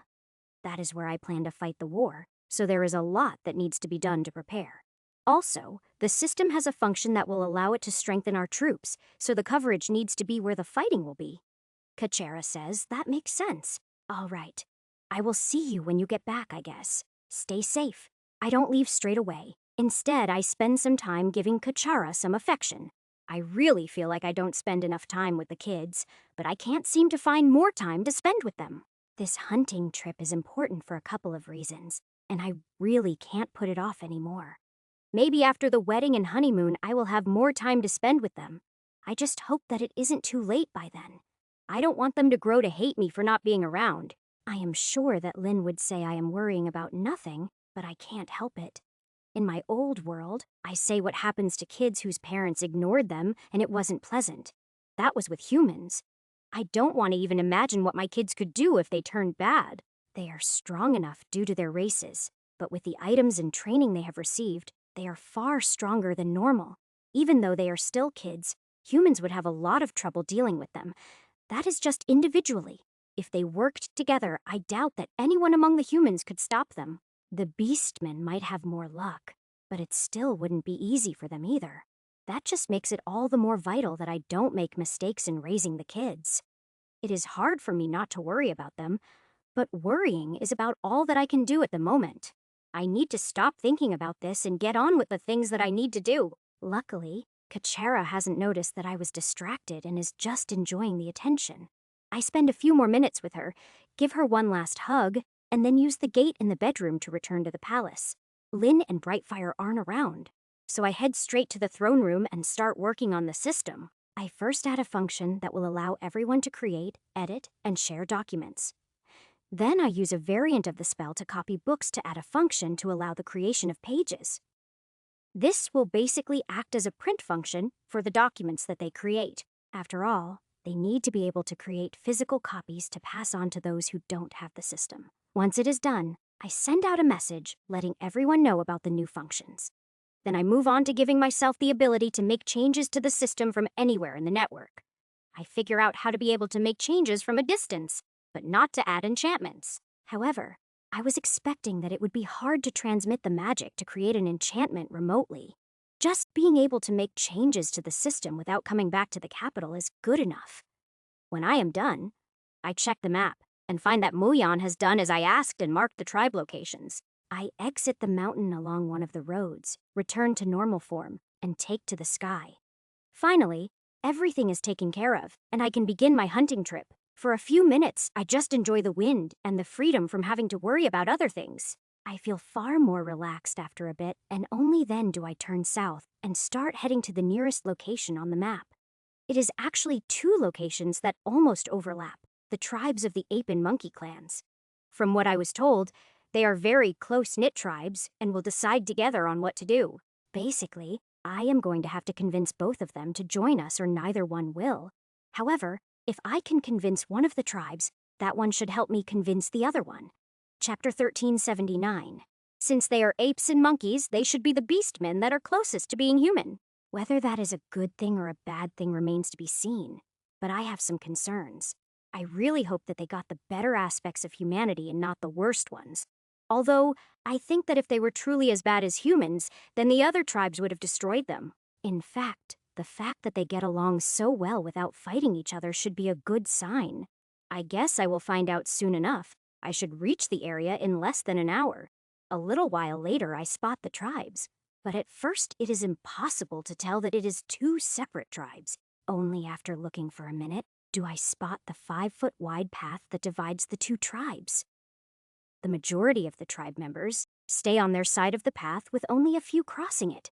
I slowly circle the two tribes and make sure that all of the members of the two tribes see me. Then I land outside of the two tribes in line with the dividing path and then shapeshift into my beastman form. Once I have shifted, I stand there and wait for someone from the tribes to invite me in. While I am waiting, I study the members of the two tribes to get a sense of what they are. The monkey tribe is more human than anything, only having furry ears and a tail. The ape tribe members are bulkier and have more fur than the monkey tribe members. While both are obviously not human, they are the closest to humans out of the beastmen tribes, at least in terms of looks. What kinds of attitudes they have remains to be seen. After a few minutes, two people step out of the camp, a female monkey and a male ape. Their dress is more fancy than that of the other tribe members that I have seen so far. That should mean that they are the leaders of the two tribes, which at least shows they take me seriously. Who knows what they have heard about me? Rumors have surely spread this far. The question is which kind of rumors have reached here and what they have believed from them. I am sure that there are some pretty far-fetched rumors going around about me. Hopefully, the worst of them are only going around amongst the humans and not the beastmen. I study the two of them as they approach me, trying to get a hint as to their personalities. The female is the older of the two, with yellow fur with a few orange highlights to it. If she was a human, I would say she was around 50, but her body is still in shape and pleasantly curvy. The male from the ape tribe is younger, but far bulkier. He could equal 3 of the women. He looks like a human bodybuilder, just with more hair and bigger than a human would be. If he stood up straight instead of hunching over, he would probably be around 8 feet tall. However, as they approach, I can tell that the male is showing deference to the female. It could just be respect due to age, but as leaders, it could mean a lot more than that. I have a hunch that the female is going to be the important one to convince to join us. Says, "So you must be the one we have heard so much about? The one who wants to be the king of the beastmen? Am I right? Partially. I am the one you have heard about, and I am working to unify the beastmen.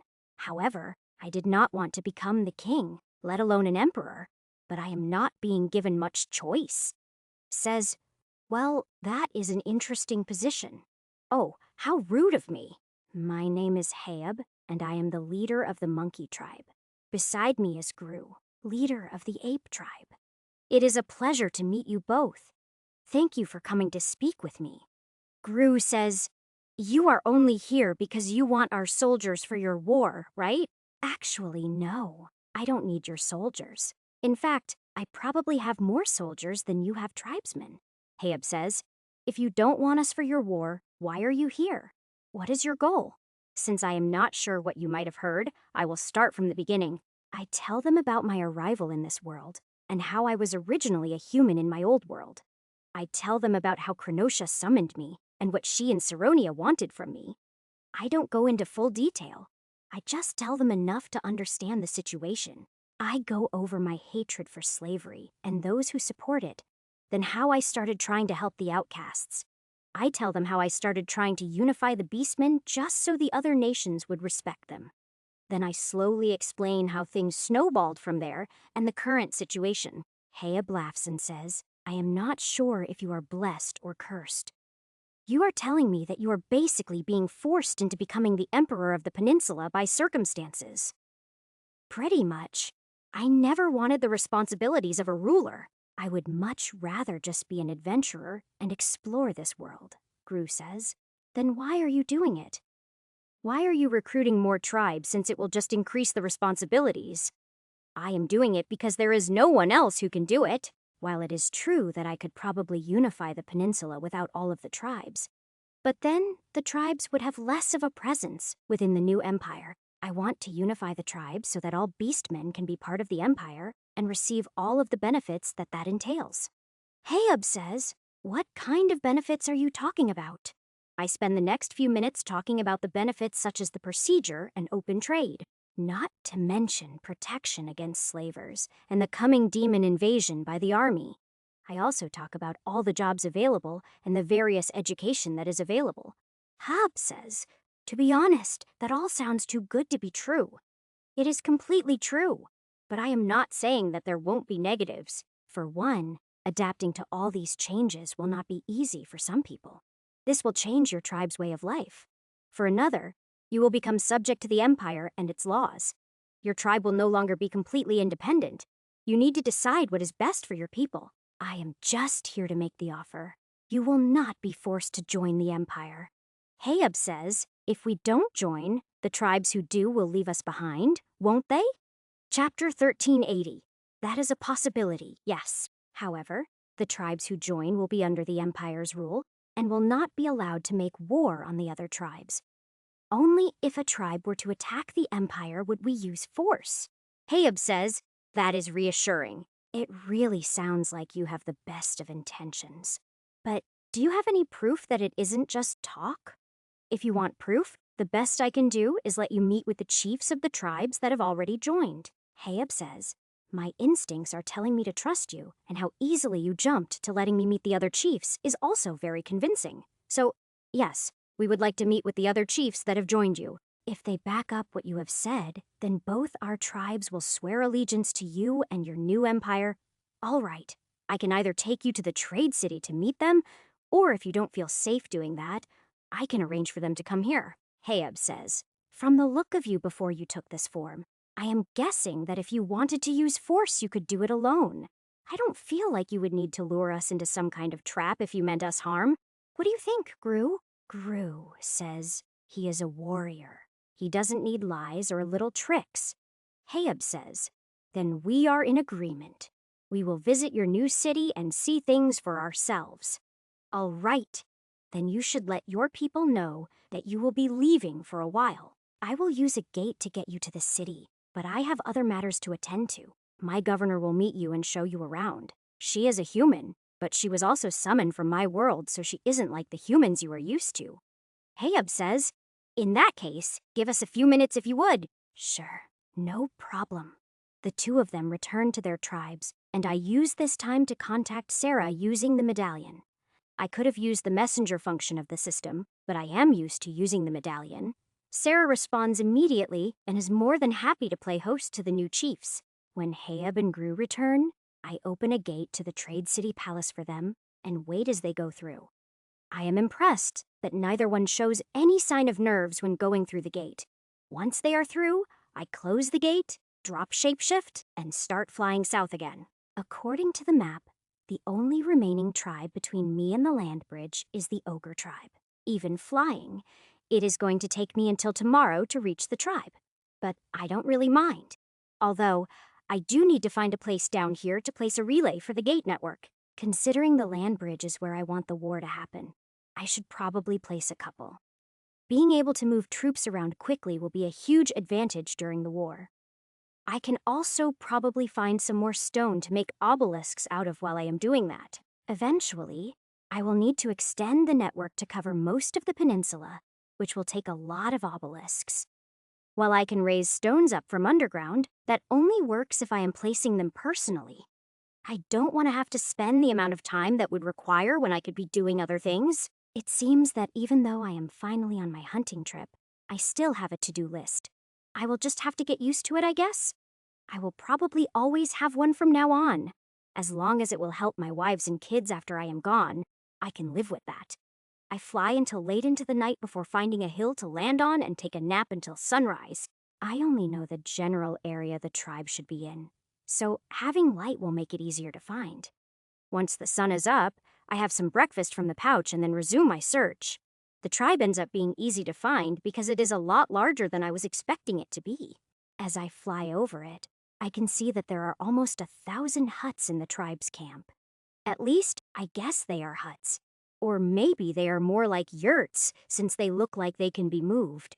Although, from the looks of the huts and the well-trodden paths around them, I don't think they have moved in a while. The ogres themselves look mostly human, just bigger, with an extra set of arms, and occasionally odd skin tones. From what I can see, their average height is between 7 and 8 feet. They look quite impressive. Just like with the monkey and ape tribes, I circle a few times to be seen and then land. I assume my beastman form and then stand in plain view while I wait to be greeted. There is a lot of movement within the tribe. It seems that everyone wants to get a look at me. There are females among them, but it is really hard to tell the males and females apart. The only real difference is that the females don't have any facial hair and slightly more delicate faces. There is nothing that I would consider soft or feminine about them. They don't have the curves I am used to. After a minute, one of the ogres leaves the village and walks towards where I am waiting. He is a little over 8 feet tall and his body bears a remarkable number of scars. It is to the point that on the skin I can see there are less areas without scars than with. Surprisingly, he doesn't have any weapons on him. All the others I can see are armed. However, from the way the others make way for him, it is obvious that he is the leader here. He is obviously inspecting me as he approaches just as I am inspecting him. Says, "So, you are the new king I have heard about. It is true that you look very strong, although not as strong as you looked before taking on this form. Tell me, is this to make me more comfortable?" "Partially. This was my form before I evolved into the bigger one you saw. I still find it comfortable, and it makes it easier for people to talk to me. Says your people have already been here. I will tell you what I told them. We only submit to the strong. If you can defeat our champion, then we will follow you. It won't really be a fair fight, but go ahead and bring out your champion. No, actually, bring out your 5 strongest warriors. I will take on all 5 just so that there is no doubt as to how strong I am," says. "You are either really cocky or really confident, so be it. Give me a few minutes to gather them." "Sure." He walks back into the tribe and I remain standing there while I wait for him to return. Word spreads quickly, and soon the entire tribe is gathered in a large circle around me. I don't let it bother me and just wait patiently for the 5 warriors to get ready.